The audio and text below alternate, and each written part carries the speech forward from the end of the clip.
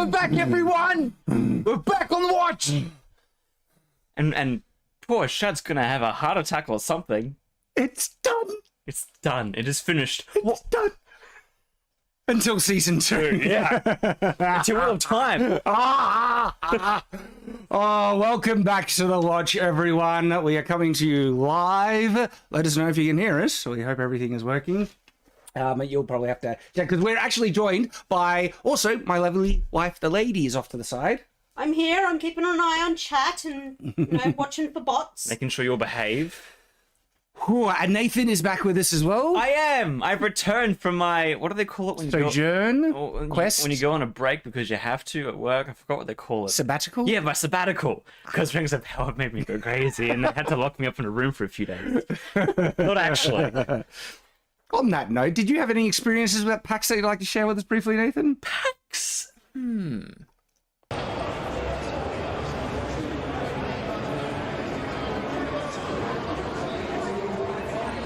It was alright. It wasn't too bad. Some areas you avoided. Yeah, it's the marketing. I just shut my eyes because they had a big Galadriel up in this. Yeah. And the funniest thing, like, they had this whole Prime video booth where they're like, the boys, Rings of Power, whatever. Empty. Empty. Everywhere else packed. Maybe a few people trickle in and out, but like it was not. Saturday, sure, you get a few more like normies going in, but compared to other stuff, poor Prime. Poor Prime. They deserve it. Again, especially with this dumpster fire, capped off by this complete shart of an episode, episode 8. What an abomination! Like there is so much we need to get into, which we will. And but just on that note about like Amazon Rings of Power and everything, normie people not into it. Like this show is bad, and it's getting the results that people expect. Because it's an awfully written show, tremendously so. And just watch, no, don't watch it, to save you the pain. Oh, my goodness. Because there are some insanely, insulting desecrations to the lore in this. What they have done with Galadriel comes full circle in this episode.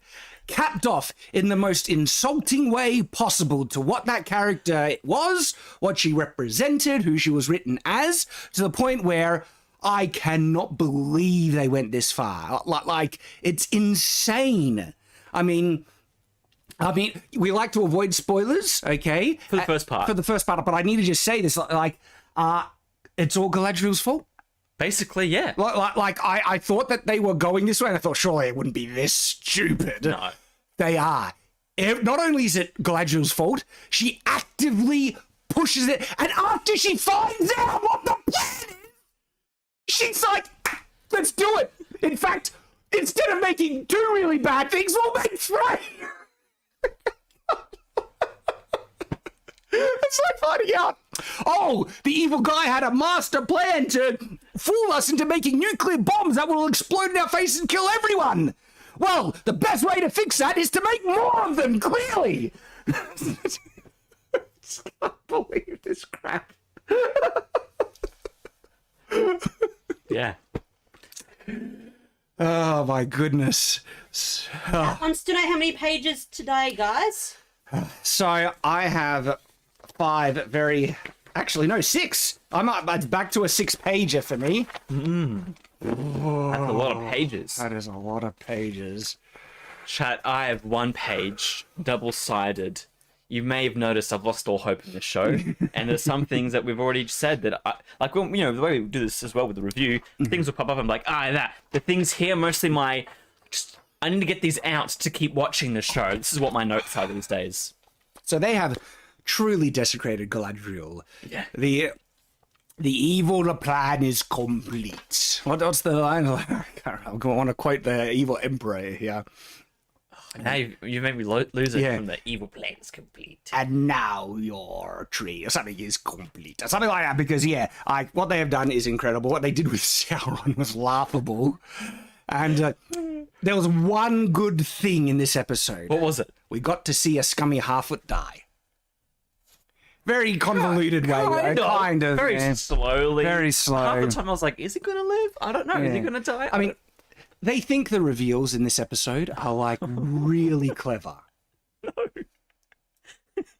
I think we were even saying what was going to happen before the show even came out, and we were right from, I think, everything. I want to go back to one of our videos where we make predictions about Rings of Power. And I think one of my predictions was that, like, they might make an orc or the orcs misunderstood. Yep. I mean, look at what Adar was doing. Like the orcs were some of the more sympathetic creatures in the show. But in terms of making bad things sympathetic, look what they did to Sauron. I'm fully on his side. Like, go, mate. You kind of like Sauron, like, they depicted a crazy, like, way to try and make him so, you know, relatable. He's the good guy and everything. And then they make, like, you know, I don't know, the Numenorians who are against immigration evil. It's just like when you see who the show is actually, you know, celebrating versus vilifying, gives you some insight as to maybe the opinions of the creators. Gosh, any other broad thoughts on this episode, Nathan? There were just some like, the reason why I don't have many notes is because there were things that just dragged on. Like, for a finale, stuff happened, but not much happened, really. Not much happened. People spoke, and so much, like, just looking at each other intensely, and so many things were set up, and nothing's been paid off. There's so many questions remaining. I know there's going to be a season 2, but I'm not happy about it. And then the payoffs that they did have, they think this is so clever. It's like, it was so obvious. Oh, who would have guessed? We'll get there. So much so that we chose the thumbnail for this video before it went live. Before we watched the episode. The past few weeks have just predicted what's going to happen. They haven't been wrong. So every time. Oh my goodness. And what's bad is that there are cheap and lazy things that bad writers often resort to. And so when you get and usually when you go on your writing journey, you actually pass through those tropes and things that you resort to because you're trying to learn what works and what doesn't and things. And so you easily fall into these mistakes. But that also informs someone who studied a bit of writing to be able to see these things a mile off and then predict if it's a bad writer. It's like, oh, the lazy writer would do this. Yeah. That's what they do. And so there's those examples that we'll give, specifics. And then, of course, the dialogue has not improved. This is pseudo-Tolkienian, pseudo-intellectual. I am good! That line. We'll get to it. Oh, my goodness. So, yeah, it's almost poetic how badly this final episode is. I guess, without further ado, we might as well just dive into it, okay? Stop, oh, we're not centered, Nathan. You need to go that way a bit.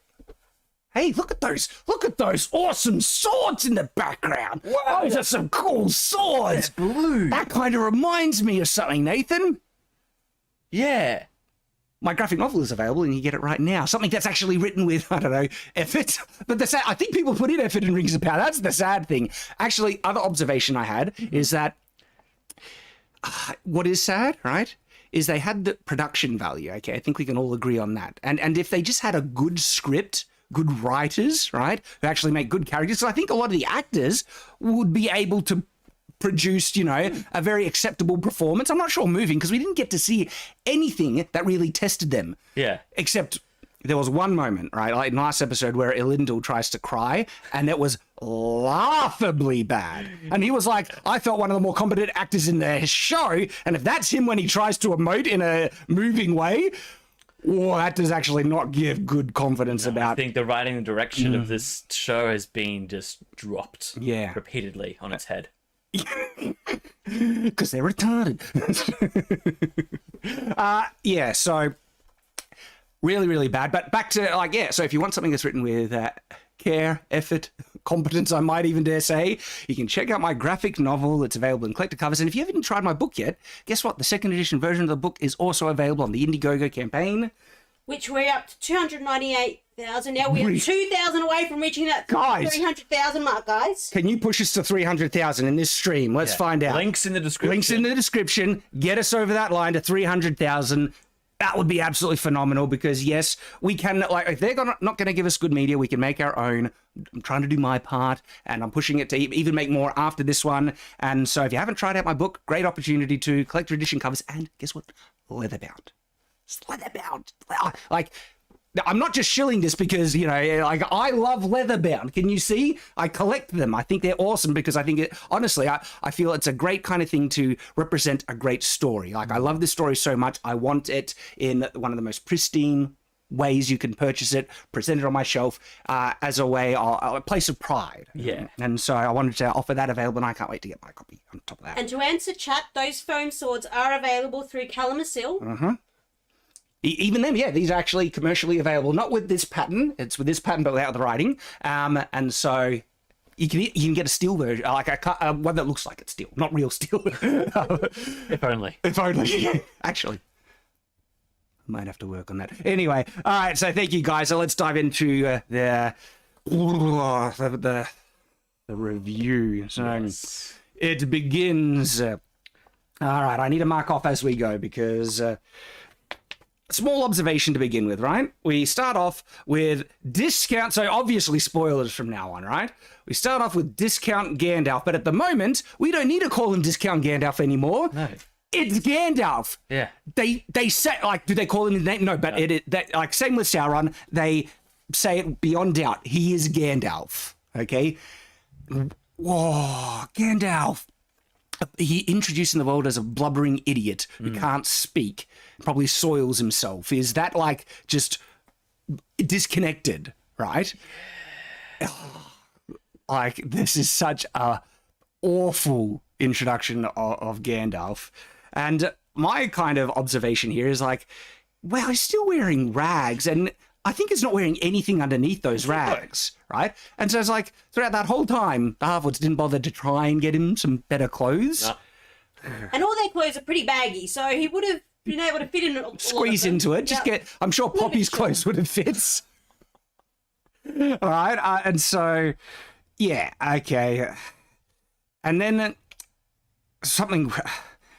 He hears a voiceover from Poppy when he's looking at this apple where she says, "You're not a peril." And I was like, but hang on, they just sent him away because it's so dangerous. Yeah. And it's like, Well, it's confusing with this because he did kind of save them with the whole growth of things, and then so they kind of see him as a hero. but then the growth thing nearly crushed people, and he Yeah. doesn't know that they're thinking differently because No. the fruit came back. So from his mindset, they banished him because they think he's evil. Yeah. This is just another one of those times where the show is trying to gaslight us, where it has shown things very explicitly, and now, after it's happened, it tries to paint a different picture when a clear viewing of what actually transpired is the opposite. It's not the only time they do this. Like, in particular, the conversations between Halbrand and Galadriel, there is so much gaslighting in like what has transpired and who did what in that. It gives you a whiplash. You're just like, what? How can you have the gall to say such blatant bullcrap? But I guess they get it from the showrunners and writers because the amount of They line. say as well in their presses. Gosh. So there is that. And here's a simple but effective example to show you the incompetence behind this show. And a small little things like, and this, what is about to happen, right? Past every layer of, like, I guess, review in their own, let's fix up, right? He drops his apple and it rolls away from him here and is like, "Oh, give me back my apple," right? And so he tries to chase after it. Need to be careful of copyright. Okay. And it's like, all right, where did the apple go? There's a lot of things that would have blocked it. It's like, holy crap!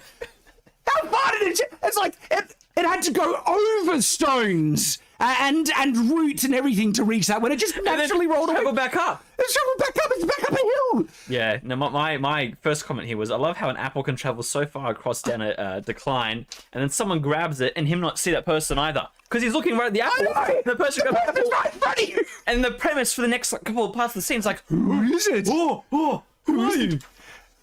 Case in point for the astounding incompetence behind nearly every layer of production on the show, except maybe some of the visual effects, right? It's like the continuity person, the director who is pacing it out, the writing and everything like that. Because when you see this, your response is, "This is ridiculous. How did they, what's going on?" Yeah. It doesn't intrigue you, it doesn't pull you in. It just makes you think, this is stupid. Yeah.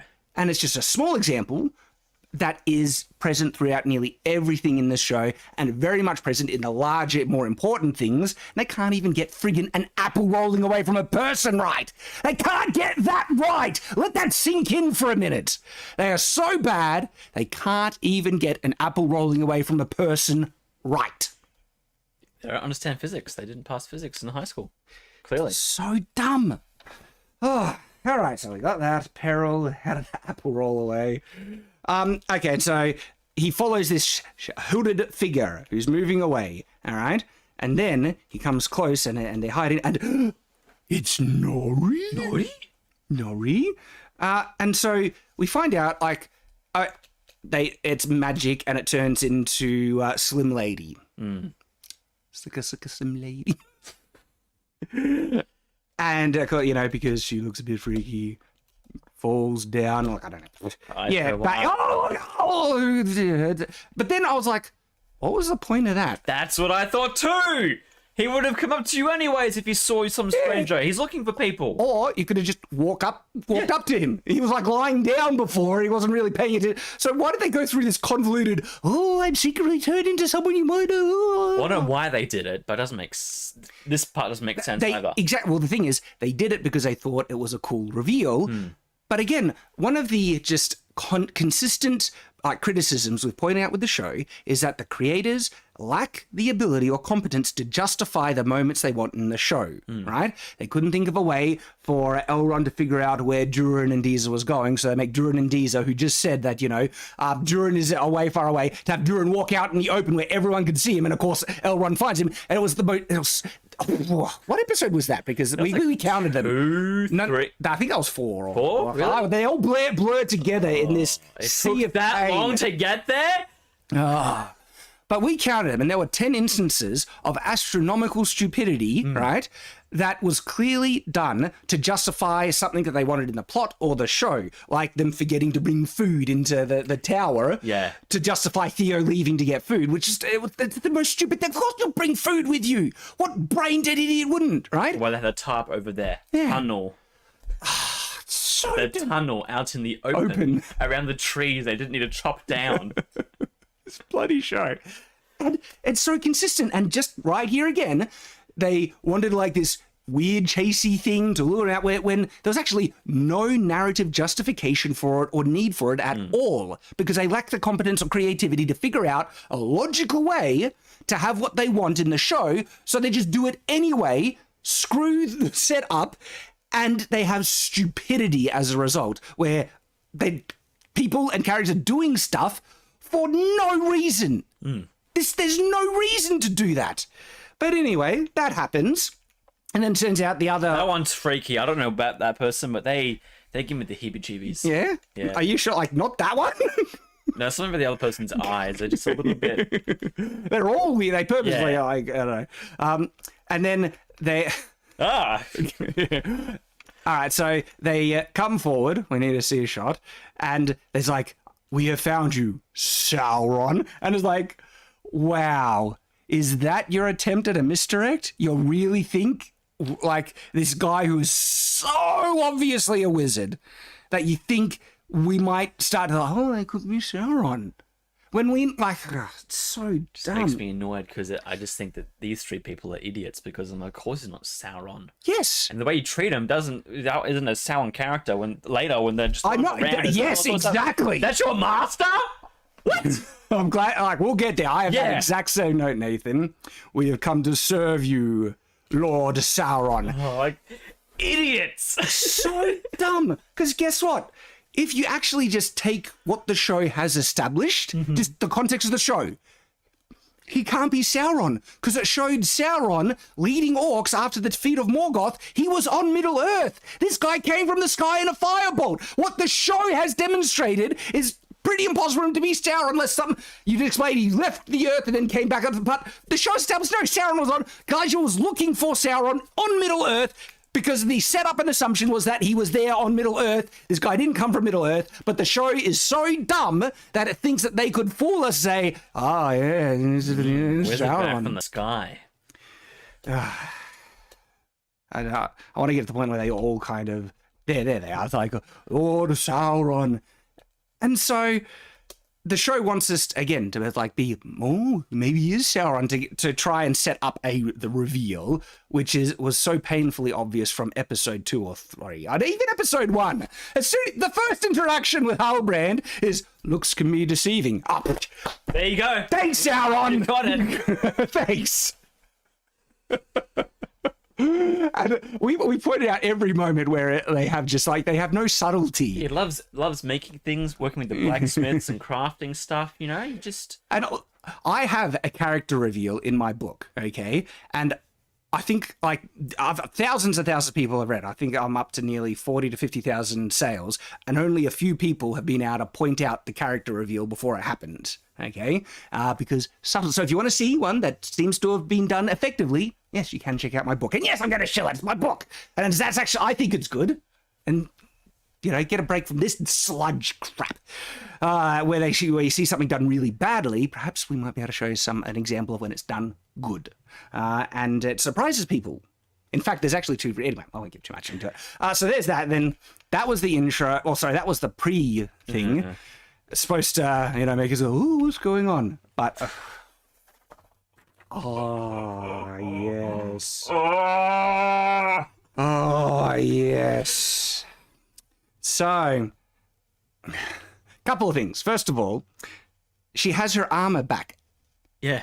So before, she only had her breastplate. See those kind of lames that are inside the neck? They disappeared because they were damaged in the thing explosion. And she's got the tassets, which are the shoulder guards. They were gone as well. She left without them on, and then magically found them on the journey, and her armor is now repaired. So they must have been very worried. Like, or what's that? They must have urgency. I don't know that word. It's shutting down my brain, the pain of this show. And so there's that. But then look at who's behind her. I laughed so hard. Just Bobby, dead corpse on a horse. Just imagine if he died on the way and then... Like, well, he should have. Glad was just like, oh, he's dead. Like, that wound, right? We saw how big it was, getting jostled up and down on a horse. And get this, we find out for how long? Was it 6 days? 6 days! 6 bloody days after. Without rest, I came here. Without rest! Constant riding. One, their horses would be dead. Yeah. Well, I have a note here too, because I'm pretty sure, check and correct me, I think horses is one of the only animals that don't have stamina. Like, they don't feel fatigue. And they can ride until they die. Yeah. And so, they should be dead. Yeah, the horses would be dead. They didn't establish their magic horse, elven horse. They're just Numenorian horse. Numenorians aren't even supposed to have horses, but they're Numenorian horses. Galadriel's horses, I tell you what, they probably just all die after a week. She just rides them non-stop. And I want everyone, like, don't let stuff like this pass by. We need to slow down and just try and emphasize how astronomically dumb this is. And the show just expects you to swallow it like it makes sense. He had a wound where he was on the verge of death. Yeah. Okay? And they honestly expect the audience to just accept that they rode non-stop for 6 days, him getting jostled up and down on a horse at this pace, and he's still alive. Don't you need, like, water after 3 days? Just a little thing. It's insanity. It's complete insanity. Yet this level of utter stupidity is in the show as a casual... This is like a small little detail that they want to pass by. Yeah. And that's the small stuff, let alone when we get to the big stuff. And the show is filled with it. And this is the finale, the penultimate episode of this season. And it's as bad as all the other ones. And it's so stupid. Is it worse? I don't know. I usually get a better gauge when we go through it and really kind of unpack the bad. Because at the moment, episode 6 is still the worst for me because of the stupidity of, like, the sword key, you know, dam, spillway, Mount Doom explosion, Galadriel surviving pyroclastic flow to the face crap. Okay? And this is about as bad as, you know, with Halbrand surviving as the pyroclastic flow. It's really, really awful. It is. I think it's still my worst one as well. Just that key as a sword, and then they just... oh, my goodness. But this one could be worse because of just the astronomical kind of stupidity of Sauron's plan, the reveal, and what Galadriel does about it, her reaction, her response, which is, it's all her fault, everything. That might not be, beatable in terms of badness, but still, they just expect you to accept it. I can't believe it. It's the stupidity is off the scale. And then, I mean, I don't know if she's sent to, is it Celebrimbor? Yeah, his place. Like, there's a big city. We saw a pretty big city, but she's basically just sent to the very place that Elrond is because they want the reveal. But Elrond's kind of reaction is just, instead of, he just says, Galadriel? Wouldn't it be like, what the hell? I thought you were in another country. Yeah. Then you come here with, clearly from battle, with a guy that's had a lance wound in his chest. What the hell have you been doing, woman? That would be the response, but it's just like, oh, Galadriel? And I like her response, because he does say, Galadriel, what are you doing here? And then she's like, Elrond, what are you doing here? It's like, you're free to do what you want. Why are you in this elven city? I know, it's like I've just been on Middle Earth the whole time. It's just, It's like, the king told me to come here because I've been doing it. Her reaction is more surprised than his reaction to her. Which doesn't make any sense, because it makes sense for him to be there. Okay. And then that's when she says, so they talk about some of the, what will they do? How can they possibly match the power of the sun? And Celebrimbor, he says something like, this guy's supposed to be the greatest smith in the world, and seemingly kind of easy or obvious questions about what could be done are proposed to him like he's never heard, and he's supposed to be the greatest smith, and he acts, people who should know worse than him, less than him, are teaching him, says, ooh. And is this the first time he's actually considered that maybe we could do more with less? We have some mithril. Could we do it? You didn't think of that the first time? They're just like, we need them immersed in mountains of mithril. Anyway, so Elrond was like, we got to tell the High King of our failure. Galadriel arrives. That's when she's like, what are you doing here? Then he took a lance to the chest, and I just look at it like, don't tell me he's alive. Get lost, Shad. I don't believe you. Oh, my goodness. And then suddenly elves do have some healing arts. They're doing something, but, you were right. The elf guy said that they don't have healing arts, but now that they do. Yeah. They don't have medicine because they're artists instead that make great... I can't remember the quote, but boy. That was...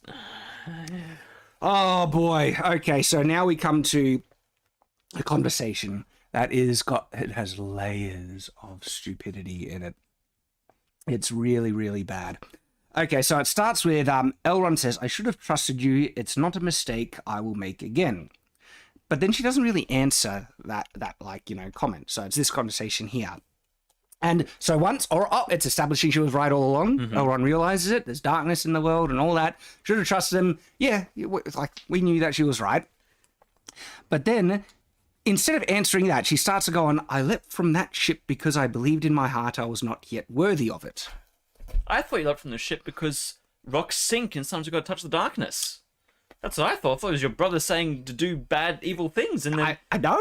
But no, apparently not. She didn't feel worthy of it. Didn't feel worthy of it. And in fact, by that analogy, if she wasn't worthy, that's already touching the darkness, which meant she's already done the things she needs to do to... So she would be worthy, so she can... The logic in this is just, yes, dumb beyond belief, right? But then she actually gives the real reason when she says, I knew that somehow my task here was not yet complete. It's like, which one is it then, Galadriel? You don't say, you just give two answers. One, that was not established in the show. This other one, that was established. You felt that, yes, Sauron was still in the world and that you need to do that. And then she said, when I surfaced, all I could do is swim and pray I had chosen wisely. And she did indeed swim. She swam for 6 days. Jumping into the ocean where she admits was certain death. She's like, I had to pray and believe I chose wisely. And it's like... And then she acknowledges her plan was to swim. She says, right, it's confirmed. Her plan was to just swim across the ocean and either make it to Middle Earth or die.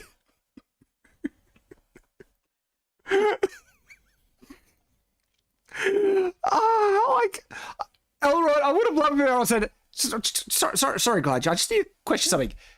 Are you telling me you jumped off overboard into the ocean? Yes, I did. And your plan was to swim? Yes, swim. It was are you stupid? Imagine, you Just take the boat back. I know. Could have done any sensible thing. In this age, look, they've made a mockery of the lore. And by the way, I'm working with a lore expert, I mentioned this, who is breaking down all the lore-based inaccuracies in the show. And he has some really deep cuts. We're talking about, like, translations of names inaccuracies, right? Nice. It's great. And I recorded the first video with his notes. And so that'll be coming out on Shadiversity. It goes deep, and it's a review of the lore. And they have just butchered so much. It's unbelievable, right? All the details, and then there's the larger stuff about that they've condensed everything, where everything is happening out of order. Yeah.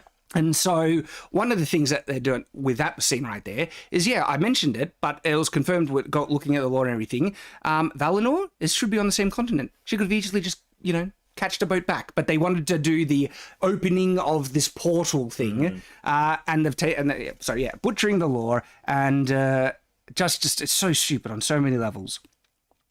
And then she says, I did not cross that bitter ocean only to drown now, nor will I let you. And I was like, hang on, is that her answer when Elrond says, like, it was a mistake I will not make again? And then she went through this whole kind of lengthy description, like, I won't drown and neither will you, to him just saying that I will not make this mistake. He's not expressing doubt or is it going to give up.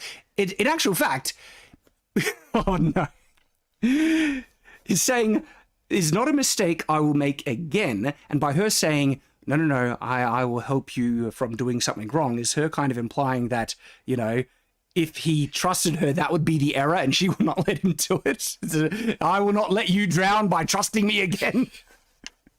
Because the writers, they're not paying attention to what one person says and when someone responds. They forgot to mention that, like, I think they forgot Elrond's line where he says, by the way, we're all going to die. All these people, we're all going to die. They skip over some pretty important conversations because we'll get there where suddenly Galadriel's there with them making the whatever, trying to make stuff, and she's like, has anyone told her what's going on? And even this conversation is like, wouldn't be the first thing. Like, wouldn't it be, so Elrond says here, what are you doing here? Where are you from? And then maybe should say, guess what? Army of friggin' orcs, destruction of, the Southlands, Mount Doom explosion, orcs having a foothold in greater numbers, going to overrun Middle Earth, great massive threat. Pick one, Galadriel. It might be friggin' important to let everyone know. Rather than I swam across the ocean. The only reference to this unbelievable catastrophe that happened last episode is that the fungus on the tree has started to grow even faster because of Mount Doom's eruption. That's like the only mention in the entire episode when this should be crazy catastrophe, orcs everywhere, bad evil going to overrun Middle Earth. They don't mention it. It's all about, the elves are about to die. Screw everyone else, they can die. They're orcs, who cares? And Galadriel, she was hellbent, obsessed with this thing. She has undeniable proof. She just fought a whole army. Well, not really. It was a pathetic army of orcs, but orcs. Army. Right. When they were saying, no orc has been seen for hundreds of whatever year. They said years in episode 1. And now she's got all this stuff. She's been right all along. And she's like, I brought an army from Numenor. Something. And so, again, the show it's like they have, I don't know, split personality, epilepsy, like that way. They just shift and they're not paying attention to the things they establish in the previous episodes. And it even happens in the same episode sometimes where they establish something and then contradict it. Yep. The level of writing is beyond amateurish now, because I think even an amateur might try and pay attention to just the things that happen in their story. Where this episode, it's like they forgot what happened. Big battle. Fallout, death everywhere in the Southlands, birth of Mordor. Doesn't even mention it. It's like she came with a guy who was wounded to death and no one's asked her, so you're in a fight. What type of fight were you in? It seems it's kind of serious. How did that happen to that guy? And you're fine. Don't bring it up. Oh, God. I love when, everyone's just like, what do we do? Like, actually asking in this situation, what should we do, Galadriel? This is a tricky situation. And she says, the only thing we can do, swim. And if I was Aaron, I'd be like, okay, Galadriel, metaphors aside, what do we do? Okay, don't tell me to swim. That doesn't answer anything. We're in a really difficult spot, Galadriel. I'm stressed. We're going to die. Your empty, vapid platitudes means nothing to me, woman. What can we do? Basically, yeah. Swim. No, you said that.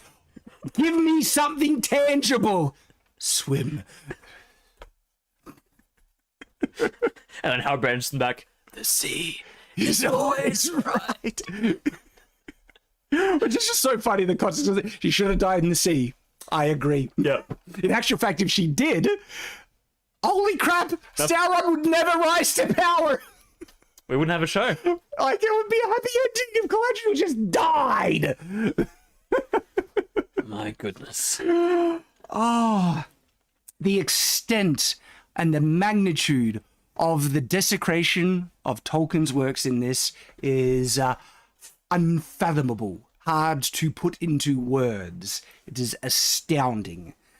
Okay, there's that scene. Celebrimbor, he hears something. Is someone there? And he's perfectly fine, magic elves, whatever. It's like, shouldn't you be resting? And it's like, is this the Forger Celebrimbor? It's like, where is he? You happen to be talking to him and everything. And then, look, yes, it's revealed Halbrand is Sauron, right? And when we get there, we're going to have a discussion on what is Sauron's plan here, because it is so stupid. It is one of the most dumb plans, because the show is trying to make you think that this was all part of his plan to get here to make the thing that he wasn't able to make. They did set it up, like the words of Adar, where like Sauron was trying to make something not of the flesh but over the flesh. Words that Celebrimbor repeat later on, everything. And so Halbrand has been trying to do this. Therefore, him getting.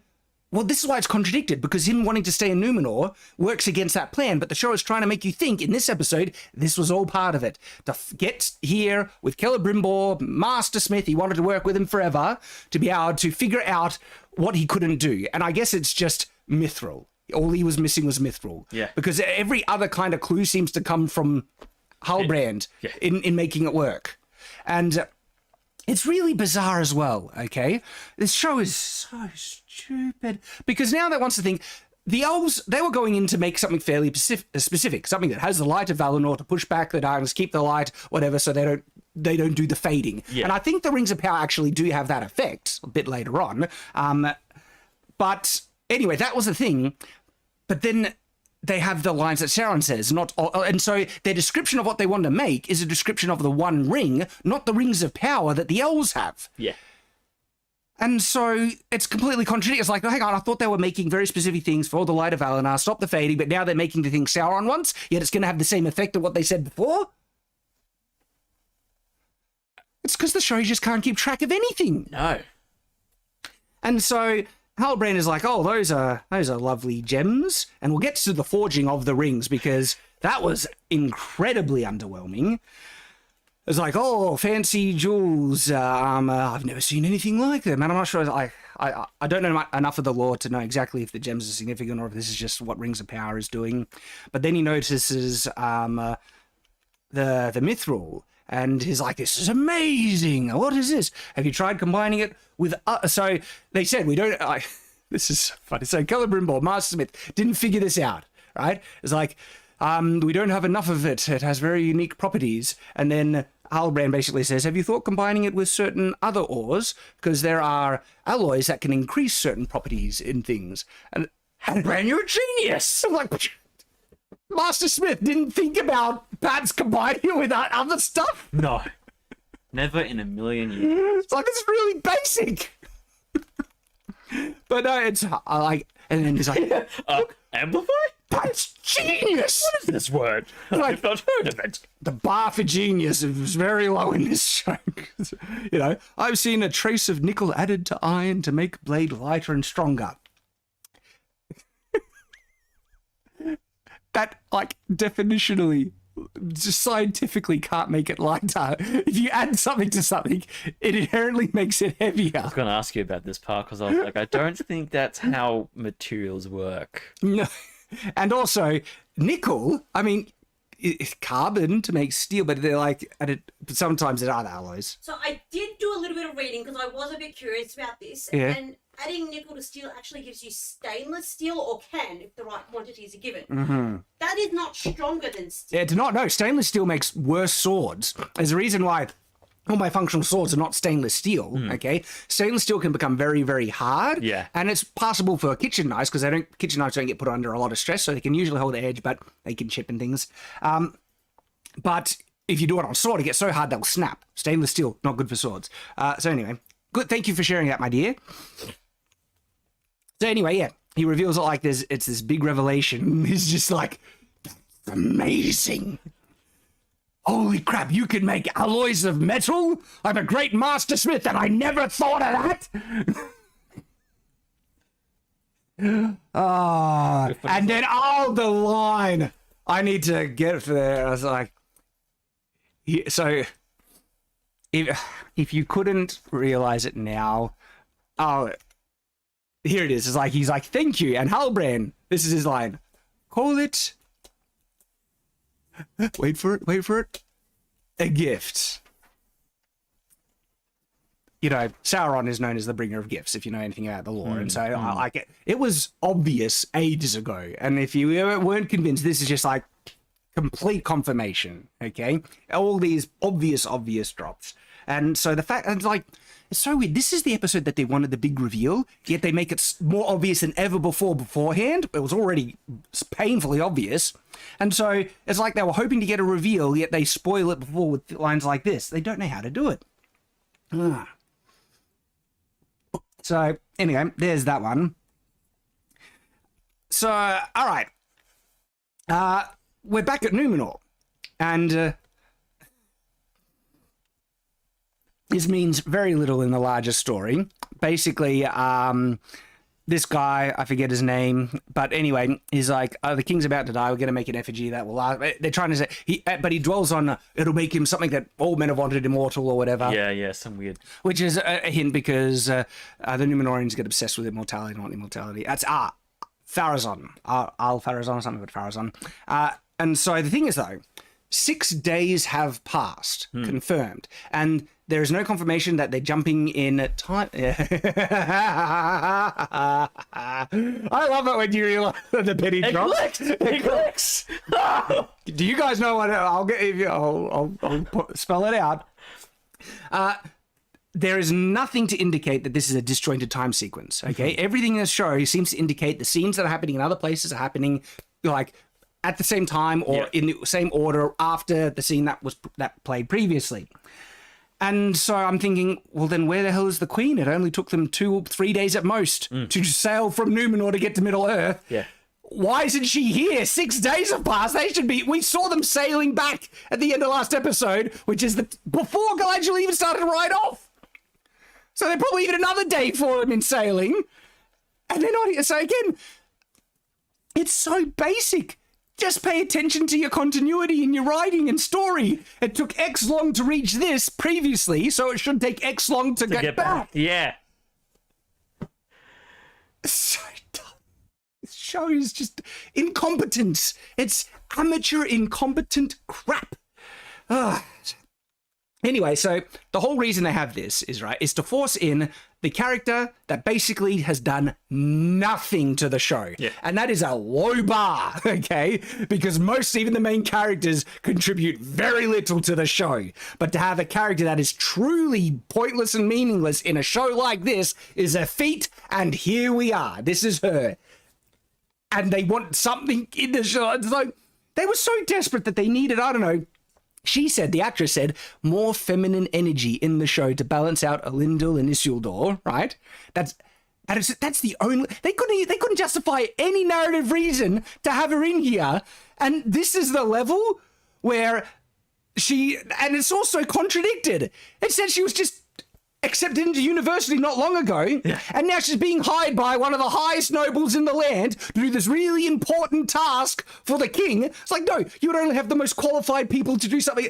You have an apprentice, like a student who's barely started? Come off that. And so it's contradicted by that, right? But the thing is that they want people to draw the likeness of the king so he can be memorialized in a statue or something like that. And they have her in there. And the justification is weak and contradictory by what they set up. And then where it leads nowhere. It's like, the king says weird things to her. She walks into a room. That's it. That was it. That's it. Yeah. It goes nowhere. My favorite part of this episode. Nerdrotic raid. Hey, guys. Love seeing you guys. Welcome over. Hope you enjoyed Gary's stream. Now you can suffer. No, not suffer. Enjoy. This is cathartic rage. We get to just let it out. Let it out. So pointless, right? And then it cuts to, now she's trying to, draw the king. He starts mumbling like she's Muriel, really contrived. And, by the way, I can't skip it, right? This scene with Farazan. The writers, they're so bad, right? They need to, excuse me, gas, drink, right? They need to let the audience know the context of the scene. Mm-hmm. And par for the course, the way that they do it is have a character explain to the other character in the scene the very thing that they all know, He says, draftsmen have been, from across the New World have been summoned to capture his... They know that! Why else would they be here? It's like, what, you think that's the first time I heard of it? He's explaining it to them that... I was like, yeah, we do know that. It's so painfully amateur writing to give the audience exposition to contextualize the scene because they lack the talent to let it be contextualized naturally.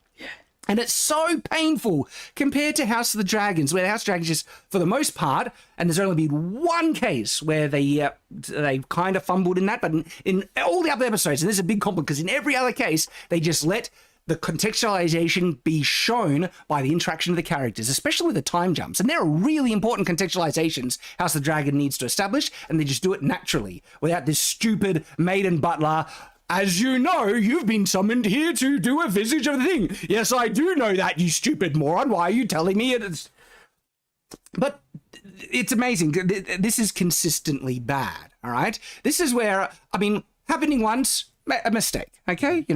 People make mistakes. Sometimes you make a goof, you weren't thinking right, and especially when you're trying to write fast, you're just trying to get it out there, and then you need to, do review, revision, polish it up afterwards and everything. And so, yeah, even competent writers actually get, when their first drafts are really, really bad. I know it from my own experience, but maybe you guys don't know that I was the weapons and combat consultant for Brandon Sanderson on Stormlight 4. Go check the accreditations or whatever. I'm in the credits. And so I got to work with Brandon. That was really, really awesome. But part of working with him, so I got to see one of his early drafts. And he's just like many other writers, like his early drafts. Yeah, there's some really clunky, but of course that's the normal thing. The job of the writer is learning enough and have the skill enough to go back and see, all right, that's a poor sentence structure, I'll fix it, as Brandon obviously can do because he's one of the best writers in the world, okay? But when it happens here, okay, not only, because by the way, like a talented writer also gets some perler lines out first shot, right, everything. And so this is not just a failure in review, okay, and in polishing and things. This is, and it's not just like the odd little line out, it has been consistently garbage throughout the entire show. That is only attainable when the people doing it, they should be back in school, okay? They need to be, this is not the work that you should be doing at this level of talent. You need to go back to school, learn, and get better. And it's honestly an insult to so many talented writers who probably got shafted and were qualified to work on this project over the incompetent people doing this. And this is not to say that there wasn't incompetent. It's not to say that there wasn't competent. I'm sure there was probably a lot of competent people on it. And maybe there was a competent writer just saying, you can't do this, it's bad. And then they had such, no, it's perfect. We shall not listen to you, critic. Because anyone who criticizes us are clearly horrible, racist, bigots, all that stuff. And they've been doing that consistently. Amazon and the showrunners, we have video on it, legitimately calling critics of the show unironically evil. And when I say, no, literally they say patently evil. That was the quote. They called people criticizing the show for reasons of woke agenda and everything like that, patently evil. We have a video breaking that down. Check that out if you want to see us tear that apart. All right, and so it's like that. They won't. It's like they won't take feedback, right? And so maybe there was competent people around this who's like did see a review and say, "Wow, this is really bad, guys," and they're like, "You're just a bigot. Get lost." Then fired them. And guess what? They did fire people. Yeah, they did. Like one of their like a big consultant. If was it Shippy? I don't remember his full name, but he said they were like making a mockery of the law, and he got fired. So I think that's almost confirmed that when people did try and give feedback. Get out. Kicked out. The hubris of these talentless people working on this. And so case in point, we see it again and again. It's consistent. Even the last episode, they didn't even pick up on this, and we have that crap. Okay, so the king assumes that she is Muriel. It's pretty cheap. And again, it's all there to just inject her into the story, but we don't care about her. Like, if she was a good character, sure, but nothing interesting has really been established. She's done nothing important. So what do we care about this? And then he says something about, oh no, first she tries to get help, and when she returns, he's not there. And then it's revealed, like, he's opened up like a secret, important passageway telling her to go up there. And it's like, at this point, I'd be thinking, you've just revealed like probably a no-go zone, as in like execution for people who walk through that who are not allowed. Yeah. That would be some logical thoughts, right? And maybe if she rose like, I'm not allowed, and then it's like, you must, for the sake of the kingdom, you must, and maybe she gets converted, but she already knows he's talking about Muriel here, and so she knows anything that she does is not her position to do, and could be stepping in some serious doo-doo, right? But anyway, she just goes there anyway. And that's basically it. That's it. That's her for the season. Yeah, she reveals the Palantir and goes nowhere. You could cut that. Just why is it in the show? And no one would notice. No one would blink. And by having it in there, it's made the show worse because it's just pointless filler. And with a character we don't care about, with even more bad dialogue, that the show would be better if you cut completely. But I guess what they wanted again, they didn't even need Alfarazon to mention about the black things, the black flags, whatever. You could tell. You could tell, especially when they arrive back in Numenor. There's the queen looking at the black flags, everything. I think they'd be able to figure something out just by context there. And even if she said, "He's dead," I mean, she can't know because she's blind. She's blind. That's right. That's what I'll think. Yeah. What's wrong? How can you tell? Yeah, you can't see anything. Like even just having the black flags, and then they cut to the king being dead anyways. Enough context there. Yep. So, new scene, and now Galadriel's just part of the counseling thing. It's like, Galadriel, what about the friggin' war and the volcano that you got smacked in the face with? Not even a memory here. Actually, I think the king mentions in this scene that it's like, the tree is about to fall apart because but they don't mention all the, all the orcs or anything like that could overflow across the world. And the elves just care about themselves. It's like, who cares about all that? We're not going to be here. God, it's a bad neighborhood over in the Southlands. Exactly. Guys out of just there. like, we were right about the Southlands. Yeah. They're all scummy, people by blood. All right. And what? Oh yeah, half of them joined. They got what they deserved. Really, like it's very much the impression I get from the elves. Anyway, they don't need to say it. You kind of get that feel from them. And so they're just talking about, what will they do? A scepter, a sword, perhaps. What about a crown? It needs to be circular, so the light will loop in on itself and multiply and increase or something like that. Allowing the light to arc back upon itself in one unbroken round, he says, building to a power that is all but unbounded. Look, it's dumb, but at least there is some kind of conceptual understanding that it paints, right? Yeah. Rings around. Rings around. Energy, sure. But as for everything else that they try and establish in the making, this isn't great, but at least it's something. And could they not have even tried to reach that? Because, for instance, like the 3 instead of 2, the reason they give is so astronomically dumb. There is no like thematic, conceptual reason to try and just. It's so dumb. But at least they have something here. There's like maybe. But the other thing is, right? And this is one of the issues I have with the making of it. It seems like all the power that's going to come from these rings is from the mithril. All of it. It's like, but hang on, he intended to make something incredibly powerful when mithril wasn't around. It was really implied that they were going to infuse some type of big power into this thing, and the making ends up being mithril, metal, done.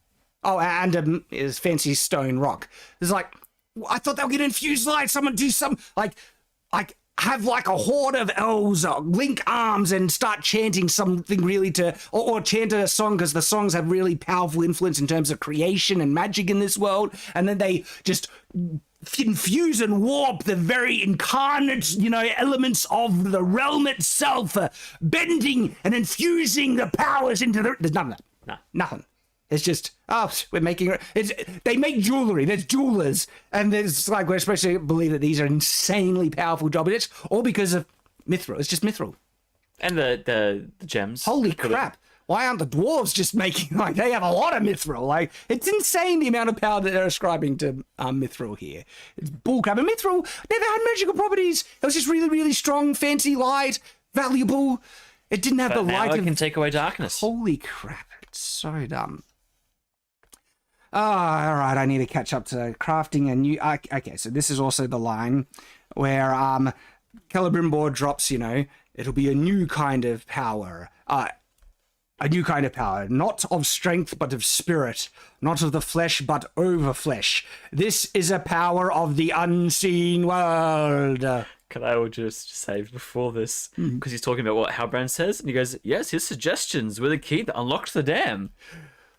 Too soon, man. Too soon. It happened a few weeks ago. Maybe they did remember it, just to mock it. Too soon, okay? Don't mention that. It's still suffering. Yeah, they don't care. They're just joking about it. But still, like, really, his suggestion? You didn't come up with that yourself, and now it's like, oh, now I got it. Look how like creepy he looks there. Oh, now I can make a ring. All right, so. Look, awful, it's crap, and then who will be given all this power? And also, by the thing, all right, where he says, like, not of strength, but of spirit, not of flesh, but over flesh. These are the very lines that, like, it was Adar that said them to Galadriel, right? But Galadriel asks him, who told you those words? Was it Halbrand? Like, you didn't hear Halbrand say that. Why do you think it was Halbrand? It was Adar that said that. And guess what? The person that said the powers of the unseen world was you. Have you been talking to him? So her reasons for suspecting Halbrand here are completely unjustified. He didn't say that. Very true. Again, did I mention that this show just can't be consistent or remember what it has done? And the gaslighting where it makes you want to think that, it was Halbrand that had something to do with it. No, it wasn't. He didn't say those words. This bloody show.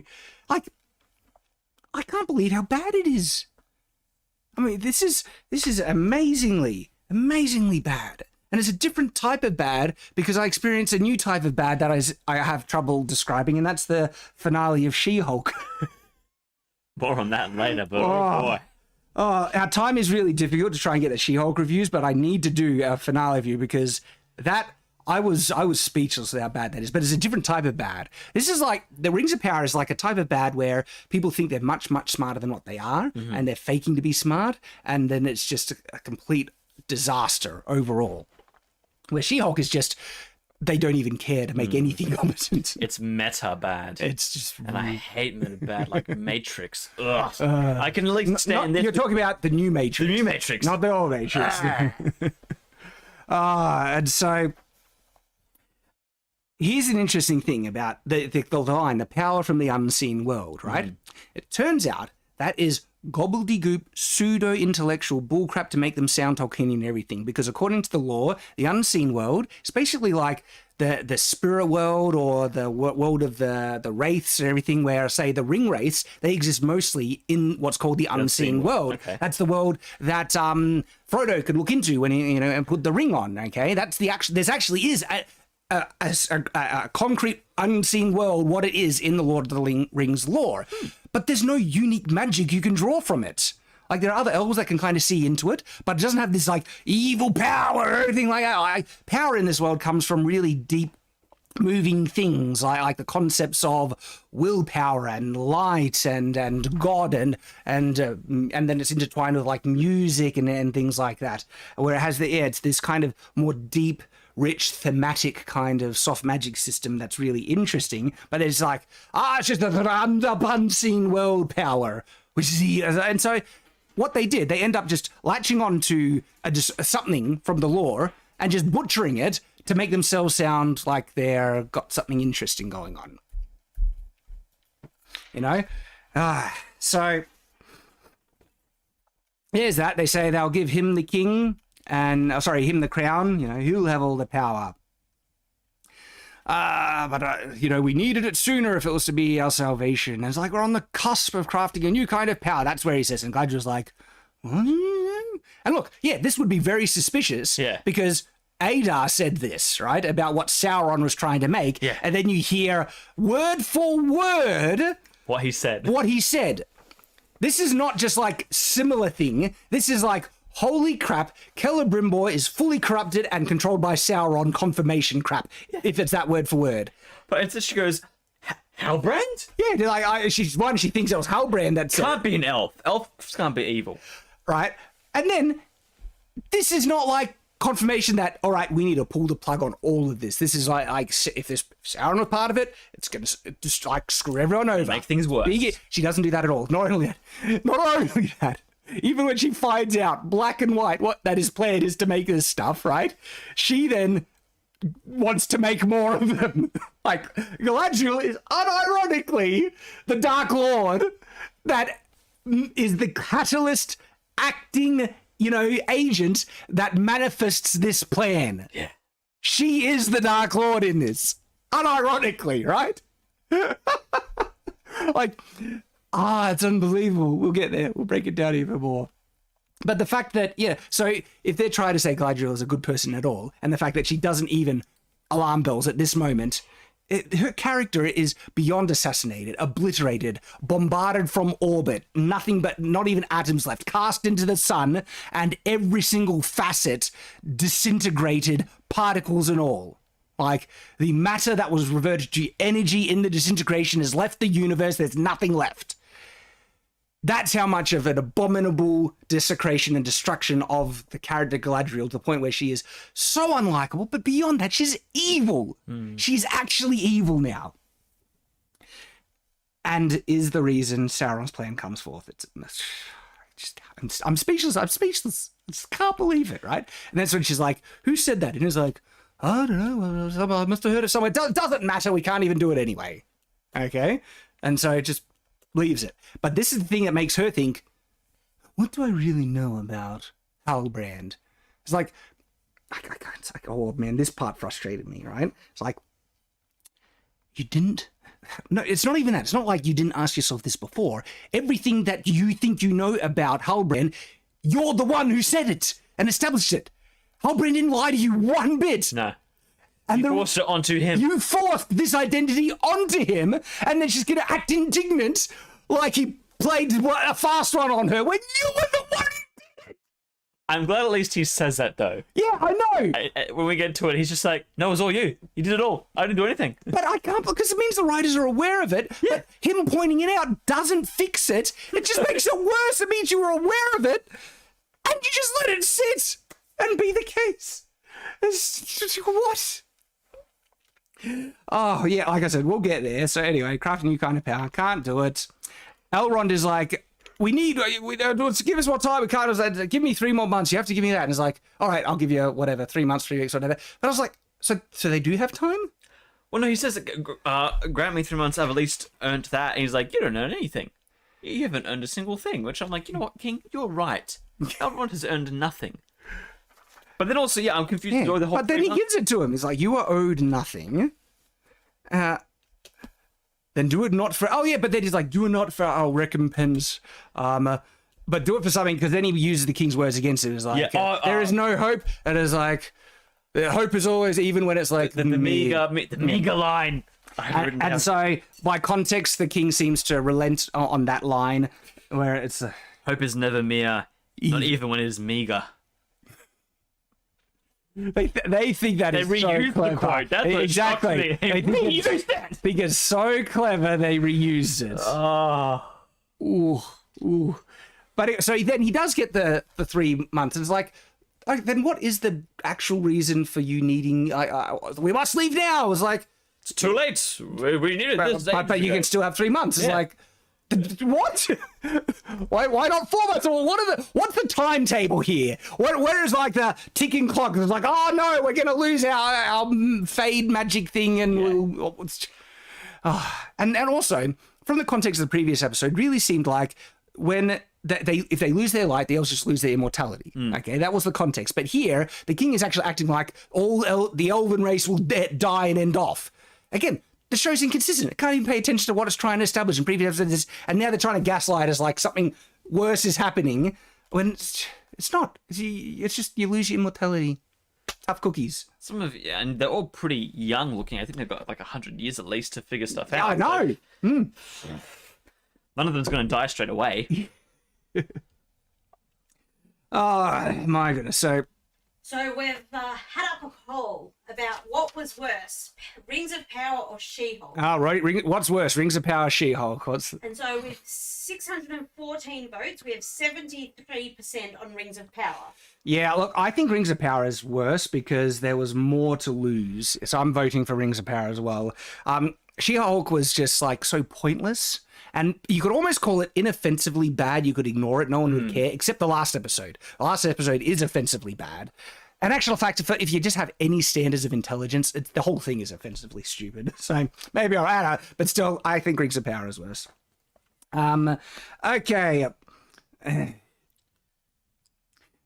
have a line where it's like, also, is this not evil? And I can't remember where they mentioned that or the context. Because I was like, it really sounds evil. The unseen world does not have inherent power. But I lost the context of where that comment came from. Because it was before the king, so it must have been in a conversation where something. I don't know. But anyway. Skipping forward, they're working over the stuff again. Halbrand. What first page? Maybe we'll get through it faster as we go on. So Halbrand is fully healed. Again, they've forgotten about the Southlands, and they're working with the ore. And this is where she starts to question who he is, and so she asks this guy, is like, it's Spock. Is it? No. But the way that it kind of looks like him. It looks like him. The way he talks, he's like. This is a big problem. If you take away the elven long hair, they'll end up just looking like Vulcans. And the way he says, "Our record's limited concerning the mortal." You are right. It just comes off completely like a Vulcan here. Beam me up. The elves had such a very distinct, important look to convey kind of their majesty. They don't care about it. It's like short hair, different. And so. I still find this hilarious, right? Is because she was the one who was so insistent about the heritage. Yeah. And now she's acting like it's this big mystery. When from the very beginning he said, no, I'm not the king. I found this off a dead man. And he says it in this episode. Yeah. And it's like the reasoning that she had to just assume he was the king was so unbelievably dumb, and the level that she invested in it based on just the fact he has a trinket it's so stupid. And of course it makes this like speechless. I'm baffled. It's like what you telling me you didn't check this when you had the records in Numenor? But It implied that she did seem to check it, right? Yeah. She seemed to check like that crest is the crest of the kings of Numenor. But then when she gets this guy to check out the lineage engine, now she finds out that that line died off 100 years ago. It's like, Or 1,000, I think. Was it? It was a lot. yeah, you didn't find out in Numenor? You didn't bother to check that? If that's all the information you need to confirm that he's not the king, how could you not have found that out when you first researched this? Also, you would think at least one Southlander was into family history and was like, hang on, the last king we had no offspring. How can he be the king? You're right! Why didn't any of the Southlanders know this? But they just accept, here's our once and true king returned because he's wearing a trinket. Seriously, it's like me taking a plane to England wearing the Union Jack, and to get off, everyone's like, you're our king! And you're like, heck yeah. That was easy. Holy crap, you people are desperate. And then when I say, no, I'm actually not, I found this off of a dead person, they're like, no, you're our king. It's like, no, I'm not. And then they just go with it. And then they get mad, like, hang on a minute. You weren't our king the whole time. Are you kidding me? That's what I told you. And then they get all indignant. Like, people, do you see how tired this is? Oh, it never ends. Oh my gosh. Oh. Yeah. Oh my goodness.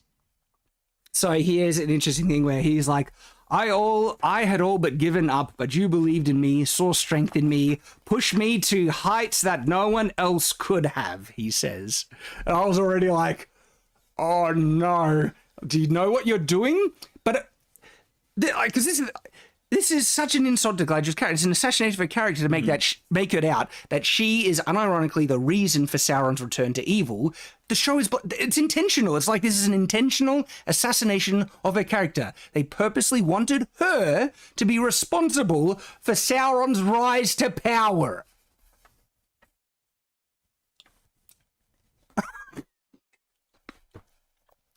I just like imagine what Tolkien would say about that, right? Oh, he would. Imagine. Red in the face. Just imagine He it. would write essay upon essay of how they're just destroying his legacy. Believe it. He'd get mad. And so when even that alone was bad enough for me, I wrote down, yep, it's all Galadriel's fault. And then what they do later on, it just broke my brain because it's now. Yeah, they couldn't have done this by accident. It's intentional, but they're trying to make it out when it's actually happening through how they're depicting it, that she feels fooled into it and stuff like that.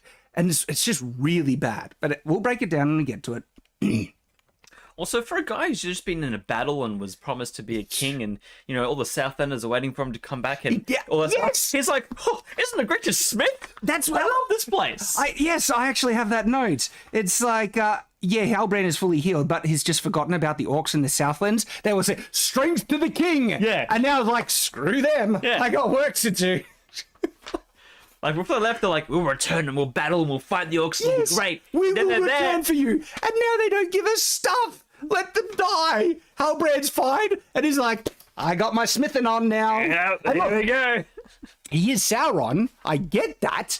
But Galadriel, maybe this would have been a bit of a clue. It's like, but then Galadriel doesn't give a crap about the Southlanders either. She's as bad as Sauron. They all are. Screw them. Let them die. Their homes and lives have been destroyed, overtaken by orcs. Stuff them.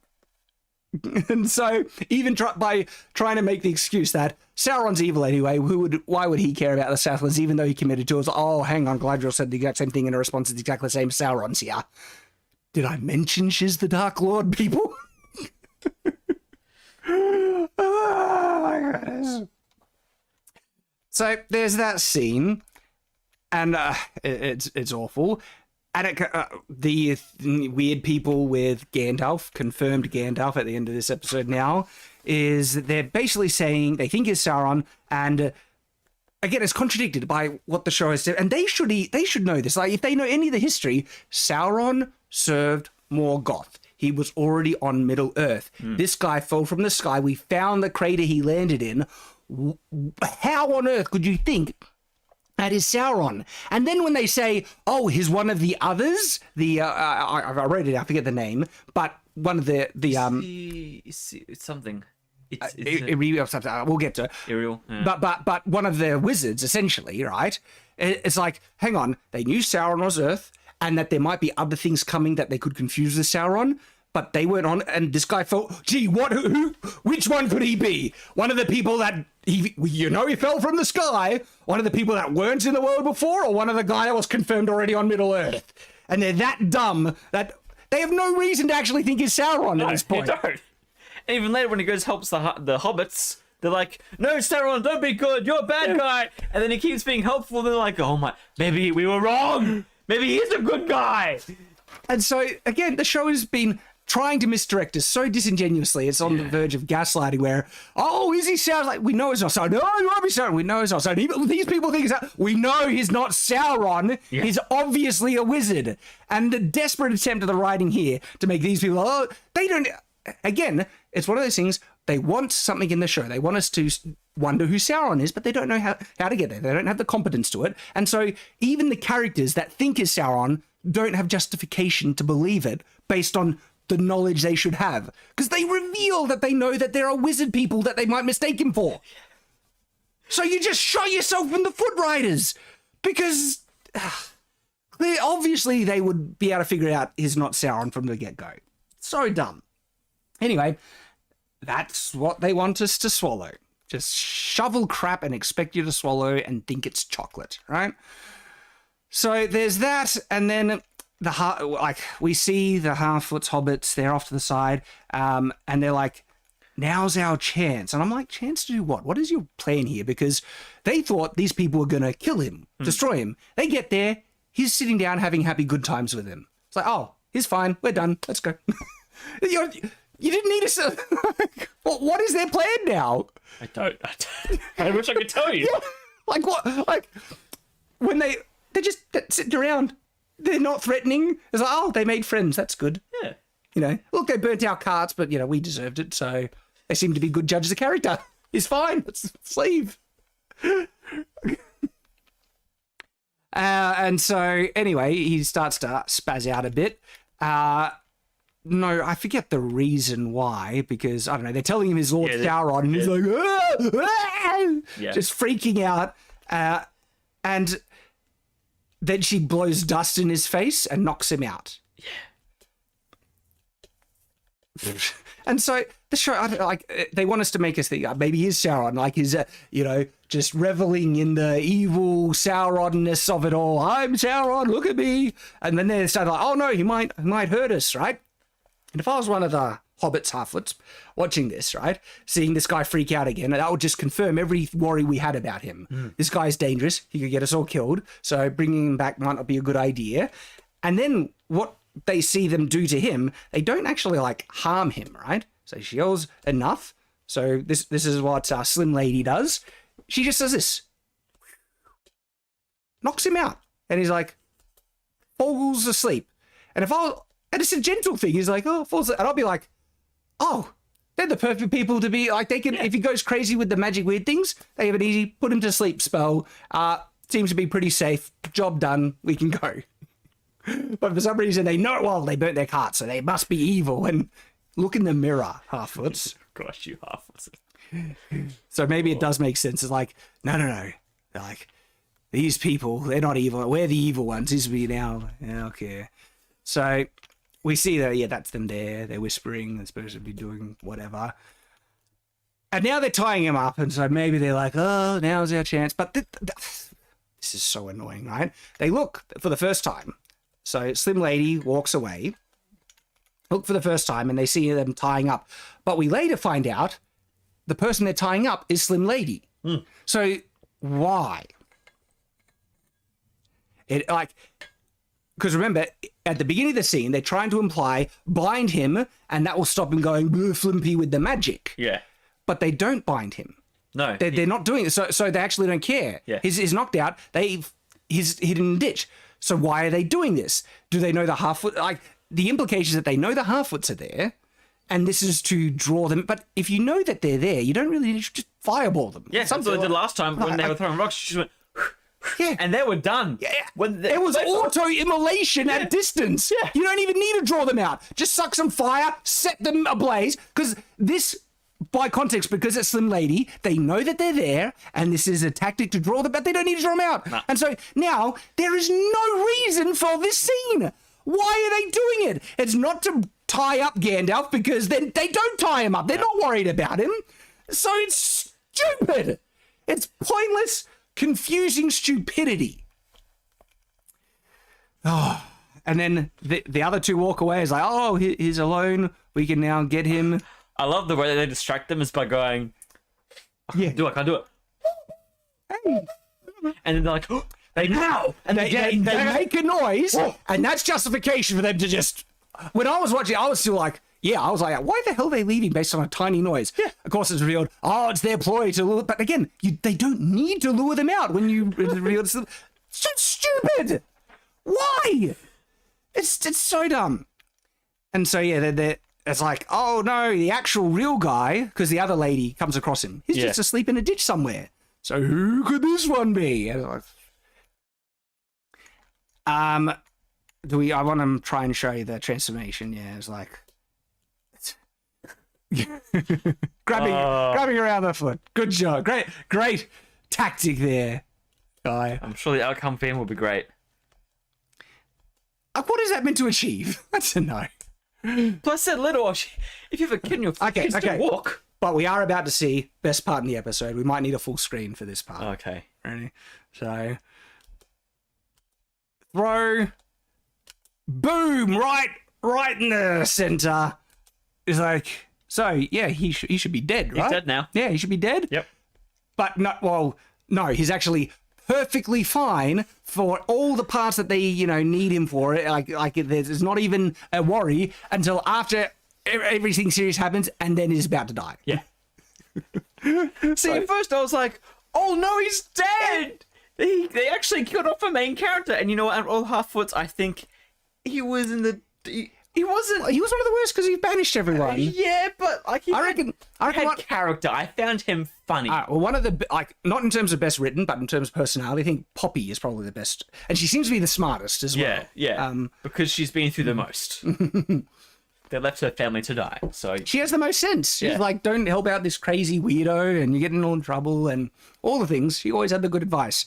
So I was actually quite happy to see this guy, cop it, but then he doesn't actually die effectively until his utility is gone in the plot. Now he can get rid of. It's again incompetent. It's like, we want you to be engaged. Oh, someone's gonna dead, but oh no, we want to use him in the fight scene, so he will have no ill effects from this mortal wound until after he gets what we need done. And it's like, when he shows up again, I have an all caps speech I would like to read out because I get really mad at the showrunners. Good. We're going to do it. I can't wait, Nathan.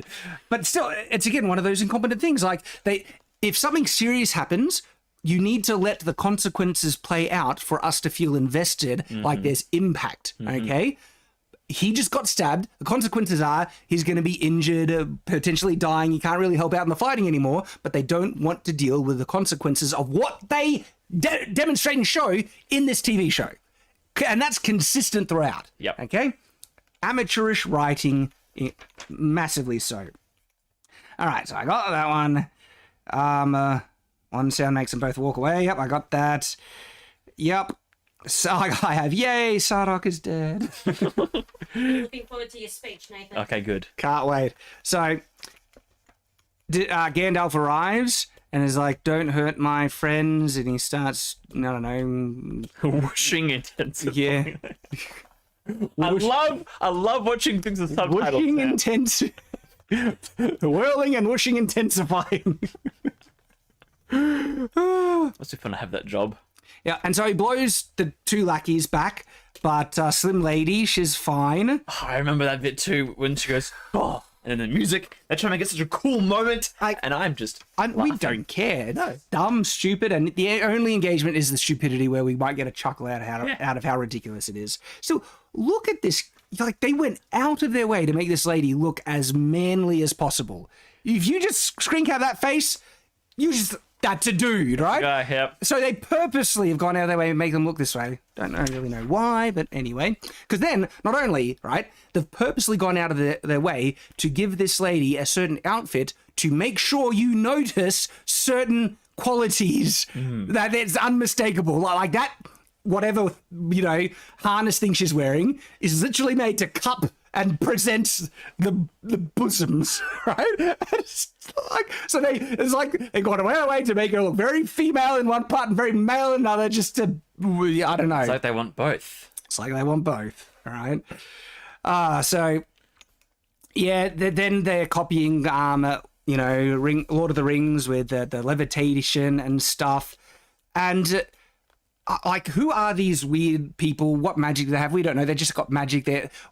We find that there might be wraith-like people towards the end, and then it's this is one of the big problems with when you're not trying to understand the magic, and you can do it with soft magic, right? But because there's no rules anywhere, we don't know what he can do, what he can capable of, right? He just decides to be able to kill them because he has their staff now, and he just basically vaporizes them, turns them into moths. Yeah. We're not kidding. He turns them into moths. And they just fly away. What? And you question, what did I just watch? Yeah, what are we watching? It's so dumb. So anyway, he gets knocked back. Also, during this part, I was just like, man, for someone who you consider your master, you really knock him around. Yeah. You think that he would remember this later and be like, you pushed me around when I came to Middle Earth. I'm so glad you mentioned that. This is your master. You're taking advantage of. Seriously, because I have this. I wrote that down, and I missed it. So I'm glad you brought it up. They think is Sauron. So then, how do they explain the veil thing? But when he starts to get angry, they worship Sauron. You'd think they'd be like, Master, we have angered you. Sorry, we will not. We'll do anything you say, or anything like that. But he starts to get angry. They're like, oh, we fight him. You think he's Sauron? Do you honestly think you could beat But the fact that they are able to actually put up a fight, they kind of explained that he doesn't know how to use his power, which would then prove he's not Sauron, because Sauron should know how to use his power. They say they have a veil and he can't remember. Why would that be on Sauron? And they say the more power he learns, the more memory he'll regain back. All of these things are indications that, guess what? This guy clearly isn't Sauron. And then the fact that they can just handle it magically so easily would kind of also indicate that as well. And so they don't treat him like a Sauron old. They're not afraid of him. They don't give him any deference. In fact, they start trying to kill him. You think you're Sauron? So, sorry, were you about to say something? That's it. So, the other one of the weird people going, and she threw daggers. Poppy gets What stuck. are the chances that I know. 2 daggers and Poppy still survives, and then there's 3 of them all together, and she has a dagger, and she just goes, I won't throw this one now. I'm gonna take my time with this. Right. And also plot armor through the roof for 4, pinpoint, right dead center. And now, because we can't have Poppy die, it conveniently misses. Yep. Like that. The aim is just conveniently off. Because we couldn't have Poppy do anything creative like find a log, get to cover, pick up something to block, or anything like that. We'll just have suddenly she doesn't know how to throw a dagger where before she had pinpoint accuracy. She's about to go, look how slow you're right. Look how freaking slow. I'm not too short. Yeah, now she's like, man. Right? Again, artificial tension. And then, so he's alive. And I was like, this is when I got mad. I lost it. Look at that face. Can you full screen that face? Look at it. I'll get you. All right, is this your answer, Nathan? My other comment too as well. I get mad at this, and then the next scene is like they all start throwing rocks at her. Okay, tell me when you want to do the rant. I'll do the rant now. We'll do the rant now. Okay. Anyways, so Sadek got stabbed, and now he's completely fine. Yes. What the heck? Okay, you wonder why I'm not invested in the show? It's because of frustrating, senseless stuff like this. You can't even worry if a character is going to have any consequences to any actions, whether it's them or something else, because the writers will just choose what they want. Nothing matters. Yeah. Gladriel, pyroclastic flow on the face, perfectly okay. Yeah. There's Nothing matters. No through line, no reality checks, ever.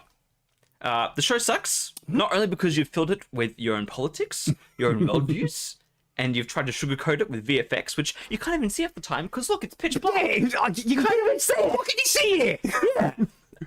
Yeah. The show sucks, I think, for me at least, because there's no cause and effect. No consequences. They don't understand the fundamentals that makes up coherence. just definition of coherence. Yeah, just how reality works. Cause and effect. Pretty basic. You just do what you want because that's what you feel like doing, and you can't take any criticism. Instead, you deflect it on those watching us, the ones who want to enjoy it, the ones you're meant to be making it for. Call them patently evil. Yep, you call them racists, sexist, or whatever other hot statement that puts off the blame on them. And their snowflake personalities, because they're snowflakes. Yeah, they're so insecure. I think that's one of the reasons why they deflect so hard. They're so insecure that, oh no, if this isn't good, if I made something that wasn't good, my world is shattered. And I never take responsibility and try and improve as a result, and you'll be trapped in incompetence for their whole life as a result. Yeah, they'd rather blame it on those who wanted a good story and just need something to escape from in the world. That's why I watch these shows, to enjoy it. Yeah. A world that honestly is worse off because of people like this who make it harder for everyone else to get along. They're the problem. They're the divisive ones from the very beginning. They set this up. If you're not going to like Rings of Power, you hate our diversity because this is all about diversity and stuff. Yep, and then I say you're vile. This show disgusts me.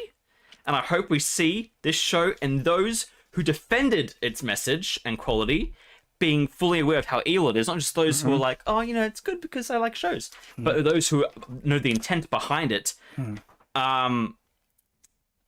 Get to what they rightly deserve, because unlike this show, our reality has actions and consequences, and so they will reap what they sow. That is very true. Well put. I was going to yell it, but I wanted to be more methodical and let it get my point across. A soft kind of needle right to the heart, exactly, instead of a sledgehammer. I get that. So yeah, and then they figure out he's not Sauron. But what you said it's so true, and I mean, people getting the consequences, right? This is all goes back on Amazon. And so they're going to try and double down. But one of the things that we had an interesting observation, and we want to ask you guys if you had this as well, right? They've been doing really dirty tactics to try and hide reviews. They've been trying to fudge the numbers, make it look like it's more successful than it is, because it can't be a failure because they put so much money into it. Something really odd happened to both my watching and my wife's watching, and we watched on two separate different TVs, right? As we were watching, an auto thing came up on the screen that auto played something else and got you out of watching the show. And so my wife told me this happened to her 3 times, and she let me know beforehand the only way to prevent it from auto playing out of the show, and this is like halfway through, was by picking up the remote and telling it to stop and go back and do a return thing to keep it on. But it did appear for me, and it tried to kick me out. And we're wondering, like, did this happen? Guys, let us know in the chat if this happened to you and if you've watched it and your viewing thing, if you had an autoplay thing to kick you out of your watch session, okay? Because we are wondering if this was intentional to try and increase viewership numbers. Because if they count the amount of times you click on it to have a watch session of the episode, they might have gotten 3 additional views out of my wife by doing an auto. Taking her out and then having to go back in manually. Look, people are saying that in chat that happened to them as well. Same, WTF. It happened to heaps of people. Holy crap! Have we just, seriously uncovered a conspiracy? Heaps of people are saying this happened to them. Holy crap. We need to investigate this. Guys, let people know about this. I linked it to the timestamp on this live stream. When it's done, you'll be able to link to timestamp and share it to try and see if it happened to other people. Because what if this was literally a tactic Amazon used to double up view numbers? Instead of counting minutes watched, if they can count the number of times people click to watch it, and they did this to kick people out to multiply the viewing numbers of it, they could nearly double or triple the viewership of the finale to get the bullcrap thing that they want. Because now they'll say, we had the biggest views ever on the finale. Oh, they are so dirty. Those scummy, dirty. Wow. Someone says, Alec Jones, I hope you're seeing this. People are like, yeah. But I can't believe how many people in the chat said that happened to them. Yeah. That is shocking. Oh my goodness. So do you, I think that's intentional. How could they release their finale, penultimate big episode, with a mistaken autoplay that kicks people out of the watch session? Purposefully do that. That's not a mistake, right? I feel that's fully intentional. Especially if it happens to you 3 times. Once, okay, sure, maybe... Glitch. Yeah, maybe glitch, maybe the intern had to do... Why would you give the intern this one? Come on, it's the finale. But 3 times? No. I'm not buying it. Oh, Yeah, I reckon, you know what? I reckon the views have been down, especially the finale. And so they're like, how can we increase views so when the higher-ups come and see this, we can at least show them, look at the clicks we're getting. Yeah. Holy crap. I can't believe it. I don't... Look, it's completely in their playbook. They are so disingenuous. They're so scummy and dishonest. They would absolutely do something like this. It's a new low. I've never seen any company or show do I had to fudge numbers like that. What are the chances that someone's watching it and then directs into a new show? They're like, oh, this is better. Oh, just watch this. Yeah. But what was it, hun? It was like behind the scenes something or a trailer? Yeah, some people said it was a trailer. Mm-hmm. And that it happened a couple of times to some people, and they just had to exit out of it. Same as us. I'm speechless. Guys, yeah, let others know about that, because that is, especially because it happened to so many other people. So many other people. Oh wow! All right, we do need to continue, but I'm so Amazon is scummy, and when they had the gall to call the critics, patently evil. Look at the dishonesty that's on display here, guys. And also how desperate they are. This is insanely desperate. That means like they must be really serious. Like you talk about consequences, Nathan. There are serious consequences for the astronomical failure of this abomination of a show. Okay. And it's going to come to them. Amazon deserves every single cent, right? What they have done is such an insult to Tolkien, his legacy, the fans. It's just good. It's like we have a video talking about that Rings of Power is evil, right? For multiple valid reasons. Go check it out. And it deserves to fail, crash and burn. So chat is repeating that you should bring this up on Friday night. Yes, thank you. Make a big deal of it. Yeah. Oh gosh, I need to write that You can down. depend on that. And chat, you can remind us tomorrow as well. This is serious. You're right. I need to make sure I bring this up with the guys tomorrow. Friday Night Tights. Tomorrow night for the US. It's tomorrow morning for me. All right. We got to move on. So the guy who should be dead appears, right? And this was funny for me because, like, all right, he's got a knife now. Where do you, like? One, he was just magically hidden. He had enough time to like hide under, I don't know, put sleeves on his cloak or whatever, and it's just the hobbits know how to do that. Masterfully hidden. And then he gets up and it's like, you have a lot of options. You're small, you're short, but you can reach up at least. Yeah. Where do you think he stabs this weird person? In the toe? Right in the foot. Just like what's her face? I know. It's like, exactly. Just Bronwyn and the orc. It's like there was a lot of other options, and she just stood there, and you actually like that for a good while, and she just looks down like nothing's there. So you had such a free opening to just stab him right in the gut. Yeah, payback. Right? Would be cool. He'd be like, okay, you're gonna kill me. I'm gonna take you down with me. Mm-hmm. And look at him. She acts like it's, her leg was chopped off or something. It's like, look, I know, being stabbed in the foot, probably not very pleasant, but you have a knife. He's really short. Just kill him. Let's do it again. Exactly. But then, that's it. Cuts away, and we don't see what happens. Does he run away? Who knows? And so Gandalf is being magic handled. I think you could say manhandled with Slim Lady. This is probably inappropriate. Thrown into a rock. Oh no, okay, so they're happy to kill Sauron, basically. Mm-hmm. And then then the hobbits start to throw rocks. It's like these magic crazy things, basically not only defeated by rocks. So look at this. Like, they throw a rock, bang, and drops the staff. Okay, and then look how quick this is. Yoink, like, this is ninja stuff. And Yeah. I didn't even see, like, I thought these people were ninjas, but when the half-orcs and hobbits, when they want to be ninjas. Now, look, I know canonically hobbits can, like, They're quiet on their feet, aren't they? really quiet if they want. No, you know, it's almost impossible to hear them and stuff. And they enjoy rock throwing, and so, but like, oh, so yeah, they're hobbits. Yeah, it's confirmed now. But also dropping your staff because of a rock hitting you in I the know, face. like, I don't believe that also, at all. staff, one of the things that gives you lots of power and everything like that. Your first intention after dropping will be, where did I? That's like dropping your gun. You're like, oh crap! The first instinct would be to pick it up.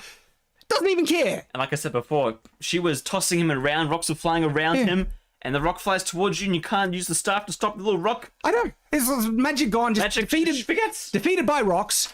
Completely forgets about the staff, and it's gone. And it's like, doesn't even look for it. Nah. Dropped it, and then it's almost like, don't need it now.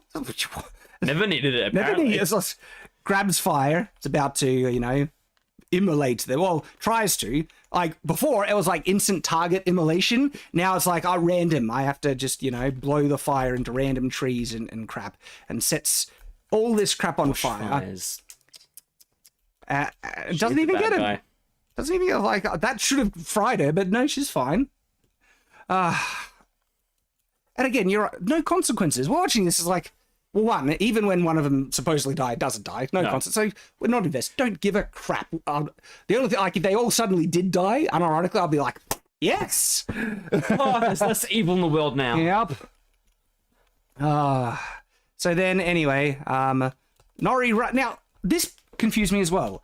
Why does Nori think he can use the staff? He's got weird magic-y powers, maybe, but still, like, I don't know what makes her think that the staff is the you know, thing that The gives key her. to it all, yeah. Literally, she saw her drop the staff and then shoot fireballs. So clearly, it's not the staff that's enabling this crazy person to have crazy magic. No. So why does she think picking up the staff and giving it to Gandalf will help in any measure? Don't know. Exactly. There is no reason in the show established for that at all. It's, again, the writers being incredibly incompetent and just like she has knowledge for reasons that give him the staff and now he will suddenly be powerful. And yeah, please just take it. It's and then he's like, I'm evil, and it's like, no, you're not evil, and stuff. And he can suddenly talk. When he fights, He gets really good. he gets very eloquent. yeah. Like, By the end, he's a full-blown Englishman. Yeah. He's got a full vocab. so she's trying to do the fire. He just, I don't know, now reasons because he just sucks. His control of magic is on a new level all of a just sudden. peaked. Before he had like no control, and even when he did try and get something intentionally, it backfired and like exploded a tree. And so they have not set up a progression of learning his magic in any measure. It just leaps from 1 to 100. He has the staff now and he's got like complete control, sucks all the fire away, and now can speak really fluently. And this is like another... It's a play on the line that Gandalf says from the Balrog, isn't it? Go back to the shadow or something like that. And so he says, from shadow you came, and then to shadow you shall return. It's like, oh, that's a new level of language that he just has. It's crap. They don't know cause effect. They don't know justification. It's just do things because we want things to happen. And then he does something, and he can now see them as wraiths, what they really are. And this is where this is like now it's not. He's a star or the Astari. So they knew he might have been a star. We already addressed it. It's like, that's the obvious conclusion, you idiots. It's like right now he's like, oh, he speaks. Yeah. He's not Sauron. Oh no. These people are so dumb. I love. I'm good. The first he was like, from shadow you came and shadow you shall return. And it's like, I'm good. I am good. I am good. I'm good. Thanks.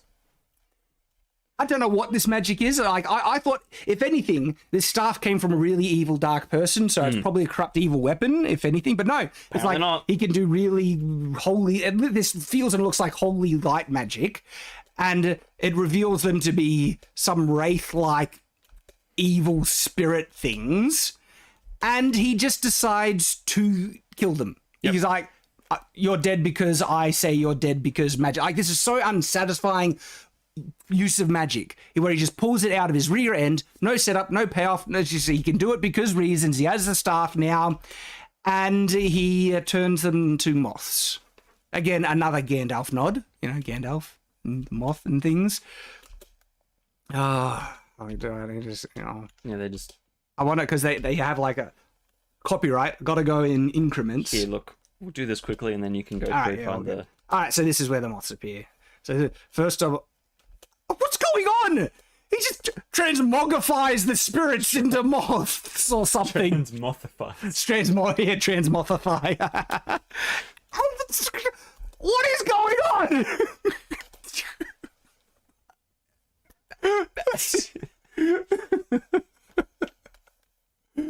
This show is ridiculous. It's so bad. Oh. Okay, whatever. Reasons, sure. Oh my goodness. Yep, and then yay, they're all safe. But now Sadok is like, oh, it's convenient for me to die now. Time for me to die. Which implies that he did die a slow and painful death. He didn't even look like he was in pain before. No, it's but- like and there were other things where he also tried to, distract them and stuff. Yeah. It's like the wound disappeared until now. Now he's injured again. And I was like, oh crap, I'm bleeding out. Sucks. Oh gosh. And they're trying to make this moment really sad and meaningful. I'm like, just like, good. We hated him. He was an awful person. He tried to murder people and everything. And he says as well, oh, it's okay, guys. I can meet the missus now. And I'm like, what happened to his missus? Yeah, she's gone. I don't want to know the backstory He for probably that. murdered her too. Oh, another random stupid thing, by the way. The staff that the wizard had also disintegrates for reasons. You see the staff? Why? What? Because it was the dark evil staff that's glowing great goodness. There's no rhyme or reason to any of it. The staff decides to die as well. It's just like, I don't want to be in the show anymore, please. Yeah. It's so nonsense. You just want, what's going on? And then, they try and make a sad moment for this awful person, and we're just happy that he's gone. And then that's that scene. He's just like, I need some, let me see the sunrise or whatever. And then he's just... It's supposed to be moving, meaningful. Don't care. And then it's like, guess the Numenorians, they're still at sea. They're taking a long way back. I don't know what's going on, but wow, they are taking a long time to return. Oh, and guys, that was the second page. Jeez. I've put a few comments that this is going to be a long show. This is gonna be a long one, guys. I've only got 6 lines left, but I'm sure we'll find lots of things to talk about. Like I got 4 more pages. Buckle in. Woo! Join it. Consume it in parts if you need to. We're going. We're good. We're good. All right. So they want to try and wrap up Elendil's kind of story, and they don't know what they are wanting to achieve. I also love this scene. He's just like, Queen, you're getting better. And then she's just like, patronize me again. And I'm like, oh, shit. Yeah, it's like, And he's just like, oh, I know. I get a nerve. Being nice to her, and she's like, I'll throw you overboard, fool. And it's like, what? Karen. Calm down. Jeez. Holy crap. But it's in line with her character. She's just been a bit of a cow the whole time. And it was a clash of awful, cows between her and Galadriel. And so she's back to form. What? Oh, somebody just said we could be here till Friday night tomorrow. I just jump from one stream to another. Oh my goodness, it's awful. Then weird dialogue where they, something about I have you, but who has you? What does that mean? She's blind. What does that reply? Do you want to take? Then she asked him if he wants to take a leave of duty. Makes sense. Your Son's dead. Got your teeth kicked in it by the volcano. Still, you should be thanking your lucky stars anyone survived from that. I would actually be very, very grateful for your, the fact you're alive.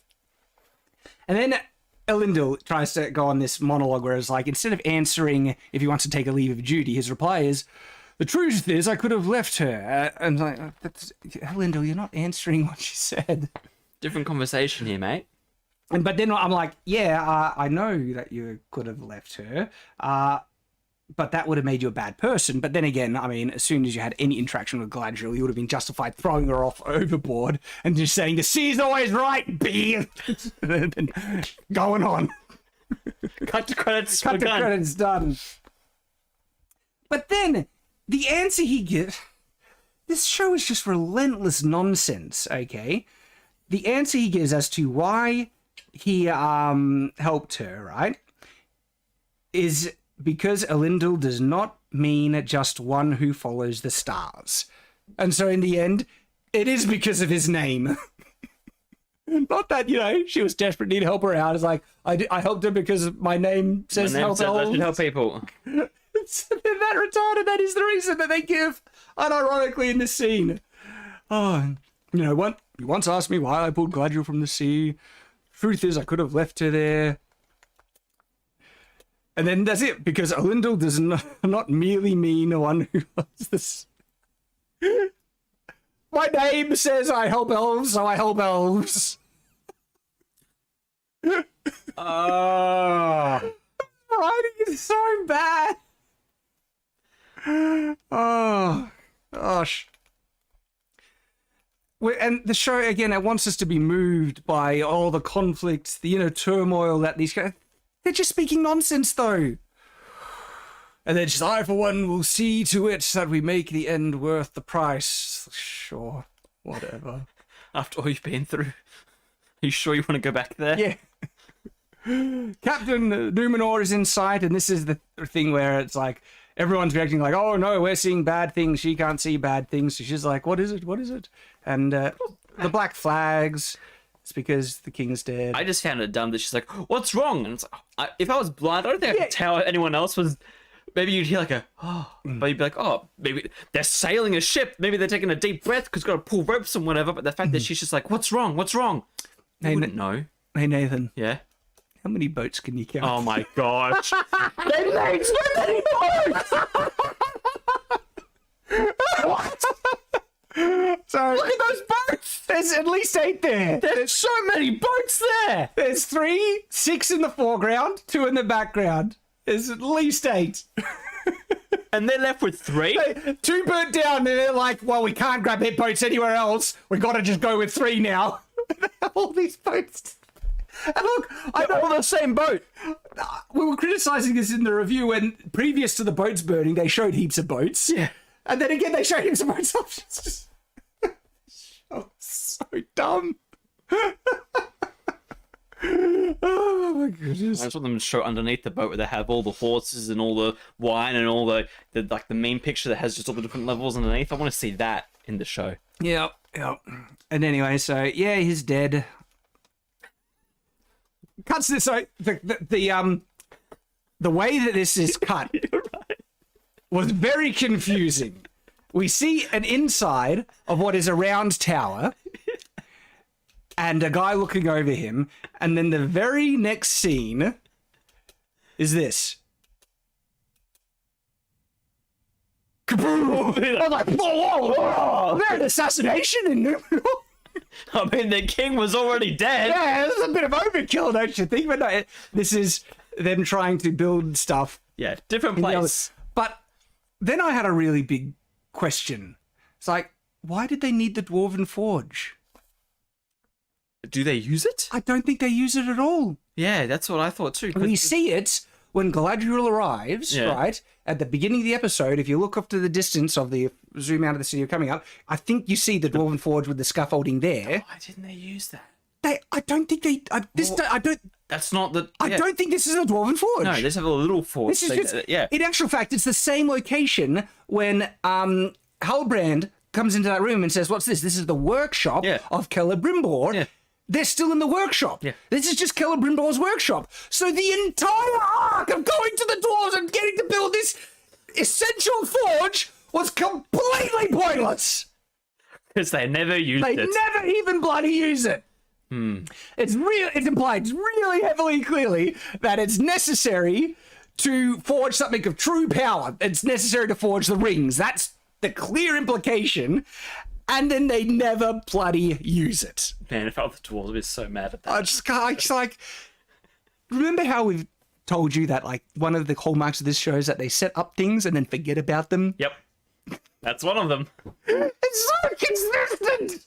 It's just like this bloody flippin' show. And because they said that, a forge so important that it can have something hotter than dragon fire and everything like that. Really powerful, strong forge that they needed because they were in trouble, and that was the whole secret of the real. And they never used it. And even then, right? Like I subconsciously give the show too much credit because I just expect competent writing. Well, there must be a thematic reason to explain why you need such a fancy forge, such incredibly hot fire, something like that, right? And they give us nothing. They give us nothing, and not even that. They don't even end up using it. And I could spitball some bullcrap reason to try and justify as like, if you get things hot, truly hot, we're talking about hotter than dragon fire, as hot as the sun, as hot as, the god himself could make and everything, you can reduce things into a primordial state. And in that state, you can infuse them with powers you could not imagine. Not bloody hard, right?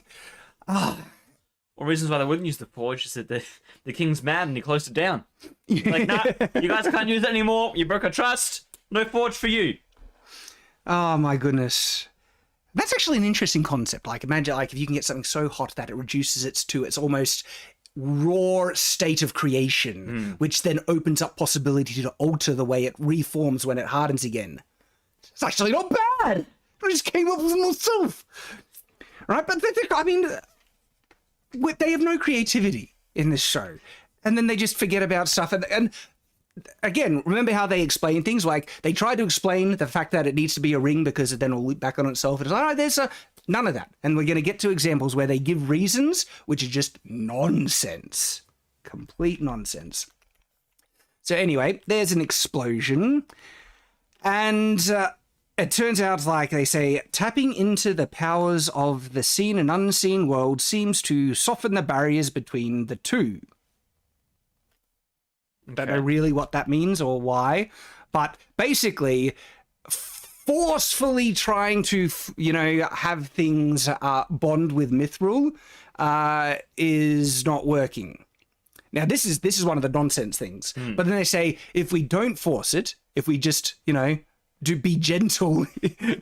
Don't know how you can be gentle and smelting, but be gentle. It'll accept the new ores more naturally. It's like making, hot chocolate or something. You don't want to smoothly mix the drink together. No, you want to stir it in fast. That's how you do it. It's like the lines. The Mithril is proud.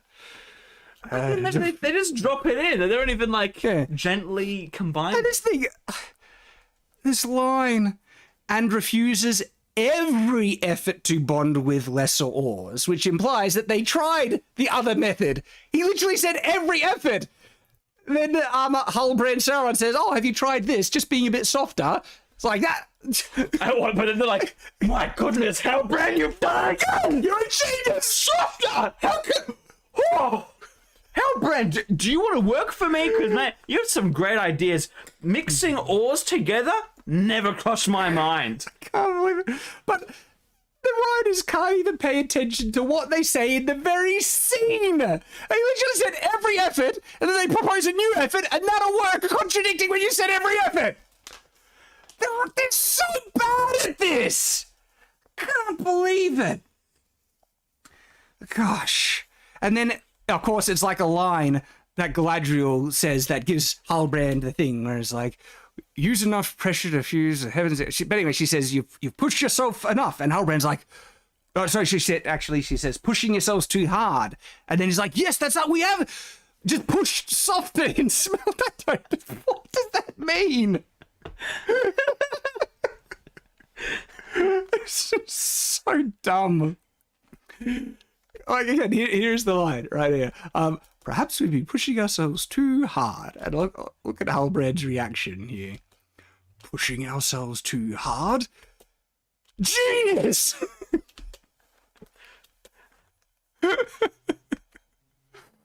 We've been doing it all inside out. I can't. So anyway, we'll reset and try this new way, even though we said we've tried every way. Sure, whatever. Galadriel gets given a scroll in this scene, and she's like, oh, let her go. See this guy here? He comes in, gives her the scroll. Let her go read the scroll. She's gonna go off in private and read the scroll. And for some reason, I don't know, like, he's Sauron, so I guess he has just extra perception powers, because he saw Galadriel leave and is like, oh, that's an ill omen, something, she's gonna learn something about me. And so it comes to the scene and she's just standing there with the scroll unwrapped.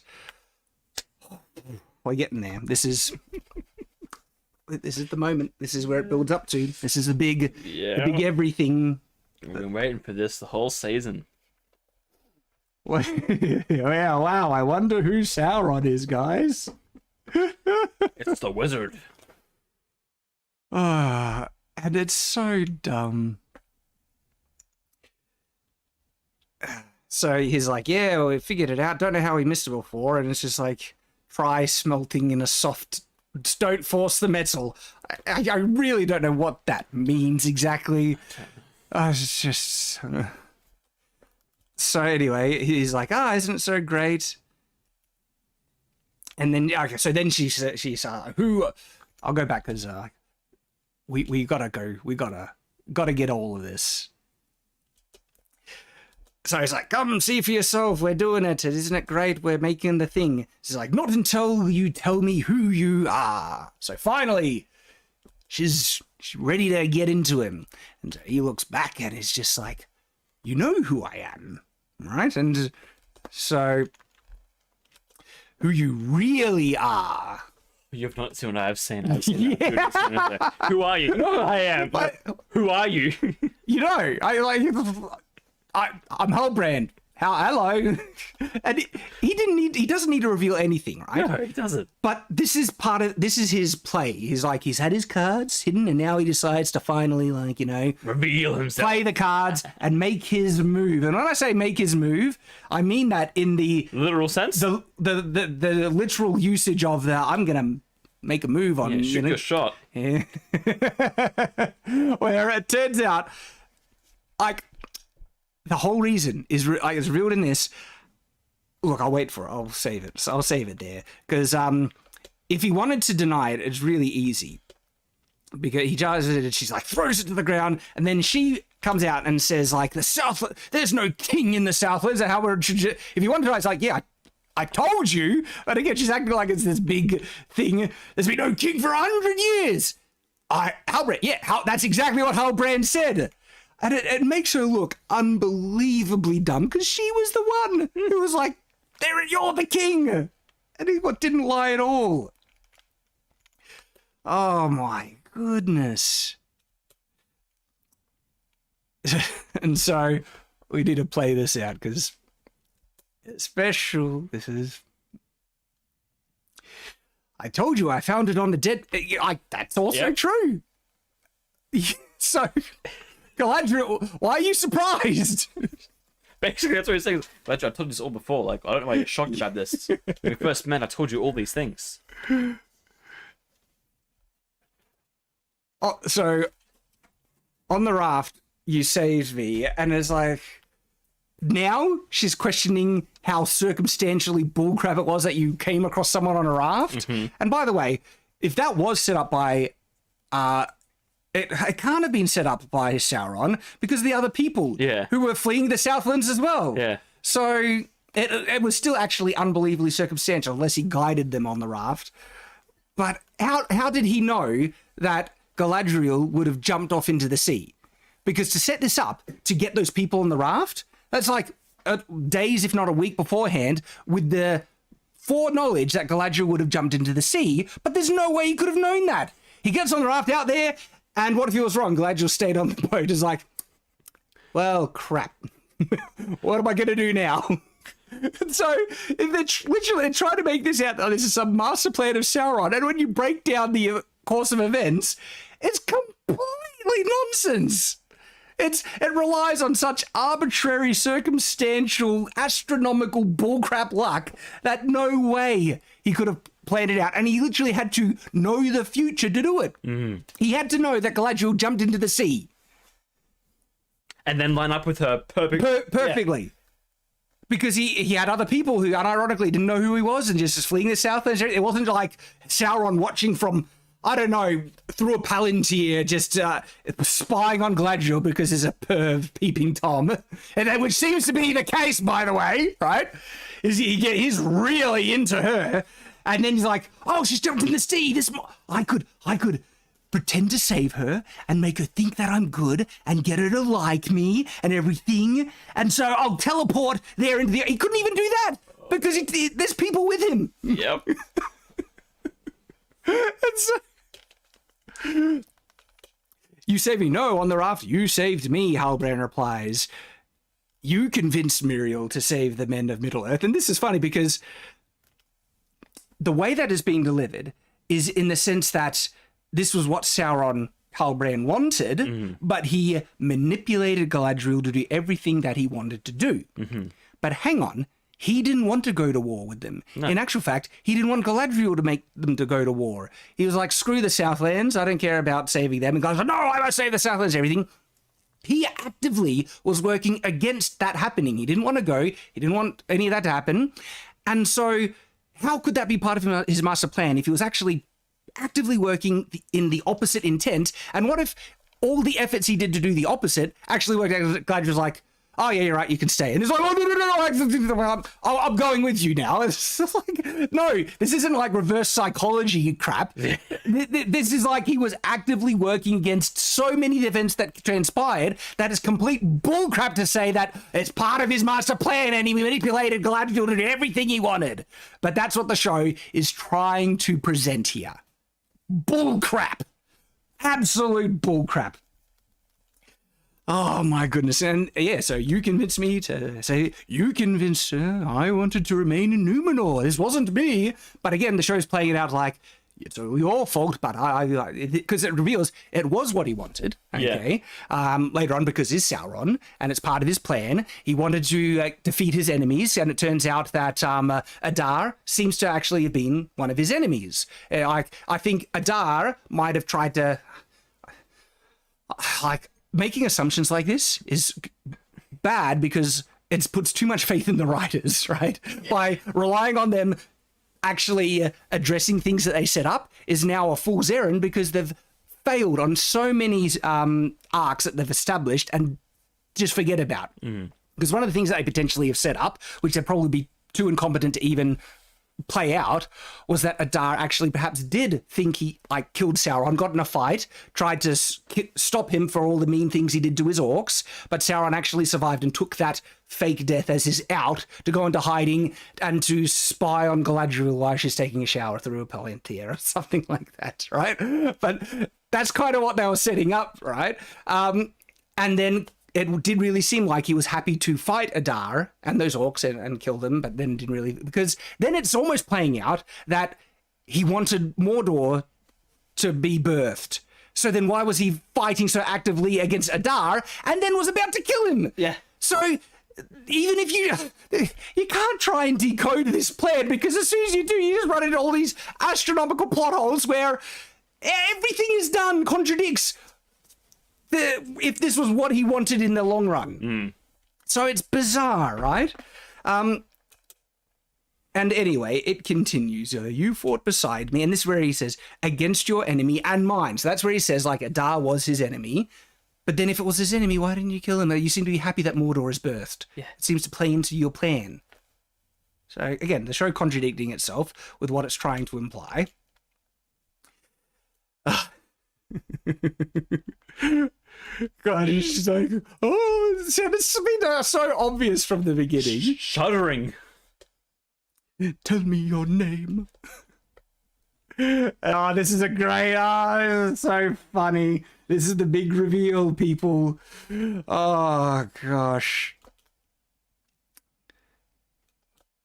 I've been awake since before the breaking of the first silence, he says. And suddenly his voice has kind of changed. The pitch has changed. And so, in that time, I have had many names. And remember, they said Sauron has been known by many names and everything like that. So that's, yeah. Like, shock horror, people! He's Sauron! Bet you didn't see that one coming. So what happened? I was just laughing. It was such a lame reveal. I was just like, gosh. Oh, yeah. You can call it reveal. I know. And then, like, she tries to stab him. Just stops easily. And then does some Sauron-y magic and sends her into a sleepy thing. And this part is really interesting because this is where it's revealed, like, his play, like, what his plan, and that's what we're saying. His master plan was all about manipulation, and it turns out he has had two goals. So we need to try and break this apart, right?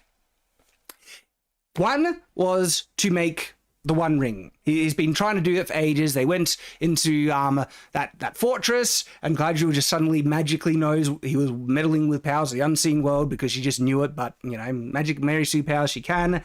Adar reveals that he was trying to make something, a power not of the flesh. Sorry, but not of the flesh. Over the flesh, a power over the flesh to control flesh, essentially control people and things.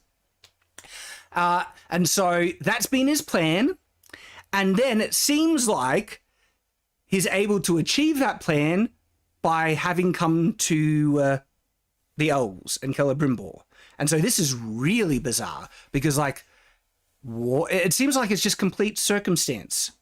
Like, at no point was Galadriel ever saying that she'll go back to the elves. She's like, let's fight the Southlands and everything. Yeah. Nothing led there except from him getting stabbed and then... And so it's like he's trying to say that this was part of his plan because the elves give him the key, when actually he comes across it by complete luck.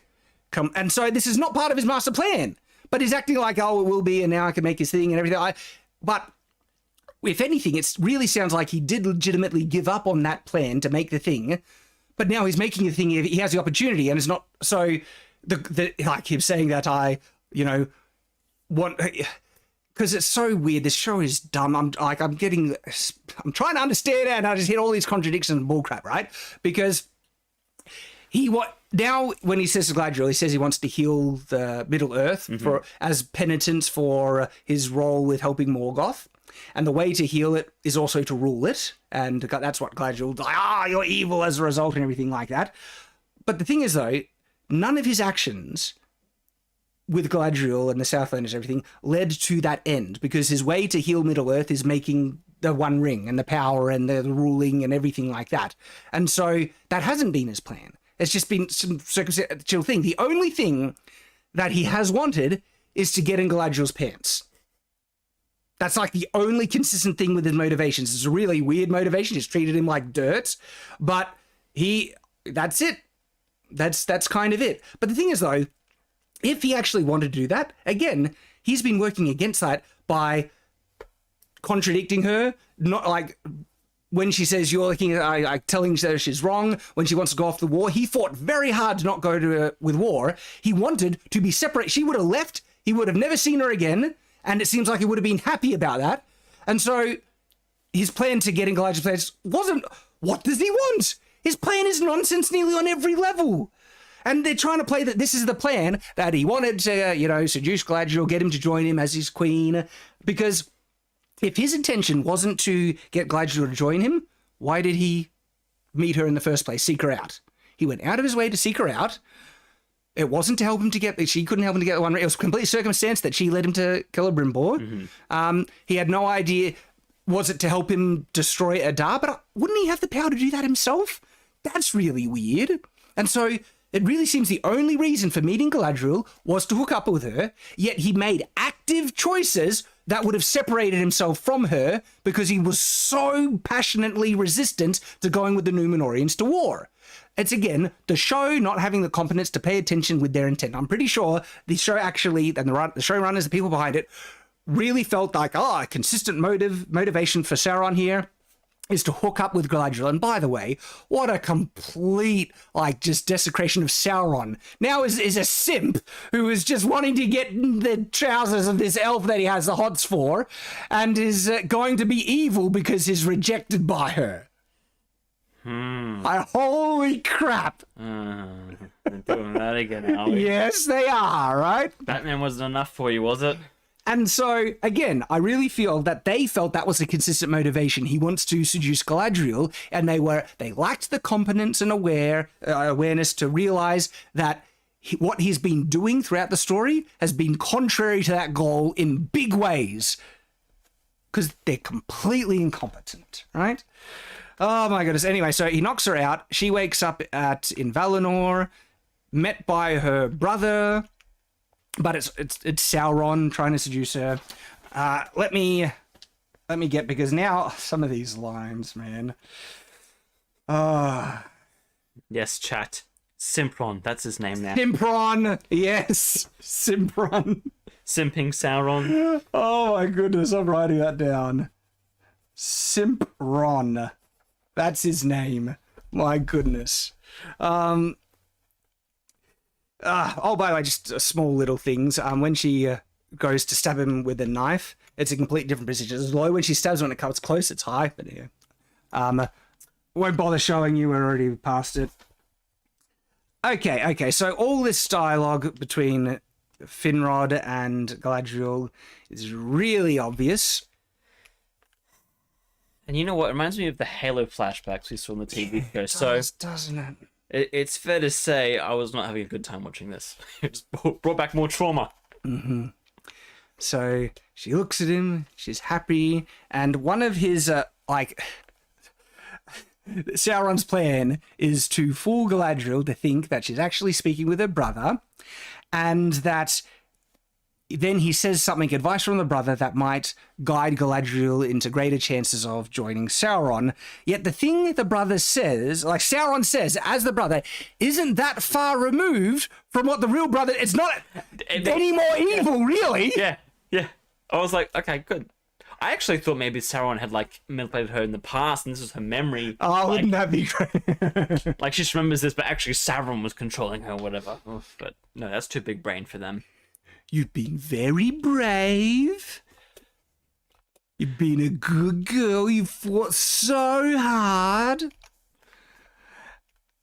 Okay, and so anyway, my task, your task. He was, and he wasn't seeking power to destroy Middle Earth. He was seeking a power to heal it or something. Yeah, there it is, to heal it, right? What? So Han, you saw something? Oh, somebody just said he wants to seduce her, so he shows up as her brother and not her husband. Oh, yeah! Oh, you in the chat. That's great. Oh. Wants to seduce her, so shows up as the brother instead of the husband. That's hilarious. I can't believe that. Okay, so... it comes to a point where he's like, do you remember what I said to you under this tree once ago? So how the hell does Sauron know this? Is it he must be able to read her mind in this, I don't know, brainwashing. That's the show doesn't give it to us, but suddenly he knows, all this stuff and, this specific conversation. And I find it funny that Sauron latched onto this conversation as, hey, that could be used to try and encourage her to be evil. Maybe because that conversation wasn't an encouragement or It was evil. It was evil. So, yeah, do you remember what I whispered to you under this tree? Yeah. And what he said, touch the darkness one more time, I think. Let me... Yeah, that was the quote. Touch the darkness one more time. And it's like, the previous statement was, sometimes you have to touch the darkness to know the light. That's like, I don't see too much difference. It's like a disregard of the seriousness of touching darkness to try and validate sometimes and that's what Galadriel said to Sauron when he was saying that, you don't know the bad things I did, and she said sometimes you need to touch the darkness to know the light. Was her saying Sauron that what the evil he did was necessary for him to become good, which she contradicts in this as well, because he basically tries to bring that up, and Galadriel's like, no, you are irredeemable. And it gets really dark because the show actually is ambiguous if he's sincere or not. And if there is any ounce that he is sincere, she fully denies him and basically pushes him back to being evil Sauron again, meaning the rise of the Dark Lord is her fault. And I think there's actually more validation to, especially what he went through all this crap to get in her pants, right? And he expressed what looked to be really sincere intent that he didn't want to go back to his old ways. That conversation with him and Galadriel was played by the creators of the show as manipulation. It was sincerity. He didn't want, and so the show far more sets up that Sauron wanted to be good, that he was going on a redemption arc, unironically, and it's Galadriel that sends him back into evil by not giving him a chance at all in this exchange. We'll get to it. She's like, No, you're Sauron, screw what I said, you're evil, and I'm going to try and kill you no matter what. What? This is like the Sauron potentially saying that, I could be good, and she's like, no, you won't be good, you're evil because I need to kill you for revenge. Whatever chances of a sincere redemption that you have, no, you're evil because I'm telling you, like, she is responsible for the Dark Lord. So that line where he's like, touch the darkness one more time, okay, it's not that far evil from what her brother said before, but that's the moment where she's like, oh, here it is. He does say it. Touch the darkness once more. And but hey, Galadriel, it might be necessary to touch the light. That's what you believe. So when he's encouraging you to touch the light, it's just like his brother saying that it'll just lead you to be more good. And guess what? Sauron, that's what he's proposing, that it's going to be a good thing to heal Middle Earth if you join me. So touching this darkness thing, it's your philosophy, but you're reacting like it's now this evil thing when it's the same philosophy you espouse. But she reacts like, oh, that's your Sauron. You didn't react like this. It's the same philosophy. It's the show. They have no moral compass. They just don't know, like they unironically are unaware that this is the same morality here, and just because it's said a bit differently, it's like, oh, this is evil Sauron. Both say touch the darkness. Therefore, they're the same thing. I mean, the brothers one was literally, sometimes you need to touch the darkness to know the light. You have to do evil to do good. Yeah. Oh my goodness. And she's like, oh, you're Sauron. Like, why would you... Why did she react like that to her brother? First time. Why would you say such an awful, evil thing? Yes, that would be the proper response. Hey, I'm pretty sure that CGI tears there. That came out so quickly. Maybe I'm wrong. Or usually what they do is they'll like get really still and then do teardrops, and then they'll move away and then just blink. You actually saw that appear from there. Look, I could be wrong. I'm not an expert on this. Maybe they're not real tears. Maybe Morford Clark was able to emote for once. Galadriel, come back to me, Galadriel. And then it transitions to her being on the boat because it's like he goes, look at me. So it's, oh yeah, obviously it was Sauron. And now she's on the boat with Sauron. It's like, you know who I am? Yes, we all know here. And so, what's said here, right? This doesn't come across like manipulation necessarily, okay? Especially when you take it in the larger context of what else is said. And it really sounds like that Sauron, like, I can't believe this. So they unironically are trying to make, that reactions like, maybe what if they make Sauron hot? I can fix him crap. They're doing that. It's all to try and get this relationship. It's cheap, it's lazy, and it undermines the evil of Sauron. Sauron's supposed to be this like horribly corrupt, vile entity that was serving evil from the beginning. And so it's undermining some important things. Now, I'm not against, redemption tales for nearly irredeemable people. That is a plug for my book. If you don't know the context of my book, that's basically one of the summaries of it, right? Not against that at all. But what I'm against here is changing the pre-established lore, because Sauron was meant to be something really vile and evil. And now the rise of Sauron is Galadriel's fault. By attempting this redemption arc, they have screwed up so much, and now the failure of his redemption is wholly on Galadriel here. Unbelievable. Because what he says here sounds genuine. Like while he was under Morgoth, it was like as if a great, clenched fist. So when he says Morgoth fell, it's as if a great clenched fist was released from him. And then he goes on to say that I could grasp from her neck. I could see the light for the first time once again with Morgoth gone. And then he felt he had to heal everything he had helped ruin.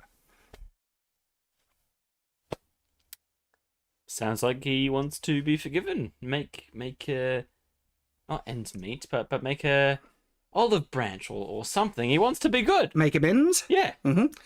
Yeah. And it's kind of confirmed with the other scenes more, because you could try and say he's only saying this to manipulate Galadriel to join him.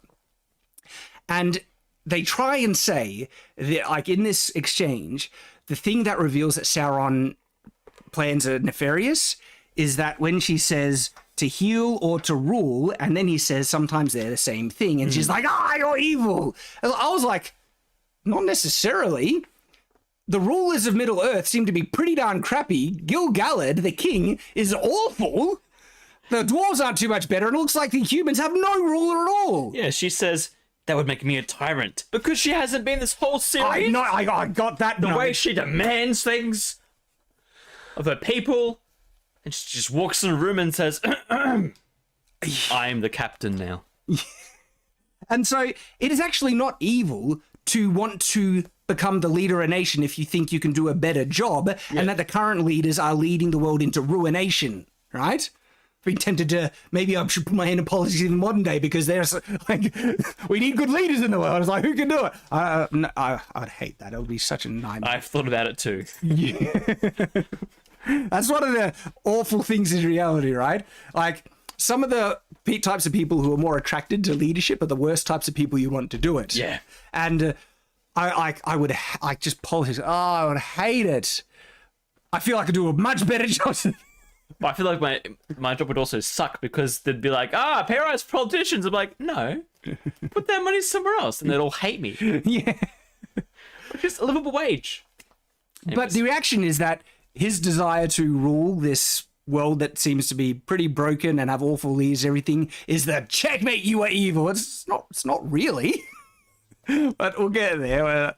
So he wants to heal everything that is ruined. So this is like actual redemption arc for Sauron that they're doing.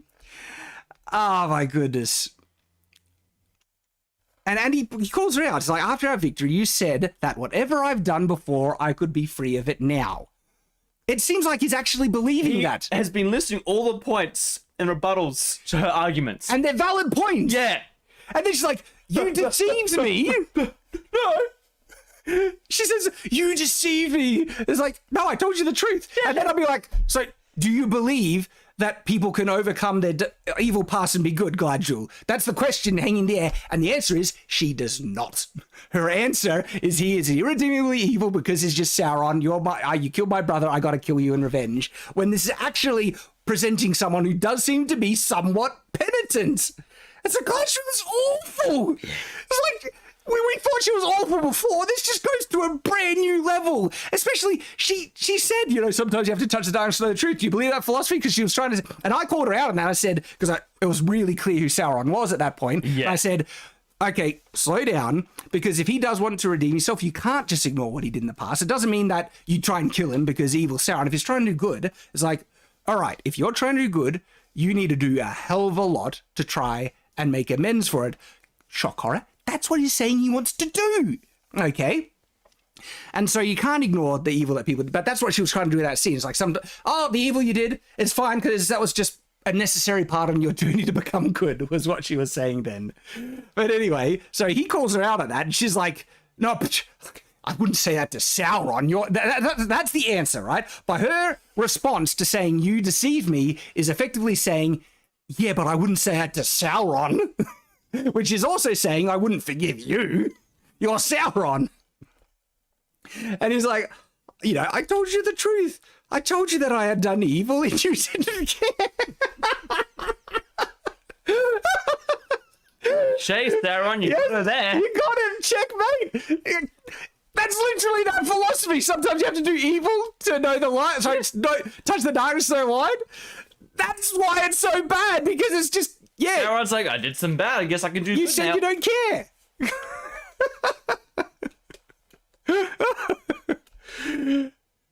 Because you knew that the past meant nothing. No consequences, eh? And then he goes, weighed against our future, there is no such future. He's like, there is no such future. That's her response. And I was like, what, the future of him trying to make amends? Trying to repair all the bad things he helped Morgoth do? That's a lofty kind of aspiration to, like... Even again, it's an interesting comparison to my book, because Dalen, former tyrannical emperor, he actually felt he did so much evil, he could spend the rest of his life trying to do good, and he would never be able to fix what he did. But he felt at least he could bring back some light to the world that he drowned in darkness, even though he felt it's a fool's errand to try and repair it because the damage is done. Speaking of, we are really close to 300,000, 299. Guys, we're at 299,000 for the Shadow of the Conqueror graphic novel. We can get over 300,000. Let's do it. Let's do it. If you're genuinely, if you're interested in a more complex and more nuanced take on themes like this, like redemption, what you can do if your life has been... it's hard to relate to someone like Dalen because his life has been drowned in evil and everything. But what could someone do to try and make amends for that? Well, his answer is he can't make amends because the damage is done, but at least he can try and prevent some of the darkness currently in the world. Sauron here is basically trying to say, I can fix it all. It's like, I don't know, but, at least you're trying. And God is like, no, kill you. No redemption for you. No redemption for you. And it's like, isn't there? Isn't there a future? So this is where it's like, okay, so no penance. You see what you've done. Could be free from it now. You deceive me. Okay, so I got that note. This is why. Yep. So we're up. All right, 3 pages down. We're getting through it, people. Okay. Just completely. Yeah. So we're up to that. I told you I'd done evil. You didn't care. Our future. This is where we're up to. Where he says our future. Okay. This is where he's making his play. When he says our future, he's like, let's hook up. Let's make some babies and fix the world together. You want to be a Mrs. Sauron? Yeah. Sauron had the hots for Galadriel. He's a simp. And just like a classic thought, she's like, well, you want a real relationship? No, I was using you for my own ends.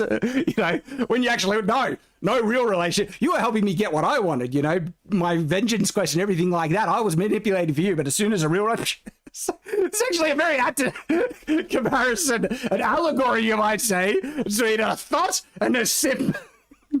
Thotriel and Simpron. They align so well. They do. It's hilarious. Oh my goodness.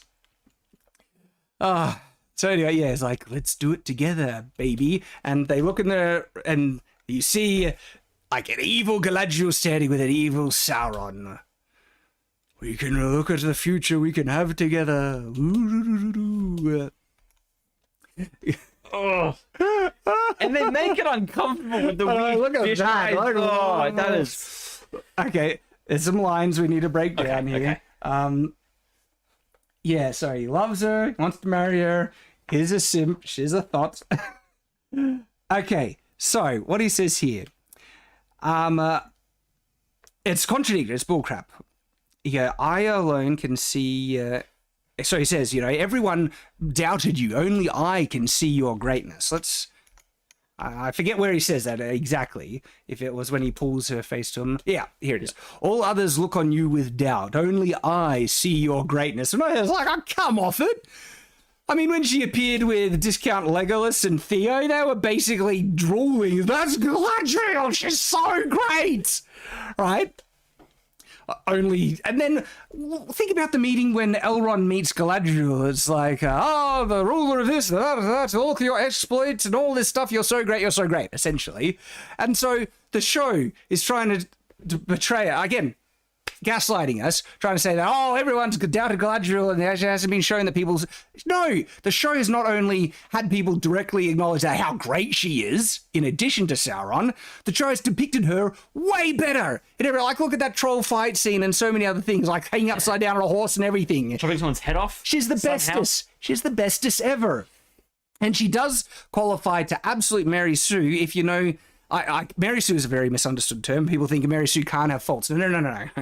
Mary Sue is a scale, and there are many elements that if they tick this off, that's a Mary Sue trait, that's a Mary Sue. Oh wow, we're in big Mary Sue trait. Even they don't have to tick everything to qualify for big Mary Sue territory, and Galadriel very much is. Absolutely. So much so I might even need to make... Actually, no, I don't need to make a video on it. A Literature Devil recently made a video on why Galadriel is a Mary Sue, and it's a great video. Go check out Literature Devil, his recent video on the reasons why Galadriel is a Mary Sue. I have additional reasons, so maybe I will make a video, who knows? Because I think the what is a Mary Sue is still misunderstood. But it's still a great video. Go check out Literature Devil's one on that. So it's just bullcrap. No, show. I'm not going to let you gaslight us. You've shown off Galadriel as being great. People love her. And trying to say that, it's only me who likes you. I would make you a queen. We'll make you a queen. How creepy is that? Countdown. Get it down, Dave. That is in your face. They're making it uncomfortable for a reason. Yeah. And then they steal lines from Lord of the Rings, right? So he says, fair as the sea and as the sun, stronger than the foundations of the earth. Where does that line come from, people? And the show, right, this is where it starts to get mixed messages, because so far it's actually been portraying a very sincere and genuine possible redemption. But then now is power. There's this tone, we'll have power, you'll be stronger than the foundation of the earth and all that stuff. Where that seems to be, they're trying to say he's still evil, yet they haven't been showing that. They've been showing actual sincere regret nearly on every other thing. And you? And says, and you, my king, she questions, and he's like, that wouldn't be so bad. You like me? Look, I think she does. She's just she's... And then, she says, the Dark Lord, but he's like, no, I don't want to be a Dark Lord. Listen to his response to this. No, not dark. And then, with you at my side. And so he's actually kind of look, it's manipulative and cheap, but it's saying, you can make me better. Now, this is the reality, right? I do feel a good relationship, you find a good partner, you make each other better. Yeah. Okay? And so it's not actually for him to admit that, with you at my side, you would make me a better man. That's actually it would be good if it was a healthy relationship. I think with her at your side, that would ensure you become a Dark Lord. You could pick anyone else other than Galadriel, and you'd have a better chance of being a better person. Yep, exactly. But it's he's almost trying to say, I'll be evil if you don't join me, which is manipulative, but actually, there's actually a more sincere interpretation of those lines, where it's kind of saying, in a desperate thing, I'm trying to hold on to being good. This lust for power might be pulling me back, but you're helping me, contrary to what the show has depicted, because she has just pushed him towards power and war and using him and all that stuff. So contrary to all that, he's trying to say, with you at my side, you're helping me, or stopping me from embracing my darker nature. You once told me that we were brought together for a purpose. Now, that is interesting, okay? Because what if, like, the show was kind of trying to say it's so circumstantial that they happened to meet that was true, right? And if she did believe that, that would actually be a fairly strong kind of thing to propose to her. Chat just pointed out how she's almost eye to eye here when really she's a lot shorter. Right, that's Yeah, funny. the angle that you can see at the horizon. Yeah. And what's funny as well is Galadriel's supposed to be like 6 foot something canonically in the lore. She's supposed to be really tall, but Morford Clark, the actress, is not. So, this is interesting because she did say that. And so from her perspective, if she actually believed that the greater power brought them together, that is almost saying that a greater power actually does want her to help Sauron stop being evil. Yeah. Which she doesn't do. She pushes him right back into in full-on rejection because of what she interprets to be an evil thing when no, it actually wasn't. So, this is it. Man, sorry, it's the reveal of that knife. It's so dumb. I can't believe, there's a reason why they've been showing, she pulls the knife out to point on a map. They're that blatant about, she has a knife, people! Because they don't have any subtlety, and then the payoff is so lame. We'll get there. He says, you bind me to the light, and I bind you to power. And it's like, she wouldn't be opposed to power, in terms of her nature. Yeah, and even canon law, Galadriel wanted to, rule the nation and lead people to light and all that stuff. And so that's actually proposing something that even regular Galadriel might not be opposed to if it doesn't corrupt her. But he says, "You'll bind me to the light. You will help me remain good." And sometimes a good woman does that to men, and sometimes a good man can do that to a good woman. If it's a healthy relationship and you can build and improve one another.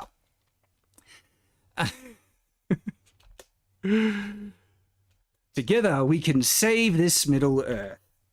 And the thing is, the elves are about to be dead. He's working actively towards something that will help preserve the elves' immortality. That's not an evil thing necessarily.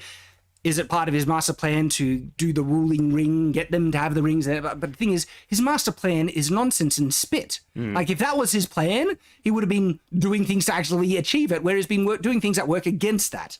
So he says to save this Middle Earth, and this is where she say, to save or to rule, I believe. Gotta be careful of this copyright stuff. Save, she says, moving close, or rule. And this is the line that freaks her out. It's he's irredeemably evil. So let's take it down. I'll just play it because it can be quicker if I play non-stop to his answer. And, okay, so this is it. I see no difference. Thing is, though, some might argue that to save certain parts in the world now, you need to rule it in place of the current regimes and, governments in place and stuff. There might be better rulers that serve the light and goodness and stuff. And so it's not inherently evil to say, to save things, we might need a rule that there's no difference in this instance. And judging by how awful Gil-galad is, the leader of the elves, who's actively done things to encourage the growth of this evil on the tree and the loss of the elves and all that stuff, lying, manipulating, Elrond lying and all that stuff. It's I would say, I vote for Sauron. I think he could do a better job. And so it's that she feels, oh no, you're evil. And that is why I will never be at your side. Poor guy. Tried so hard, put up with her. Opens his heart to her, says, you are the thing that can help me be good. And she's just I will never be at your side. And the thing is, though, right, she has been giving him some signs. She has been entertaining. She shared some of those looks. Okay, all right. She has pursued Halbrand in some instances, saying you will be king and I'll make you great and all that stuff. Yep. And all these things, right? And in actual fact, some of the things she said to him sound more evil than what he said to her. Yeah. Like when she says, I will force you to be good, he'll force you to be king and all that stuff. And so it's just so funny the show is trying to portray that she is good and he is evil, and she said things just as bad, if not worse.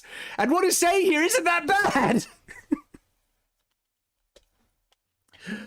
Yes, like a true thought. Oh my goodness. Like, this episode is like, it's sad, but it's like the perfect ending to such an awful show to be this awful and bad. Like, where it just comes all round, all circle, back to the beginning, and it's all Galadriel's fault. Okay. And it's like, you know, you need me, I should have left you on the sea. And so, no redemption. Everything that she said before was bullcrap, you know. Like, he says, like, you believe that my past didn't matter, that, you know, you can overcome. It's like, no, her answer was, like, you're Sauron, you can't be redeemed, you're evil.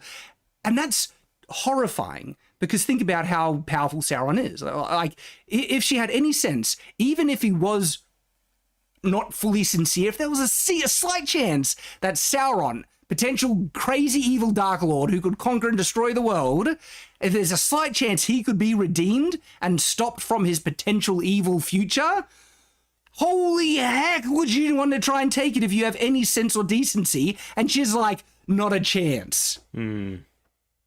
It's her fault. Galadriel is the reason for the rise of the Dark Lord. It's the worst fan fiction I've ever seen. It is. I can't believe it. Because the elves cast you. Oh, you know, this is so crap. And then what will they do when you... So this is interesting because, you know, he gets a bit angry. She was showing some interest in him, tagging him along, manipulating to her own ends. He opens his heart out for her. Instant rejection. I'd say he's a little bit entitled to be a bit upset in this regard. Manipulated, just led on falsely when she finds out who he is, and just contradicts everything she said, where, you know, you can overcome your past and everything sometimes. All that, she lied, and... So he says, you know, they cast you out for deigning to beg them for a few petty soldiers. He's getting angry, but spitting facts at the moment. And it's like, she knows it's just so awful. What will they do when they tell them that you aren't my ally? And so, low blow. She probably deserves it, but they wouldn't treat her well at all, you know? No. But it is manipulative on his part, saying basically, nah, you have no choice, they'll cast you out, but I'll still accept you and stuff. But he's upset, rightly so. When you tell them that Sauron lives because of you. At least he finally says it as well. That's I'm Sauron, basically. He said the actual name instead of like, I'm known by many names and stuff. Oh my goodness. It was because of you, and you will die because of me. She's vile and evil. Oh,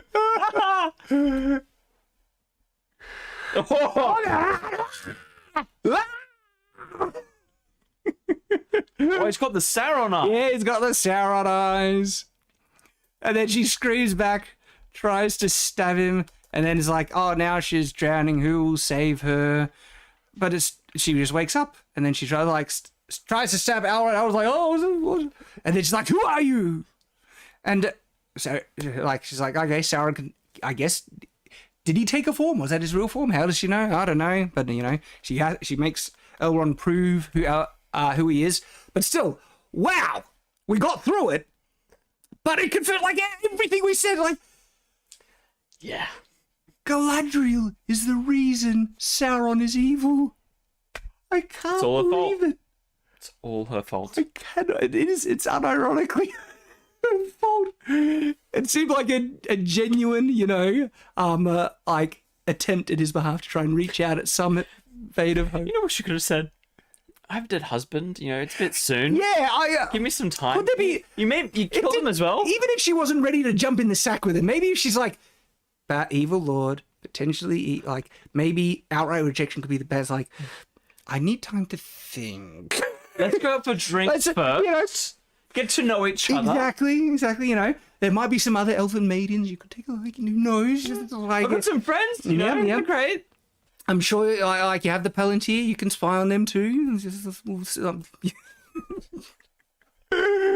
Oh wow! So many other directions she should have taken it, but of course. I know. Instead, extreme. No, you're evil. I'm going to kill you anyway, and that'll push him all the way back into his evil ways, which it does. But then, so she kind of knows his plan, right? He said that he's going to have power. He's going to make something or do something that will bring back, heal the world, but also enable him to rule. And all the, things that they discovered in figuring out how to make these rings was revealed by him. She heard that she heard Adar say about Sauron was trying to make something not of this world, not of the flesh, but over the flesh. But then Celebrimbor says the same thing, even though it wasn't Sauron who said it. But anyway, so she knows, without a doubt, making these things Sauron wants to do. Yes. This is the very thing he was trying to do.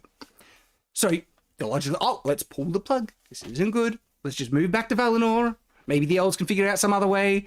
But no, that's not her plan. Anyway, she gets him to prove who she is, who they are.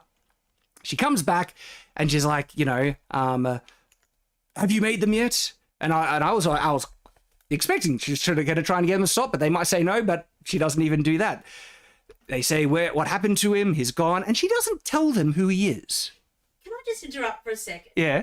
So she pulls the knife on Elrond. Yes. And all she requires of him is to answer how they first met.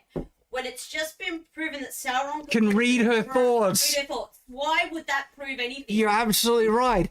He took on the appearance of her brother, said something that he could not have heard. Yeah. And so you're right. Like, there's no way to prove him this. Oh, this show is crap. Gosh. So there was a line that we skipped over in that dialogue where she says, "You would make me a tyrant," and I was like, "Open your eyes! You've been acting like a tyrant the whole time." In fact, Halbrand, what has he done that's been specifically tyrannical? Nothing. Gosh. Even as king, he hasn't done anything yet. She's so awful. That is why without you, yes. Okay, so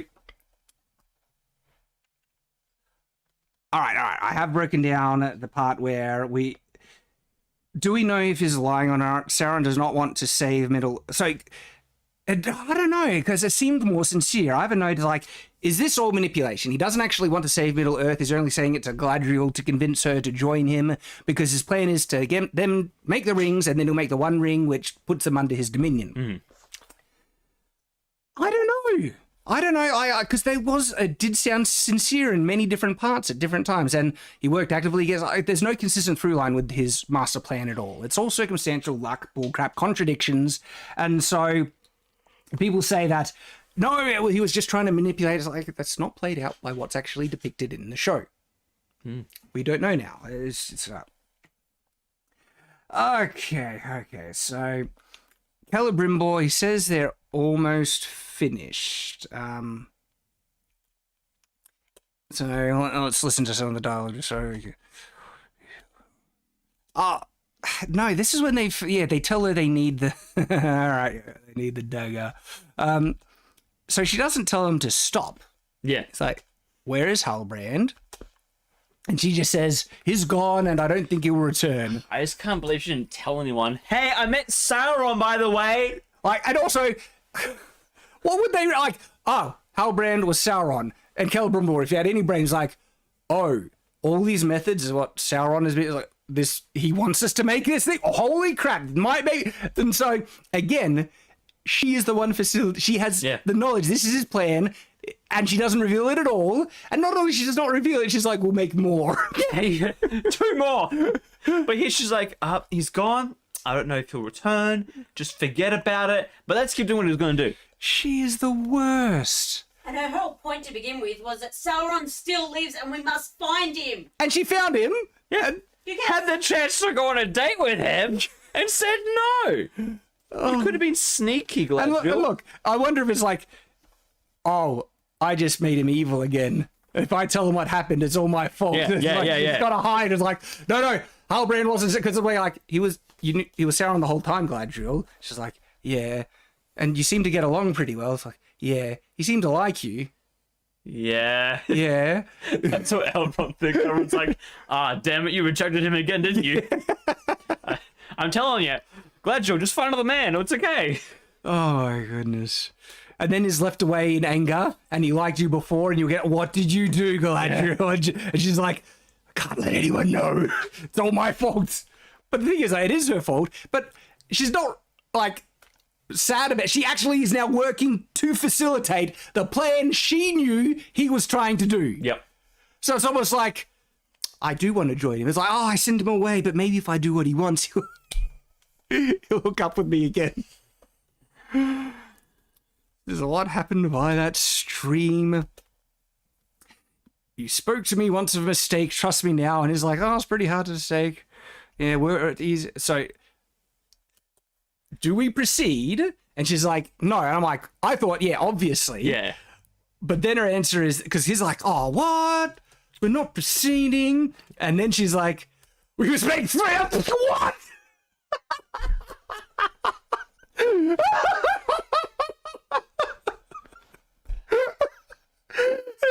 It's like, the thing we're really building is actually a horrible doomsday weapon that will destroy us all. Let's make more. We'll make more. More!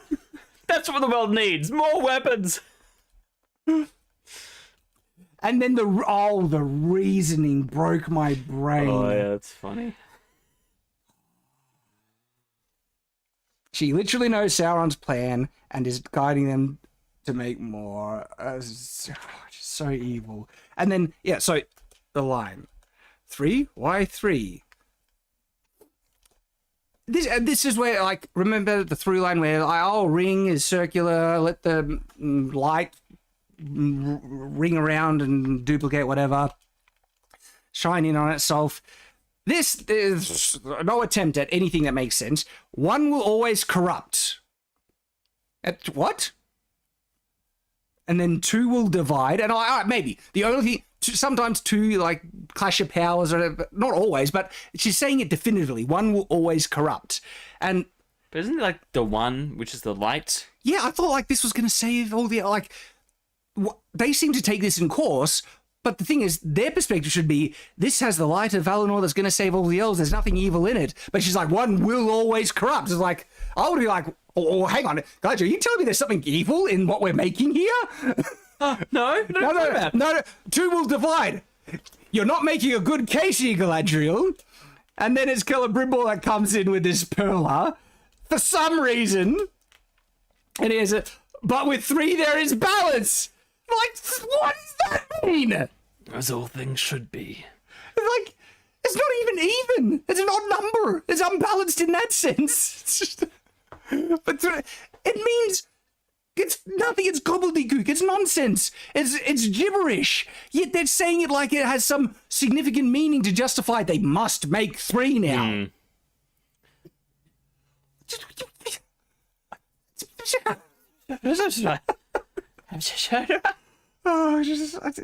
nonsense. We reached 300,000. Guys, we just reached 300,000 on the Shadow the Conqueror graphic novel. You guys are legends. Bloody legends. Love you. Seriously, that is so cool. Oh, that's so cool. Wow. And there's still 2 weeks left, so it'll be great to see what we can push this to, because I'm making more. Let's do it. We're going to make our own stories. Oh, and they're going to be great. I can't wait. Can't wait for you guys to get your copy. That is awesome. Now we're going to go back to Rings of Power. We'll celebrate afterwards. So this is also just a butchery of the lore. She says that, this is evil. The power we forge today must be for the elves alone. And then what she says here, sounds really like supremacist, untouched by other hands. All right, sorry. Those dirty human hands, unworthy human hands. Men. It sounds racist. It's like no one else is worthy of these things. And look, I know originally the rings were made for the elves, but the thing is though, how many was made originally? We have the note. It was like 14 or something. We've got the I remember note. some chat people saying that this was like these were the last rings forged. And they were forged in secret. Yeah. So how many rings of power? Celebrimbor made 16 rings. Sorry, first batch was 16 rings, not 3. With Sauron in his... And it was Sorry, he made 16 rings with Sauron manipulating him and showing him how to do it. And then made 3 more in secret. They made 3 more in secret. Yep. So all 19 of these rings were meant to serve the elves. Meant to serve the elves, okay? But the way that they're betrayed here is like, everyone else is unworthy, dirty, filthy hands on our rings and stuff. So Sauron then stole 16. Yep. Gave 7 to the dwarves and 9 to men. Mm-hmm. And then Sauron is the one that made the One Ring to rule all of them. Mm-hmm. But the elves hid theirs and couldn't be controlled by them. Yeah. Doesn't seem to be the case here at all. This seems to be part of Sauron's plan. These are the first rings that are forged now in Rings of Power, which is contrary to what the original law was. And it's just awful. So awful. Oh my goodness. And then we get this. This is so dumb. All right.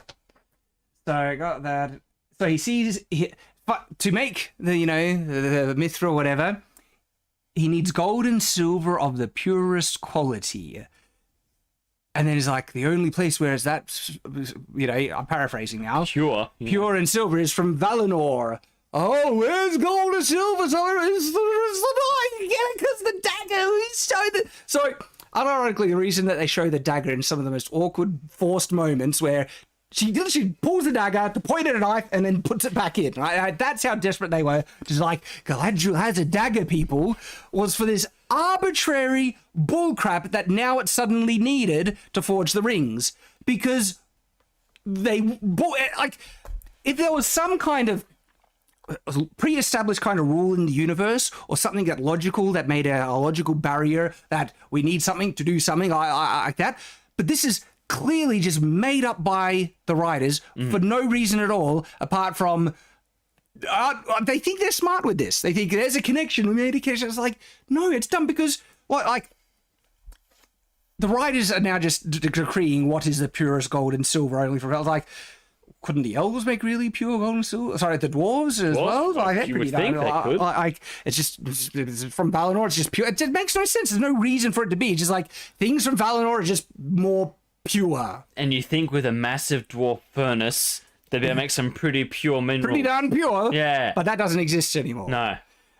And so the show's like, so well, a good thing we have it because the dagger was there. And it's like, no. No.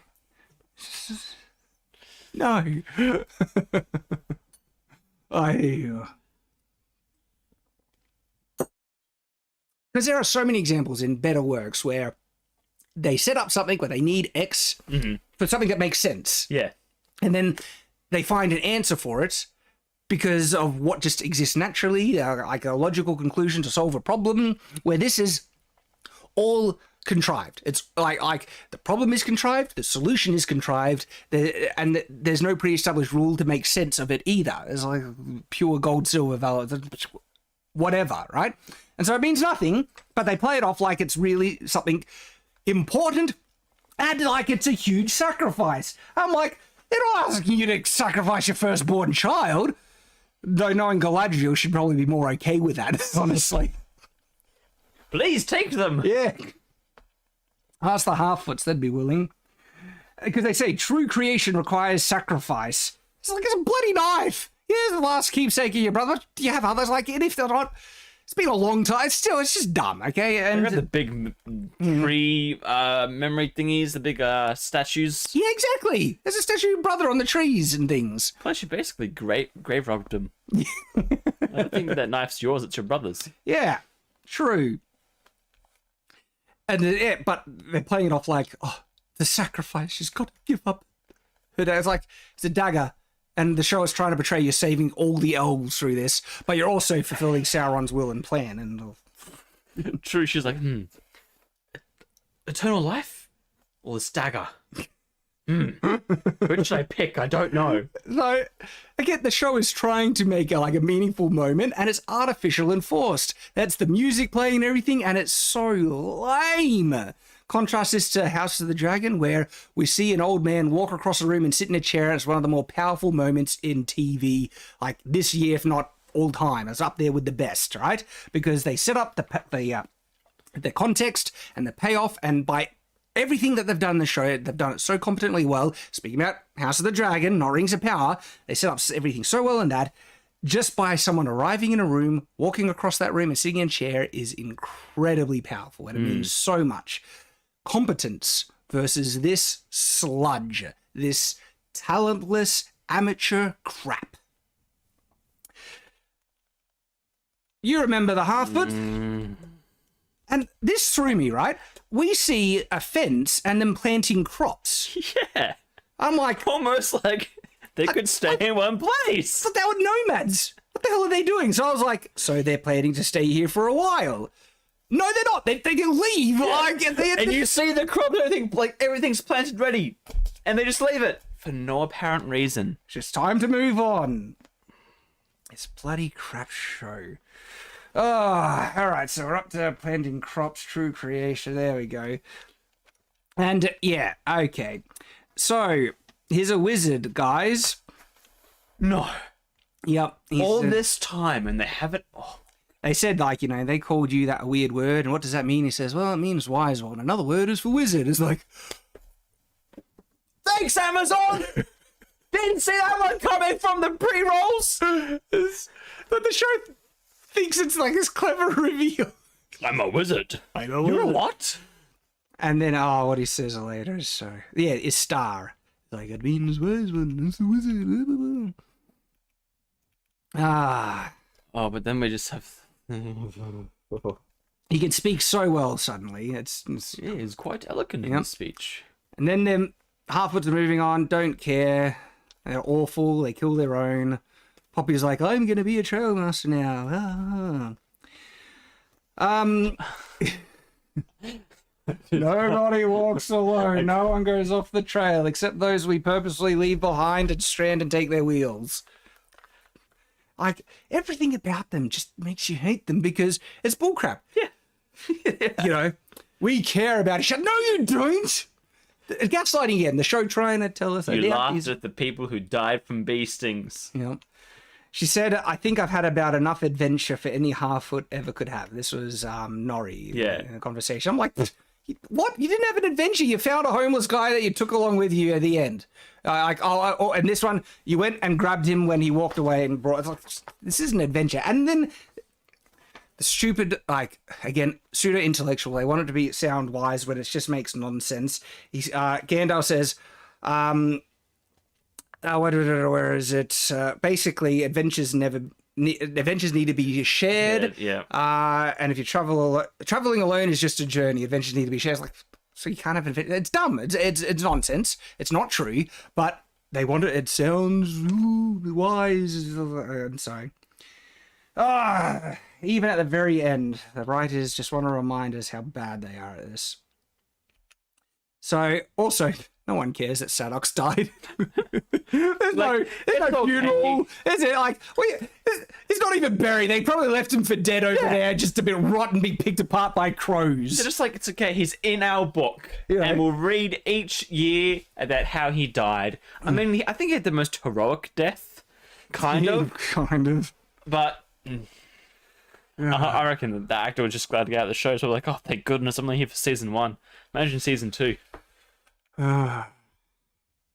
So they do mention it's sad he's gone. That's all he gets. And no one, there's nothing to actually Death let him move just on. doesn't phase them, Yeah, apparently. they do not give a crap. So then they're like, you're part of something bigger now. He needs you and you belong out there. I'm like, really? What's giving you that impression? And then I was like, oh, they just want to get rid of her. Yeah. She brought in this crazy, dangerous person that almost got him killed. And we've been looking a bit too evil by outwardly just banishing him. So let's just convince her that she wants to leave. And then we got rid of her. So it really comes like that. It's like a stealth banishment. Yeah. It's like you need to go. You're adventure. Yeah, It's like in A Bug's Life when they got Flick yes, to go yes. find yeah.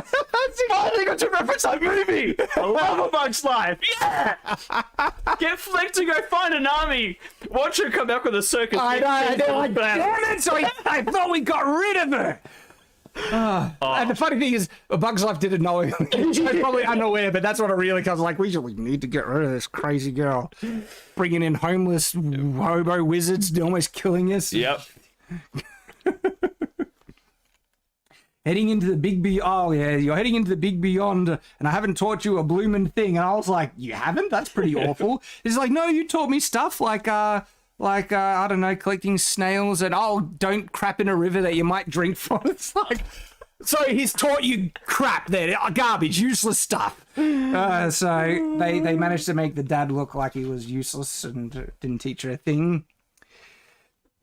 And look, they want this to be touching and moving, and we don't freaking care. I'm just like seeing all this like banishment. They hate her, evil dad being awful. It's not. I hate the Halflets. Awful.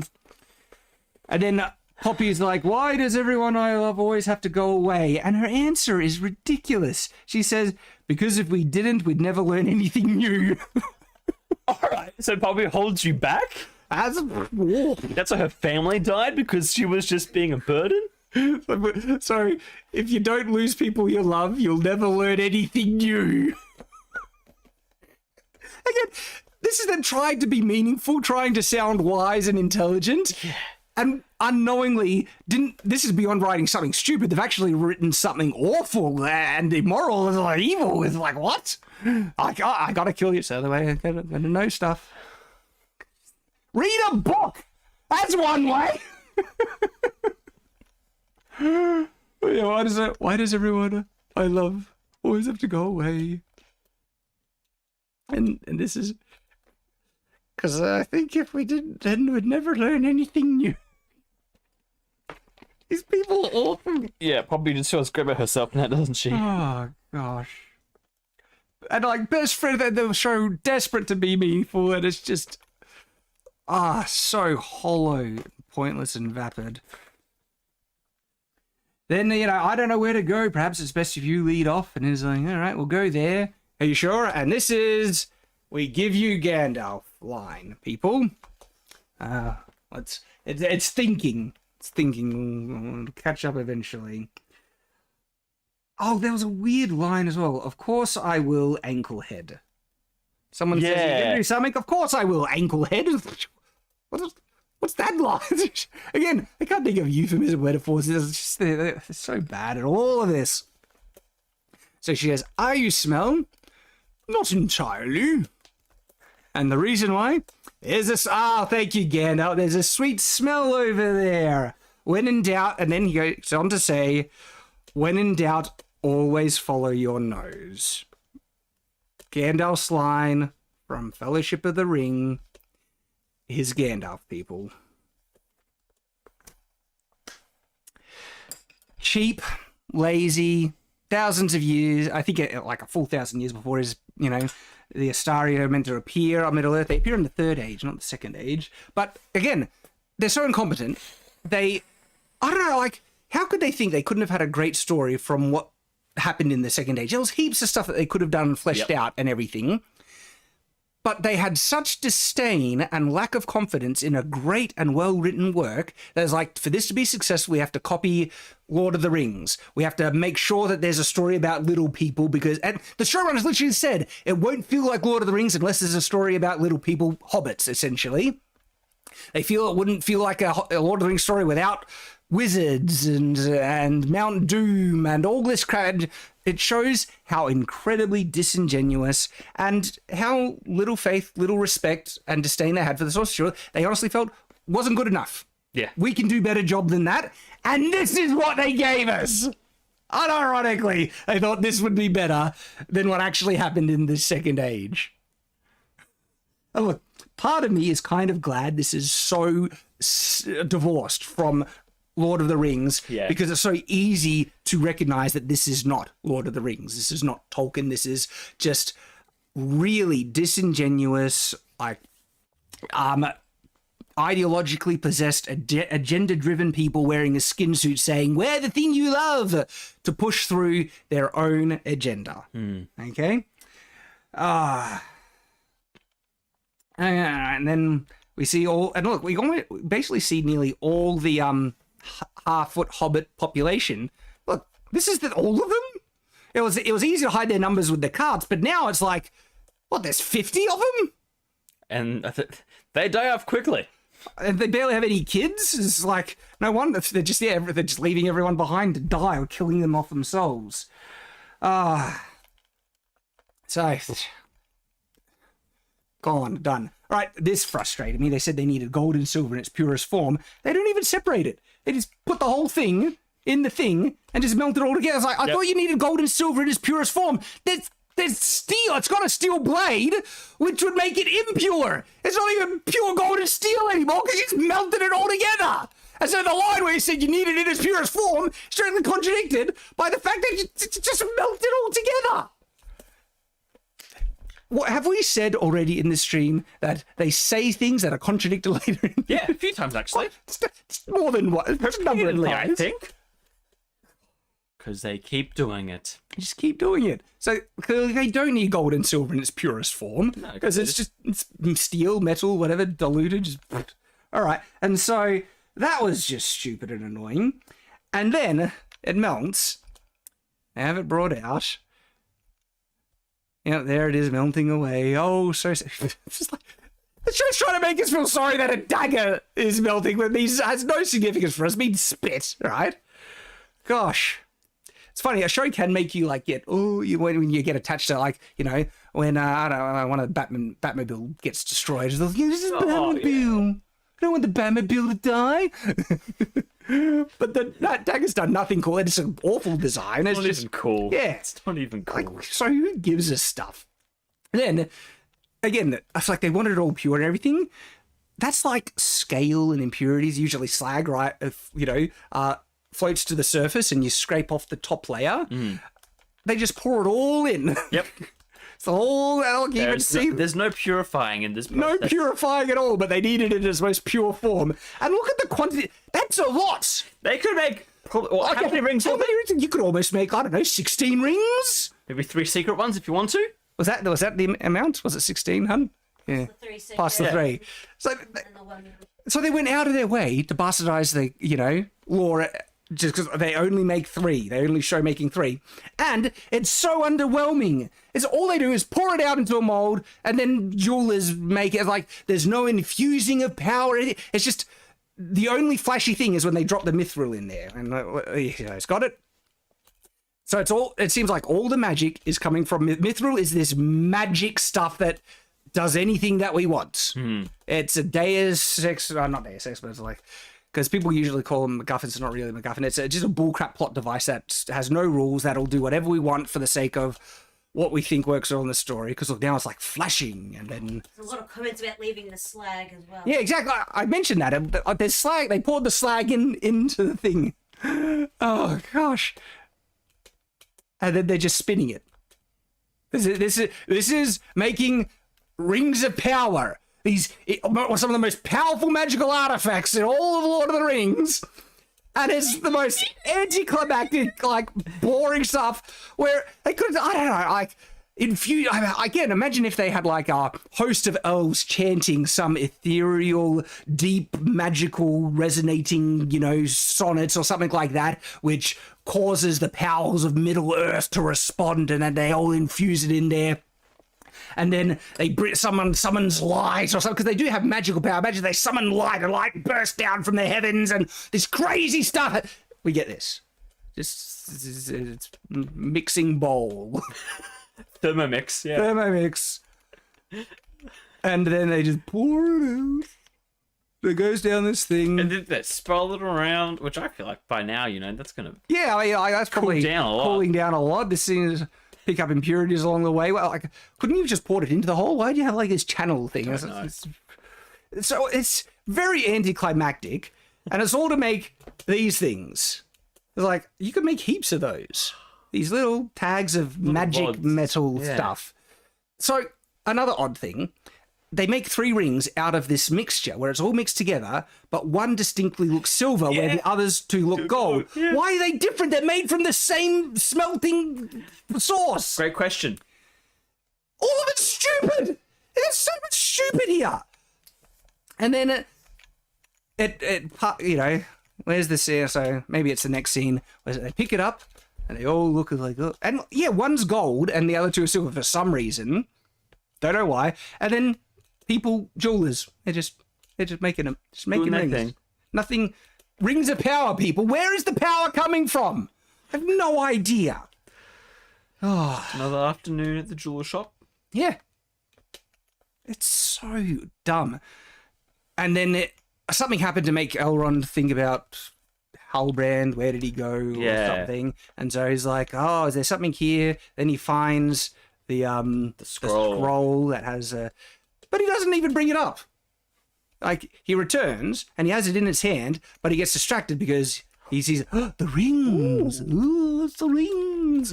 And he's got the scroll in hand, but he does so what was the point of that? Is it because will he know? I don't really ask Galadriel. I don't know. They don't address it. He's got the scroll now, and it is the rings. The rings, people. And after such an anticlimactic crafting of rings of power, I'm just should I be surprised that this bloody show has let me down again? It's a wet fart of a show. These are the and then one's randomly silver. That's Galadriel's, clearly. It's so anticlimactic. It's just and he's oh, look at him. And then he doesn't mention the scroll, and they're oh, precious.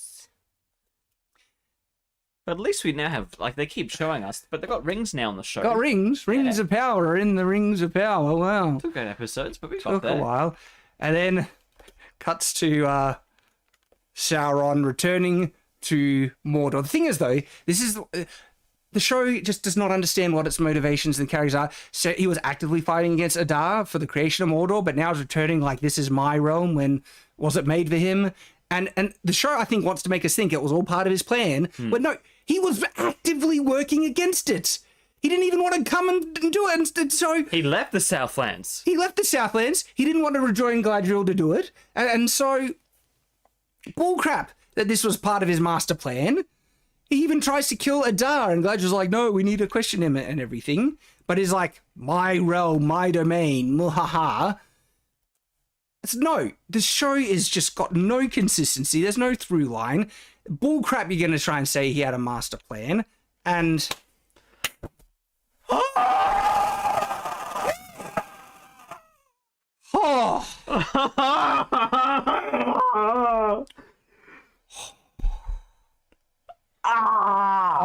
Ay. That was bad. Look, we have gone longer on that than any other episode. And I think that this is the worst episode of the all. Yeah. This takes the cake. Especially because of the whole... I can't even call it an attempt, where they tried to make us believe he had a plan to seduce Galadriel, make the rings, make more. It's all bullcrap. It's all nonsense. This is not sticking the landing. This is falling headfirst into a pile of crap. Yeah. Oh my goodness. We can take that abomination off the screen finally. And don't forget, they just had a big long song at the end of it explaining all the different types of rings that... Yeah. That was so bad. That was... Now, I know it's written, but that's actual lines from the thing. Yeah. The singing didn't sound good at all. They it. It was... It was not good. Oh, my goodness. Wow, I've literally never watched a show that was harder to get through than this in my entire life. If I wasn't watching this, I would have been checked. I would not care. I would not have finished it. I would probably checked out after the first episode, let alone getting through the first 2 that they released. It was astoundingly bad. Every episode just as bad or got worse, right? To cap it off with this dumpster fire, I'm speechless, and I didn't think it would be this bad. I expected it to be bad from all the build-up, all the signs that were revealing it. Yeah. And it surpassed my wildest and worst expectations. I'm almost depressed. I'm right. Like, we were wrong because it's worse than what we were even thinking. So we can't even say we were right. We were right that it would be bad. It was astoundingly bad. We weren't ready for this. We were not ready. We have not seen. Well, now we have. Now I have seen. Oh, that was just something special that I hope I don't have to live through again, but we will for you if it comes again, because season 2. they're making. But they said season 2 is like at least 2 years off. Yeah, It's been such a dumpster fire that I think I have to, like, they're trying to rewrite the entire script of season 2. We'll see what think happens. it- I think they started shooting now, though. Are they? No, I thought they weren't shooting yet. Or was it pre-production? Yeah, I thought they were just they started working on it, but Okay. I think they're having to restart it. Oh yeah, basically we'll get Wheel of Time, Lord of the Rings. Wheel of Time, or Rings of Power. Back and forth until Jeff Bezos is like, hang on, where's my Game of Thrones? Look, there is going to be fallout from this. Yeah. I mean, and as much as we're done with reviewing the episode and everything, I want to stay on top of Rings of Power and the discussion online, defenses that people might try and raise against this, because this show is awful. And I'm interested to see what type of cope and damage control Amazon does. And we saw a really troubling sign that they might have done to boost the numbers, because holy crap, if like so disingenuous, so vile. So, look, thank you everyone for joining us on this Rings of Power episode 8 review. Thank you for helping us get over the 3,000 mark on the Indiegogo campaign for Shadow of the Conqueror graphic novel. 300,000. 300,000, sorry.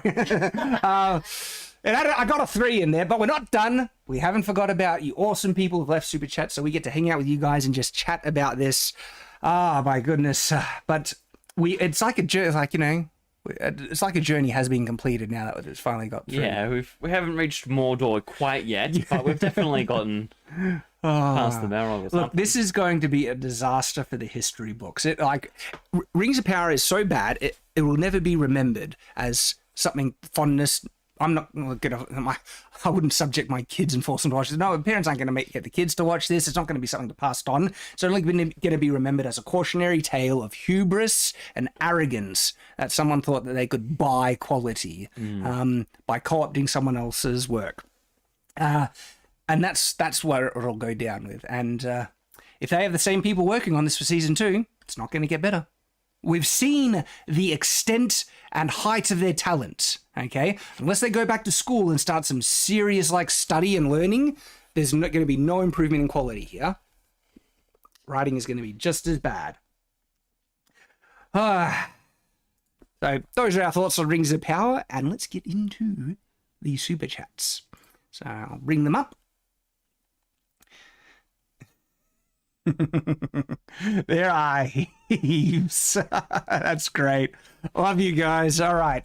Dragon Dracage for $5 says, did you hear about how the creator of Yu-Gi-Oh died? I did not hear that. He went out and tried saving 3 people caught in a riptide, but wound up dying in the press. What? Yeah, I saw it there on Twitter. Oh, well, that's tragic, but also, dude, what a hero. Yeah, legend. What an absolute Chad. Gosh, well, you know, he absolutely deserves to be remembered. That is truly what a self-sacrifice. That I need to learn more about that. Those are things that are really should be remembered and people should be honored for. Wow. Well, thank you for letting me know, and thank you for the super chat. John Bonanza for $9.99 says, Shad, I emailed you about doing a tabletop RPG for your book setting. Would this be something you're interested in? Don't know. I have to consider it.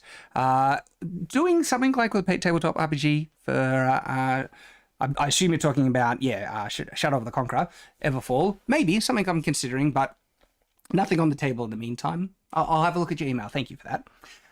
David G for $10 says, love your work, Cobbers. Keep it up. I haven't watched a minute of this show, but I love watching you rip it apart. Thank you. Yeah. Thank you very much. We love you joining us for that. Skits3D for $2 says, they made Sauron the defeated hero in the movies. Yeah. Sauron's the hero so far. Like, I'm full. Like, even at the end, what did he do that was wrong?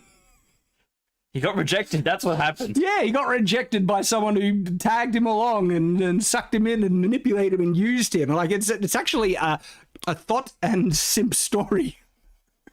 Unbelievable. Peter, I got you right that time. For 25 HKD, he says, Peter here. See, I remembered. Good to see you again, Peter. Says, off topic, please review weapons, armor, tools, and so on seen in the Disney, Amphibia, and Our House, then compare real-life counterparts soon. Not sure it'll be soon, but I'll keep an eye on it. Thank you for the super chat, Peter. I got the next one. Yeah. Is it Mr. Eckhart for $2 USD? Mm-hmm. Season 2 She-Hulk cameo when? Cameo? Cameo from who?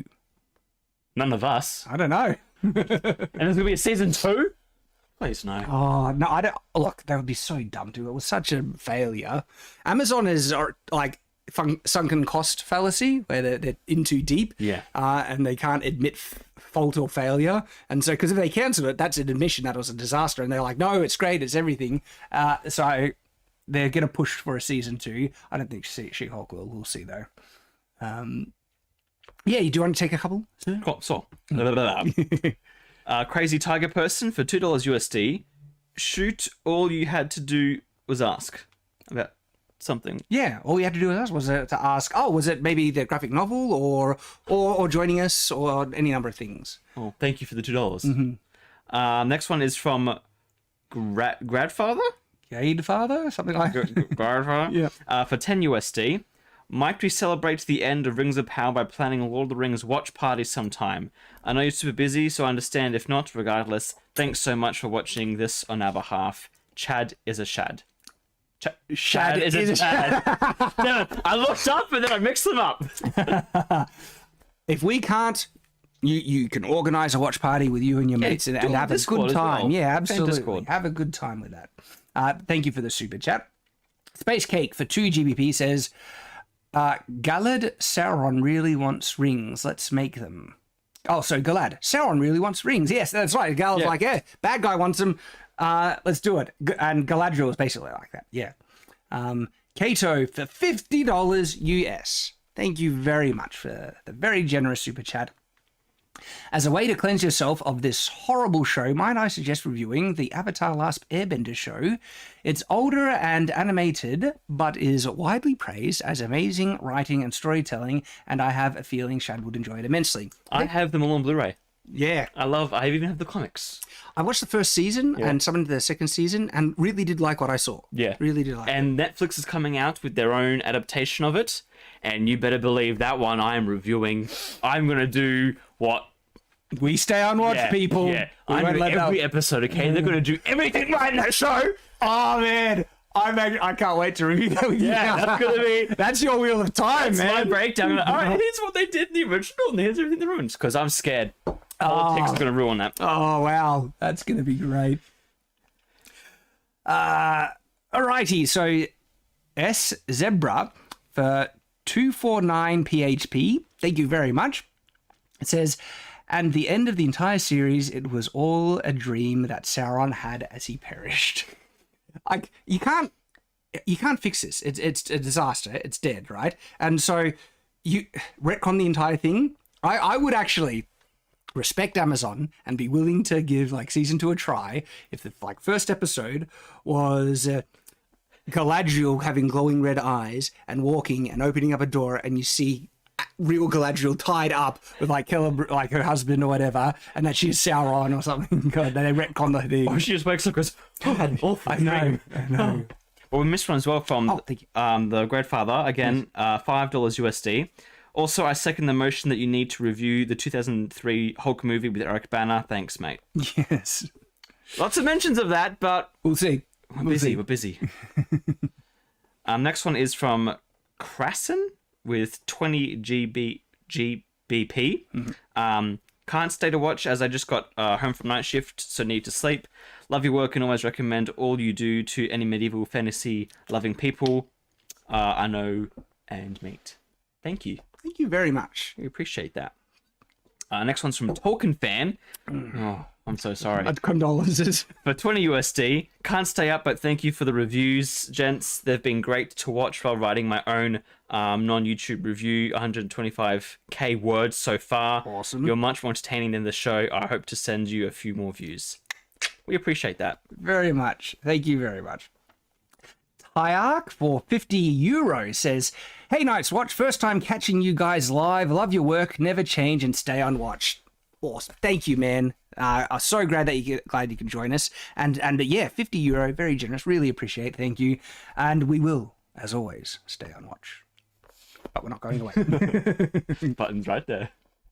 Tender Warrior 68 for $5 says, "The writers need to go back to the 11th grade creative writing and retake the class. I'm working on writing my own novel and I can't believe the incompetence." There's so much. Yeah, as a writer, it really stands out. It's jarring. I was like, and it's not the only case. Like She-Hulk, right? Halo, Wheel of Time, like it's all horrible, horrible writing. Who are they? It's unbelievable. I can't believe. Next one by Carl Starr for $5 New Zealand. Been saying it since episode 2. This episode could have been the first episode. Also, is Nathan or Shad Sauron, or is it the lady? Retarded show. Oh. Well, I am the angriest. But I'm the more mysterious one, so...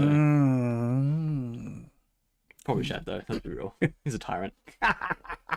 Next one is from J-Lox Jedi for 5 GBP. I imagine Elendil's cry direction was, "No, screw your face up more! More! Can we get a volcanologist to do a reacts video?" Volcanologist. Yeah, let's do it. That would be great. Rose Dragon 2140 for $10 says, "Prediction: Sauron will have Celeborn as a prisoner to tempt Guy Ladriel to her side or his side, and she will have to save him. The reverse damsel in distress will be the plot of season 2." Honestly, I wouldn't put it past them. Yeah, That's... like they don't care about anything, so anything can happen in season 2, and it wouldn't really surprise me at this point. But still, thank you for the super chat. Contrarian 420 for $2 says, "Rose should have told Jack to swim back to New York City." Just swim. I was, just a couple of thousand miles. You can do it. Yeah, glad you're good. Thank you for the super chat. Tyark for 20 euros says, "This show thinks its audience are idiots." Oh, yes, it does. "Which is why they don't bother with anything consistent except for needless exposition." Yeah, only thing, one of the few things consistent in this show is how consistently bad it is and how badly written. Wizard's First Rule 57 for $20 says, "Shad, you are great, that is all." Thank you, man. I do appreciate that. I try. Next one's from Daniel Weiss for $5 USD. "Bilbo's mithril shirt was made by the elves in the First Age, plus other items, way before this. The elves already know about mithril at this point." They should, right? But the fact that they have made it that they discovered mithril now really annoyed me, because the only justification for how light and flimsy that elven chainmail is would be if it's made out of mithril. And if it's not, it must be made out of regular metal, and it would be horribly crap. Yeah. So... Anyways, CPT Caboose for $2 USD said, "Nerd sent me, hammer down, good buddy." Yeah. Is it Nerdrotic? I think that might be Nerdrotic. Yeah, Nerdrotic, I'm assuming. Awesome. Thanks for joining us, and hail to you, Gary. Love you, mate. Icarus Ultra for $5 says, Nerdstradamus sent... Oh, Nerdstradamus. So this is a different... So it was Nerdstradamus sent us. So do you guys think there will be another season of this shipwreck? I think there will be, unfortunately. They're already producing it. I think there'll be all 5 seasons. But thank you to Nerdstradamus for sending us. That is awesome. Thank you very much. Craig Westman for $49.99. Very generous. Thank you very much for the super chat. "Keep up the fight against crud-like Rings of Power, or should we say, rest in peace." Yep. Look, they can't kill Lord of the Rings. It will forever be great and glorious, but this is really spitting on Tolkien's grave. It really is. Hobbes, for €2, said, Rings of Power is the live action of Daily Gondor. It's bad. It's very bad. Thank you for the super chat. Gorka's Death Rattle, for $2, said, I'm not evil yet. I'm patent pending. That what Sauron was thinking, you think? Probably. Next one's from Lucky Star 2516 for $20. Thank you, Shad and Nathan, for suffering for us. Big fan. I've been watching you guys since episode 1. Throw the show into the fires of Mount Doom and warn all about the evils Amazon that destroyed Tolkien's world. That's what we're doing. And thank you very much, Lucky Star. I recognize you from the comments. Thank you for joining us on this journey. Hope you'll stick around. Our next one's from the Black Stone chapter, and then it goes ... on my phone. Chapter, I got mass then ... Okay, so I guess that's what it's supposed to be. For $5, so did Galadriel cheat on her husband with Sauron yet? She came close. He's supposed to be dead, and she didn't say, Sauron, I'm married. I don't know how marriages work. Well, she legitimately thinks he's dead, so, you know, she's free, and they did it purposely just for that, to just ship Galadriel and Sauron, and how awful was that? It was really bad. Really bad. Christina, for 50 SEKR, how insanely powerful is Frodo, who has a male maid of mithril rings, according to this show? No, the amount of power mithril it has in it is insane. It's like he's got more mithril in his shirt than the rings of power. Goodness. Dragon Drake Age for $50. Thank you very, very much. Says, hopefully you guys get a bit of mental reprieve now that the series is over. Shad would still love to hear your view and critique of the 2003 Hulk film with Eric Bana. Maybe someday, sir. Never give up. Keep asking, and who knows, it might happen. But very much appreciate the generous super chat. Eraftus of Stet for $10 says, Gandalf didn't arrive in Middle-earth until 1,000 years after Gil-galad and Elendil were killed. Yeah, they appear in the Third Age. So yeah, the show's butchering everything. RC Laws 3 for $5. If you watch closely, She-Hulk is a deliberate attack on critical fans. Any chance Rings of Powers is the same? She-Hulk is far more blatant, especially this last episode. It's so bad. And it shows how much, critics get to them. They are so thin-skinned that they have constructed much of their show about just trying to address people online than trying to give a good show. That's how pathetic She-Hulk is. It's unbelievable and hilariously bad. It's not hilarious in a good way. It's hilarious in how bad it is and how just talentless the writers are. And this last episode, this finale, I need to do a dedicated thing because they gave up. They completely gave up and tried to do something meta for the gag, and it was so painfully bad. Anyway, I'll save that for the review. Some YouTube watcher with ... for €10. I'm here and thanks for all your suffering. Wanted to ask about episode 6 about thing that's bugging me.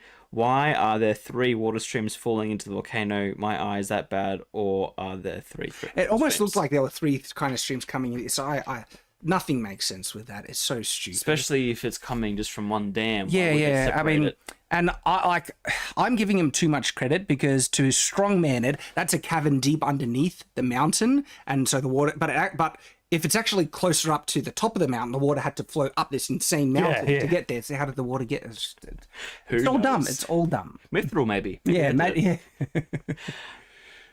Yeah. Crazy Tiger Person gave us 2, so both for $5. The first one was, they just solved a conspiracy. Wow. Amazon is a threat. Alex Jones was right. I mean, it's like there were so many people saying that happened to them as well. So that's not by accident. This is their big show.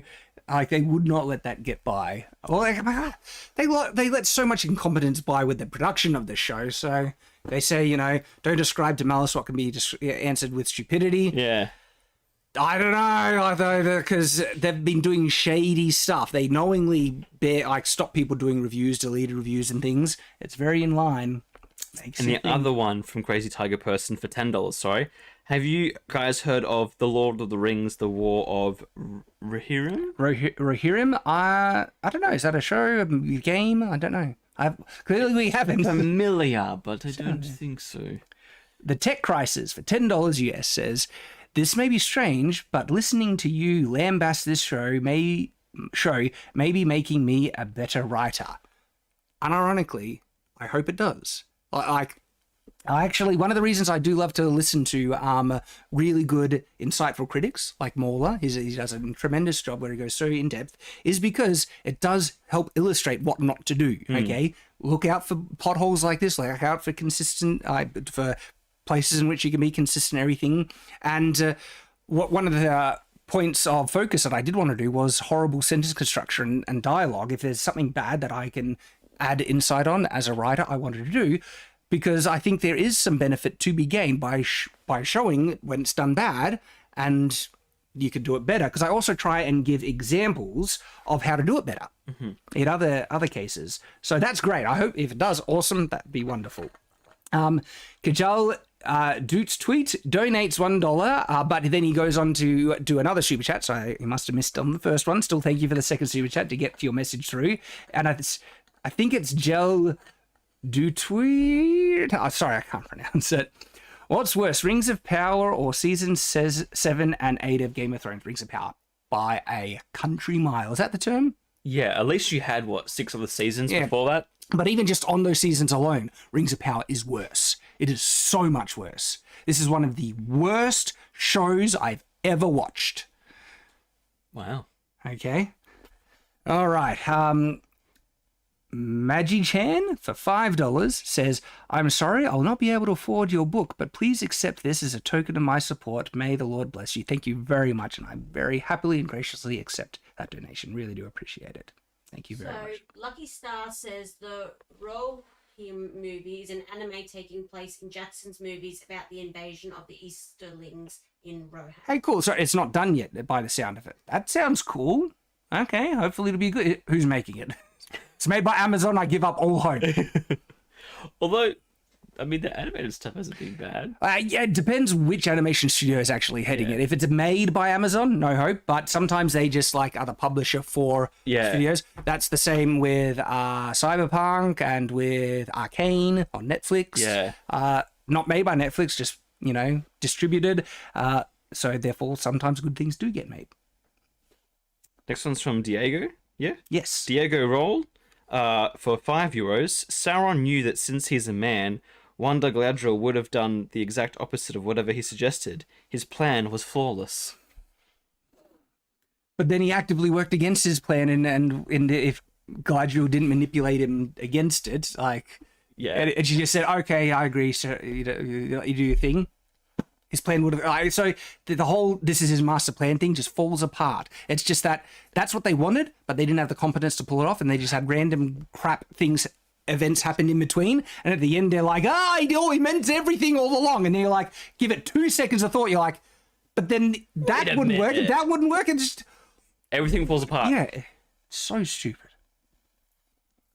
Next one is from the Blackstone chapter, for $5 I think my joke question would have been a better ending. Lots would have been a better ending. Yeah, you're right. Next one is from Jason. I think is it Jason Solo for $5 Australian. This is not canon, nor is it fan fiction of which purpose is intended to create, not supplant. The Rings of Power is a heresy. I agree. Fan fiction is a lot better. This is not even that. Fan fiction sometimes, in a lot of cases, tries to be respectful to the material. Dataman for €5 says, how do you feel about the plot of the three wise from the east following a star to the humble birthplace of their lord? Is Amazon agenda showing? Okay, the plot of the three weird people following the thing. Don't know. I don't think that's an intentional analogy. Wait till season 2 and see if who anything knows? pops up. Who knows? They're all dead now, though. They just got turned into moths. So, The moths could return. oh, that's true. They'll reform. You've just made us stronger. Thank you for the super chat. Tyak for €20 says, isn't it interesting that in the dialogue scene between Halbrand and Galadriel, she suddenly appears in a very feminine attire? Yep. Seems intentional.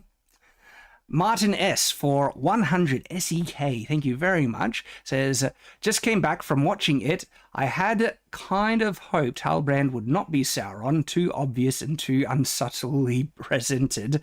But that's there, they're that untalented, they did it. Better if the whole Halbrand Sauron thing had been a misdirection. It was, but if it was a misdirection, then it would also be bad because of how blatantly Sauron lines they purposely gave him. Yeah. And then you would know that that wasn't for his character personality, it was just for cheap misdirection.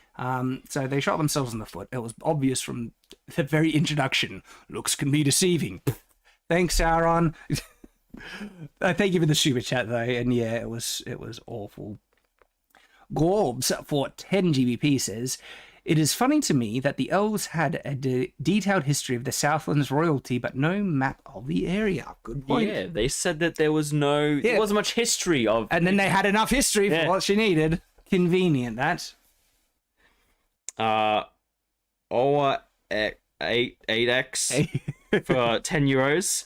Sauron was not always evil. He was an mayor of... I'm going to butcher... I'm sorry. Meyer of Ale. Oh, that's the god. Yeah. Liked order and control a bit too much, and in one of the letters Tolkien did imply Sauron may have sincerely wanted to fix the world. Interesting, but when he started to serve Morgoth, that's my understanding where he went beyond redemption, full-blown evil, and after Morgoth's defeat, he was just like digging in deeper. There's a job opportunity, there's a vacancy, the Dark Lord, I'll take it. But look, I don't know enough about the lore, I could be wrong about that, but that's my understanding. But thank you for the super chat, though. Next one's from Muhammad Albanai for 250 QAR. Thank you very This much. show has done an amazing job of making me root for Sauron and the orcs. I know, isn't that amazing? It's baffling. I never thought it'd be possible because of how evil they were in the movie and the books. But somehow they managed me to like Sauron. Axis for 5 GBP says, hey guys, Shad, will you be writing a sequel to Shadow of the Conqueror? I love the story, world, and characters. The ending screams for it to continue. So I wrote it mostly as a standalone with sequel potential. So I do intend to write sequels, but not right away because I was quite happy with it, with the ending of it. It had a very complete arc. And so I decided to let it rest while I work on some other projects. I do fully intend to return to it, down the track, but not anytime soon per se. For a while. So enjoy the story as it is. Like I said, it's a very complete story. But there will be things in the future, and I got more projects coming out. You can enjoy it in new, different ways. The graphic novel is available, and that's awesome. I'm really happy with that. So, but I'm so glad you enjoyed it, and there will be something in the future. So thank you for that. Demek CZ for 50 CZK. Imagine the toxicity of the relationship. What happened, love? You have not seen what I have seen. Dating Galadriel. This show. Halbrand, what do you see in it? Oh, I'm a Dark Lord. Actually, he's a Dark Lord. She's a tyrant. She's a tyrant. He probably was like, She's the one. She is my evil queen. Perfect. Perfect to fit into that role. Goodness. Next one is from UP Shoot for €5. Rings of Power managed to make Tolkien fans to root for Sauron or even Morgoth. This shows they are truly evil. Yeah. Yep. Charles Sapp for 10 USD. Do a video on how Henley's historical fiction books are better than Hollywood. In Freedom's Cause and St. George for England are good medieval books, and by Pike and Dyke has an example of stick use. Oh, stick use. Might have to check him out. Stick good. Haven't heard of him, but that sounds like a very good recommendation. Thank you very much. Sticks. Serious weapons. Zan Zoltan for 200 ARS. Hail Nathan and Shad. I can't believe we're here again. Yesterday, She-Hulk, now this one. I can't believe that the most feminist shows portray their protagonist female roles in the most misogynistic characters of all time. It's baffling. They want to make these great female characters, and they are awful. Galadriel's one of the worst we've seen. Yeah, no. Like, she's worse than Rey. Rey is timid compared to I know. what Galadriel is. Galadriel is unashamedly awful and just hateable. She's just a vile, dislikable There's character. nothing you can like about her.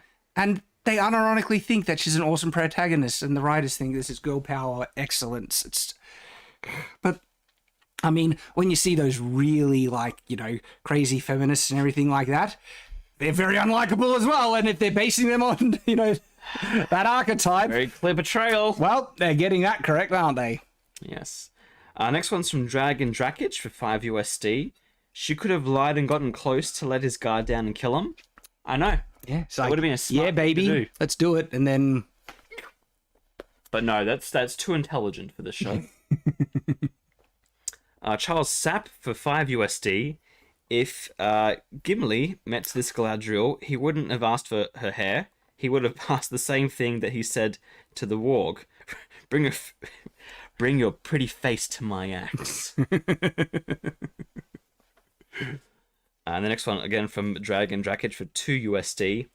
I feel like Sauron and Galadriel roles were reversed. seems like that. Yeah. Dave Silkstone for 5 GBP donates 5 GBP. Thank you very much, sir. Dr. Khalid for 100 SAR says Team Sauron. Me too. This rate, yes. Yep. Gorbs for 5 GBP says, with 3 there is balance. Yeah, tell that to the Roman Empire triumvirate. Doesn't, like, 3, balance, doesn't make sense. Dave Silkstone once again donates 2 GBP. I hope you, if he's trying to say something, that you managed to get the super chat working for you, sir. Duncan for 140 ZAR says, in all fairness, this is technically the best billion-dollar film production ever made. But it's also the worst by that definition as well, isn't it? Is it the only one? That's what I'm guessing. I'd say, yeah, that's why it's also the worst. Next one is from Dragon Drakage. Again, goodness, man. Dude, thank you. 5 USD. US government is split into 3, so it's not too far-fetched. But there's nothing inherently balanced about it. It's just like 1 will corrupt, 2 will divide, 3 will balance. It's like, I mean, 2 could just team up and the other one get left, but it's nothing inherently intuitive to reach that conclusion. It does not make sense. But still, thank you for the super chat. Next one's from Claire Dupre for 10 USD. Had a dream with the characters of the Rings of Power, and it had a better story and characterization than what Amazon has managed. Also, Shadow the Conqueror had me on the edge of my seat the entire time. Oh, that's awesome to hear. And hey, that's not a paid review. This is a genuine thing, guys. They paid you. They paid me to say it. That's even better. It's amazing. Thank you. I really appreciate it. But hey, it means the world that my book held you on the edge of your seat the entire time and you enjoyed it. That's awesome. Thank you very much. Trucker Mark for $5 says, why is every single shot filmed in this show a close-up? There are some really awkward close-ups. To make you feel uncomfortable. It seems like that. Draco1346 for $20 says, our master Bezos the Prime bids thee welcome. Oh, really? Does he? Have we attracted his eye and attention? FDSKO, Ducorion for €2.94. Someone say the Hobbit films was worse. Your take? No. This is much worse. This makes the Hobbit films look way better. It's like when Last Jedi came out and Rise of Skywalker making the prequels look so much better. I would have accepted 1,000 Hobbits over this crap. Boba Fett? My goodness. That show. What are we up to? Crazy Tiger Person for $5 says, I'm a bit sad. I'm over my limit to donate to you guys. You deserve everything, especially after this season. Well, it means a lot. Thank you, Crazy Tiger Person. And $5 is very generous. As all the super chats, we are very grateful for everyone that has donated. Really appreciate you guys and appreciate you, Crazy Tiger Person. Thank you. And Sentinel Rex for $5 says, this show was 100% gaslighting from the start. The money for this clearly went to the Twitter accounts to act surprised by the obvious twists. Oh yeah, seems like that. This is like it's hard to describe how bad this show is. So Tabby Yawns for $10 says The Lord of the Rings, The War of the Rohirrim is an anime coming out in 2 years. I hope it blows. It's the Rohirrim, yes. I hope it blows this disgrace of a series out of the water. What do you think if you know about it? Don't know about it, but now I'm interested. Hope it'll be good. Anime usually makes Japan are not, drowning in the whole woke stuff, and so they still make some good things. Michael C. Madden for $5 says this canon shall not pass. Why do these people get to declare what is canon? Reject it. The consumer should decide. I do reject it. This is totally not canon. I completely agree. Next one from Seacad for $20 Australian. Congrats on the 300k. Can't wait for my signed leather bounds. Recently bought the audiobook too, and it is now on my queue next to listen to. I can't wait. I hope you enjoy, sir. Can't wait to get you your leather bounds. That is awesome. Skits 3D for $5. Don't forget to mention your audiobook on the Shadow of the Conqueror. Been listening to it and it's great. We just did. Yes, indeed. And so the audiobook is still available, okay? The second edition novel is available, and you can enjoy it in a new format as well in graphic novel through the Indiegogo campaign. But there's also the audiobook, which is on Audible, narrated by Michael Kramer and Kate Redding, two of the best narrators in the world. No joke. Really. And so I think, check it out. You guys really love it. All right. Thank you very much for that. Blanco Boy for $9.99 says, Hail Shad, after Wheel of Time, I gave up expecting anything good from these people. I was glad to see someone else as upset as me. Thanks for what you do. It's cathartic. That was such a letdown. Wheel of Time. We have a review of that. There's a teaser out, and so that'll be coming out either tomorrow or the day after. It's ready to go. So don't worry, I haven't forgotten Wheel of Time. Oh, yeah. All right, so Film Perguvid, sorry for mispronunciation, for Ron25 says, nitpicking the musical. Shad, you're a fellow writer. What, hon? Oh, he's just been spamming. Oh, really? Why are you doing this? You're better than this, my friend. I hope you get your head straight. Oh, that we're just nitpicking. He's nitpicking. Oh, you think this is nitpicking, sir? Oh, no. Like, have a look at how broken this show is. But if you want to just believe that there's nitpicking, you do that. Whatever makes you sleep better at night. 420 Gunyink for $5 says, At Night's Watch, last I checked, isn't Sauron supposed to be evil? And not a human. Also, how awesome House of the Dragon is. House of the Dragon is awesome. So Sauron can take many forms. Mm-hmm.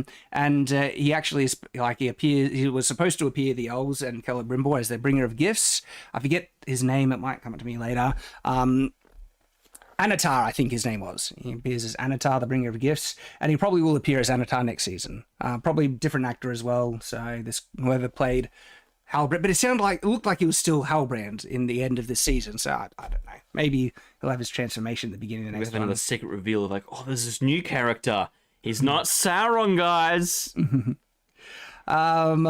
Okay, so our 8tex for €10 says, for me, the worst was the repurposing of Baron and Luthien meeting for Galadriel in Com by her humiliating her husband. A direct middle finger to Tolkien, as that love story is about J.R.R. and his wife. Wow. Yeah, just keep going, don't The they? audacity. Next one is from Corey Castle for $10. Critics went from being ism trolls and have graduated, according to recent articles, as to patently evil and threats to our democracy, Balrogs. Hail, Balrog army! Wow, they're just going further. Like, have they not realized that trying to vilify and falsely shame your critics does nothing and just makes us loathe you even more? Yeah. But they're going deeper, digging their grave in deeper, and they're just like, oh, now you're a threat to democracy. Next one's from Skits 3D for $5 USD. Please review Primal. The armor in some episodes might need a look at. It's on my radar. I've seen good reports of Primal, so very likely to check that out. But thank you for the recommendation and the super chat. Dragon Eye for SEK200 says, "Hey Shad, have you seen the cinematic trailers for Star Wars: The Old Republic? If so, what do you think of the lightsaber duels? If not, you should check them out." Is that The Old Republic, the video MMO. game? Oh yeah, they look great. Yeah. Nathan did a whole. I did a video on the most recent one, which was so good. And I watched it. I was like, "Damn, I'm gonna play this." I didn't actually play MMO, but like the amount of story they put in those cinematics compared to what they would do in the movies. I know. Just get those people to make a Star Wars movie, and then it'd be great. Thank you for the super chat. So Tabby Yawns for $10 says, "Follow-up question. Galadriel travelled for so many years looking for Sauron. Why was she not looking for her husband instead? She thinks she's dead. She thinks she's just completely dead. Yep. No body. Likely he'll just come back alive and he was kept trapped. I think it was Sauron that captured him, interrogated him, and then he learned this wonderful elf by this guy who's like, you'll never take me. My wife loves me. She's the most wonderful person ever." And he's like, "Oh, Bet. I'm gonna do her." And then he goes, Oh my goodness. Sheenin for €5 says, I just going to say this. Tolkien never say that the female elf was the one who gets pregnant. So is that saying that because Tolkien didn't say something, they can do anything, you know? Yeah. He didn't say that, aliens invaded, so he can... That's been their logic. Tolkien didn't say that Halffoot didn't, but Tolkien didn't say that Galadriel didn't go on a quest for Eli. That's been their logic to justify so much of their bastardization of the source material. Yeah. So I think that's what you're saying, and I agree if so. Our next one's from Neil Lindgren for $5 or $4.99. So the show writers of Rings of Power heard My Mother the Car was the worst show ever made, and it took it as a challenge. It seems like that. And the next one's from the Anime Guy for $5. Hey Shad, I'd love for you to review the Bionicle comics and movies. It's a great show, and the fans kept the franchise from being woke garbage. Well, that's good news to hear, and I get a lot of recommendations. Hopefully, I'll get to some of them because I have a long list and I have limited time. I would love to get to all of them, but still, thank you. Kato for $2 US. Will you guys ever continue your review of Arcane? I want to. Oh no, I forgot. I really want to. It's just life and other things have gotten in the way, and so one of these days we will. We're just going to drop. Maybe I reckon we have to at least do it just before lead up to season 2, and the hype starts bringing. You know, back that up might again. be a good idea. Then we'll start doing the rest of the episodes. But yeah, no, it was a good show. Just Arcane was masterful. yeah. I flaming loved Arcane. The Blackstone Chapter Mass for $10 says, "Right, I love these games to death, but I know you are not very lore accurate, but I feel like the Shadow of Mordor games have a much better story and they have a hot shalob." Oh, really? Yeah. Look, I've heard good things from the Mordor games. Good thing about those games is they came out and said, this is not canon. This is fan fiction. We love this. But it was still better. But people were like, all right, great. We'll just know it's fan fiction. And they loved it. Where this show, they're just like, no, we're going to take it. Draco1346, $5 says, it's a twist on the mouth of Sauron scene from the Lord of the Rings movie. It's a twist on the mouth of Sauron. Oh, the mouth. So that's the guy that comes out and is like, hello, guys. Yeah. They've reappropriated and tried to copy so much. Yeah, it could very well be right. Minnow Knight for $5 says, I dropped out after episode 6. If anything, I'm not angry at this show. It's just depressing watching the destruction like the fall of Rome. That is depressing to see something great just be wrecked.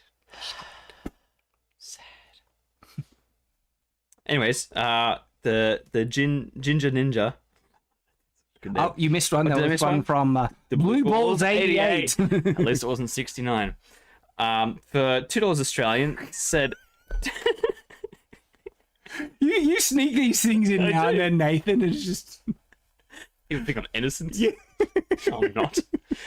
The tax write-off for Amazon, anyone? Yeah. Seems like it.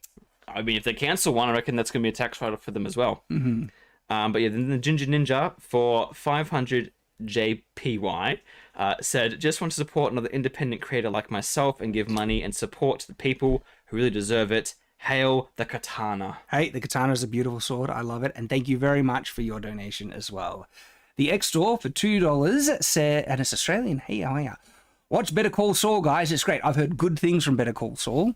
I have not watched any of the Breaking Bad stuff, but the other day I got access to them all, and I'm going to start binging them. Heard it's very, very good.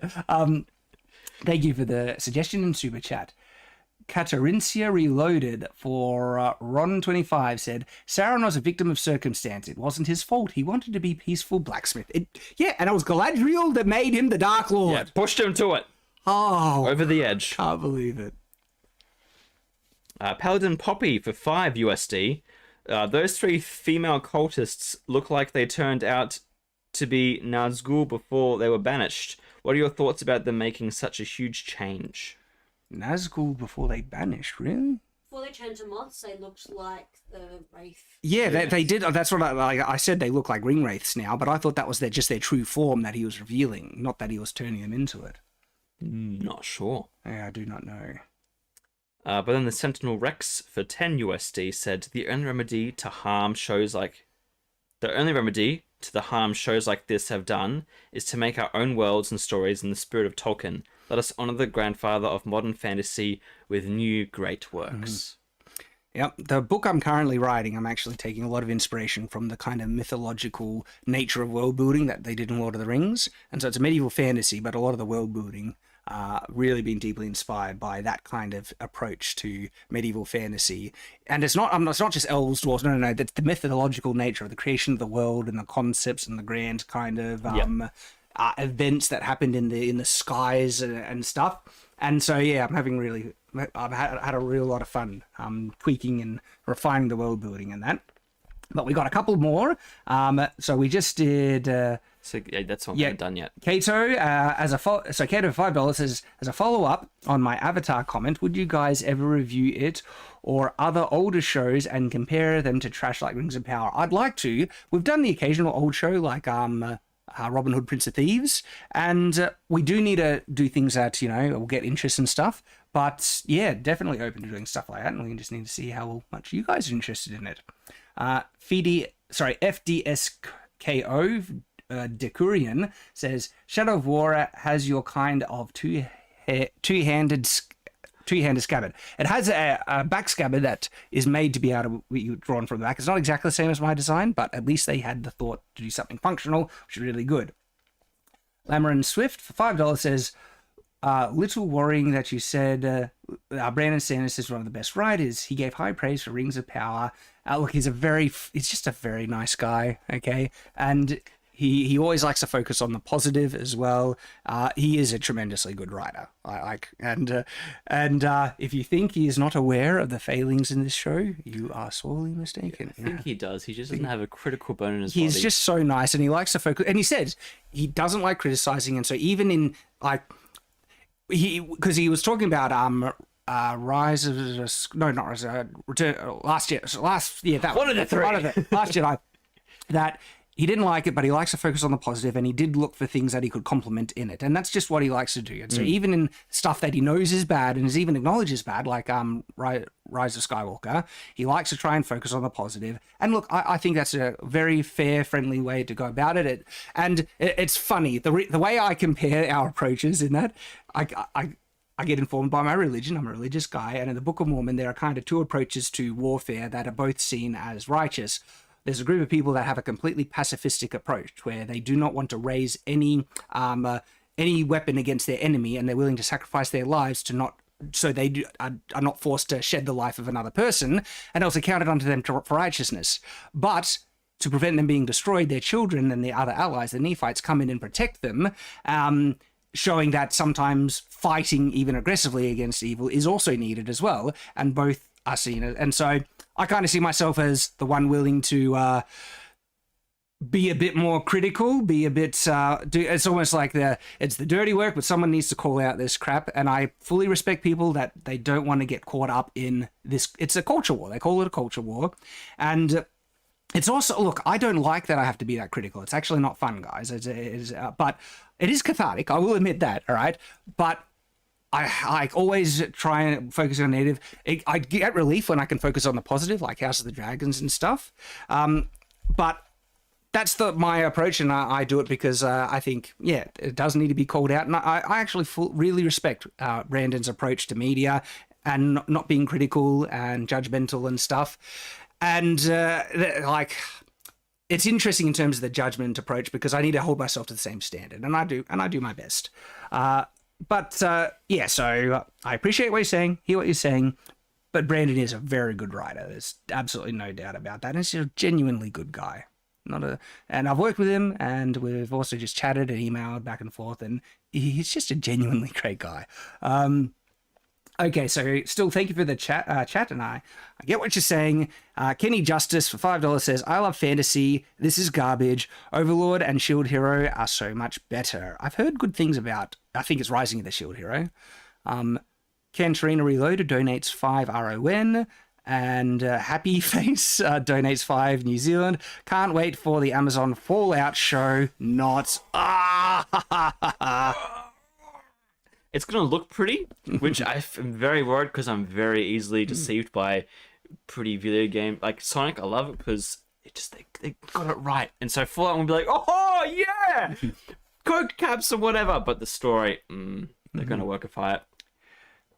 We're almost catched up, but then we get more cover you because Minnow Knight donates $4. Says, quick question for you. So, Shad, what are your thoughts on the characters referring to the inhabitants of Valinor as gods when Tolkien had one god? Yeah, look, the Valar they're basically godlike. One of them even creates the entire dwarven race. And so I wouldn't be I think, it's logical for people in the world to kind of see them as god, but there is one god of this world, very clearly. But yeah, the Valar are pretty darn godlike, and they're pretty darn powerful. Man, they do crazy things in this world. Did you want to catch this last one? The last one is from Katarina Reloaded, who said, you spelled my name wrong. Said, not spelled, but you didn't spell it. Apologies. Shad. Thank you, just going to correct you now. Well, better install YouTube now. I wanted to change my nickname anyways. What do you think about Romania is my city? Also, Rings of Power sucks. I don't know much about Romania. As you mean the city Romania? Yeah, Romania. Yeah. Right next to Hungary. Yeah. Don't know much. I'm Australian. I'm an uncultured Aussie. That's the other side of the world. And we are caught up. You guys are legends. Thank you to everyone who has donated and made a super chat. Thank you to everyone who supported Shadow of the Conqueror, the graphic novel. We're over 300,000, which is amazing. And we'll just keep pushing. Let's see what we can get to next. Wow, awesome. And really appreciate you guys joining us. We have a lot of fun. We do it for you guys. And we're so glad you appreciate it as well. But also because this stuff needs to be called out on. That's what we do here on Night's Watch. Because that's it. There's horrible media being subverted with agendas behind them, trying to push certain ideologies. It needs to be called out on account because that's what we do. We always stay on watch.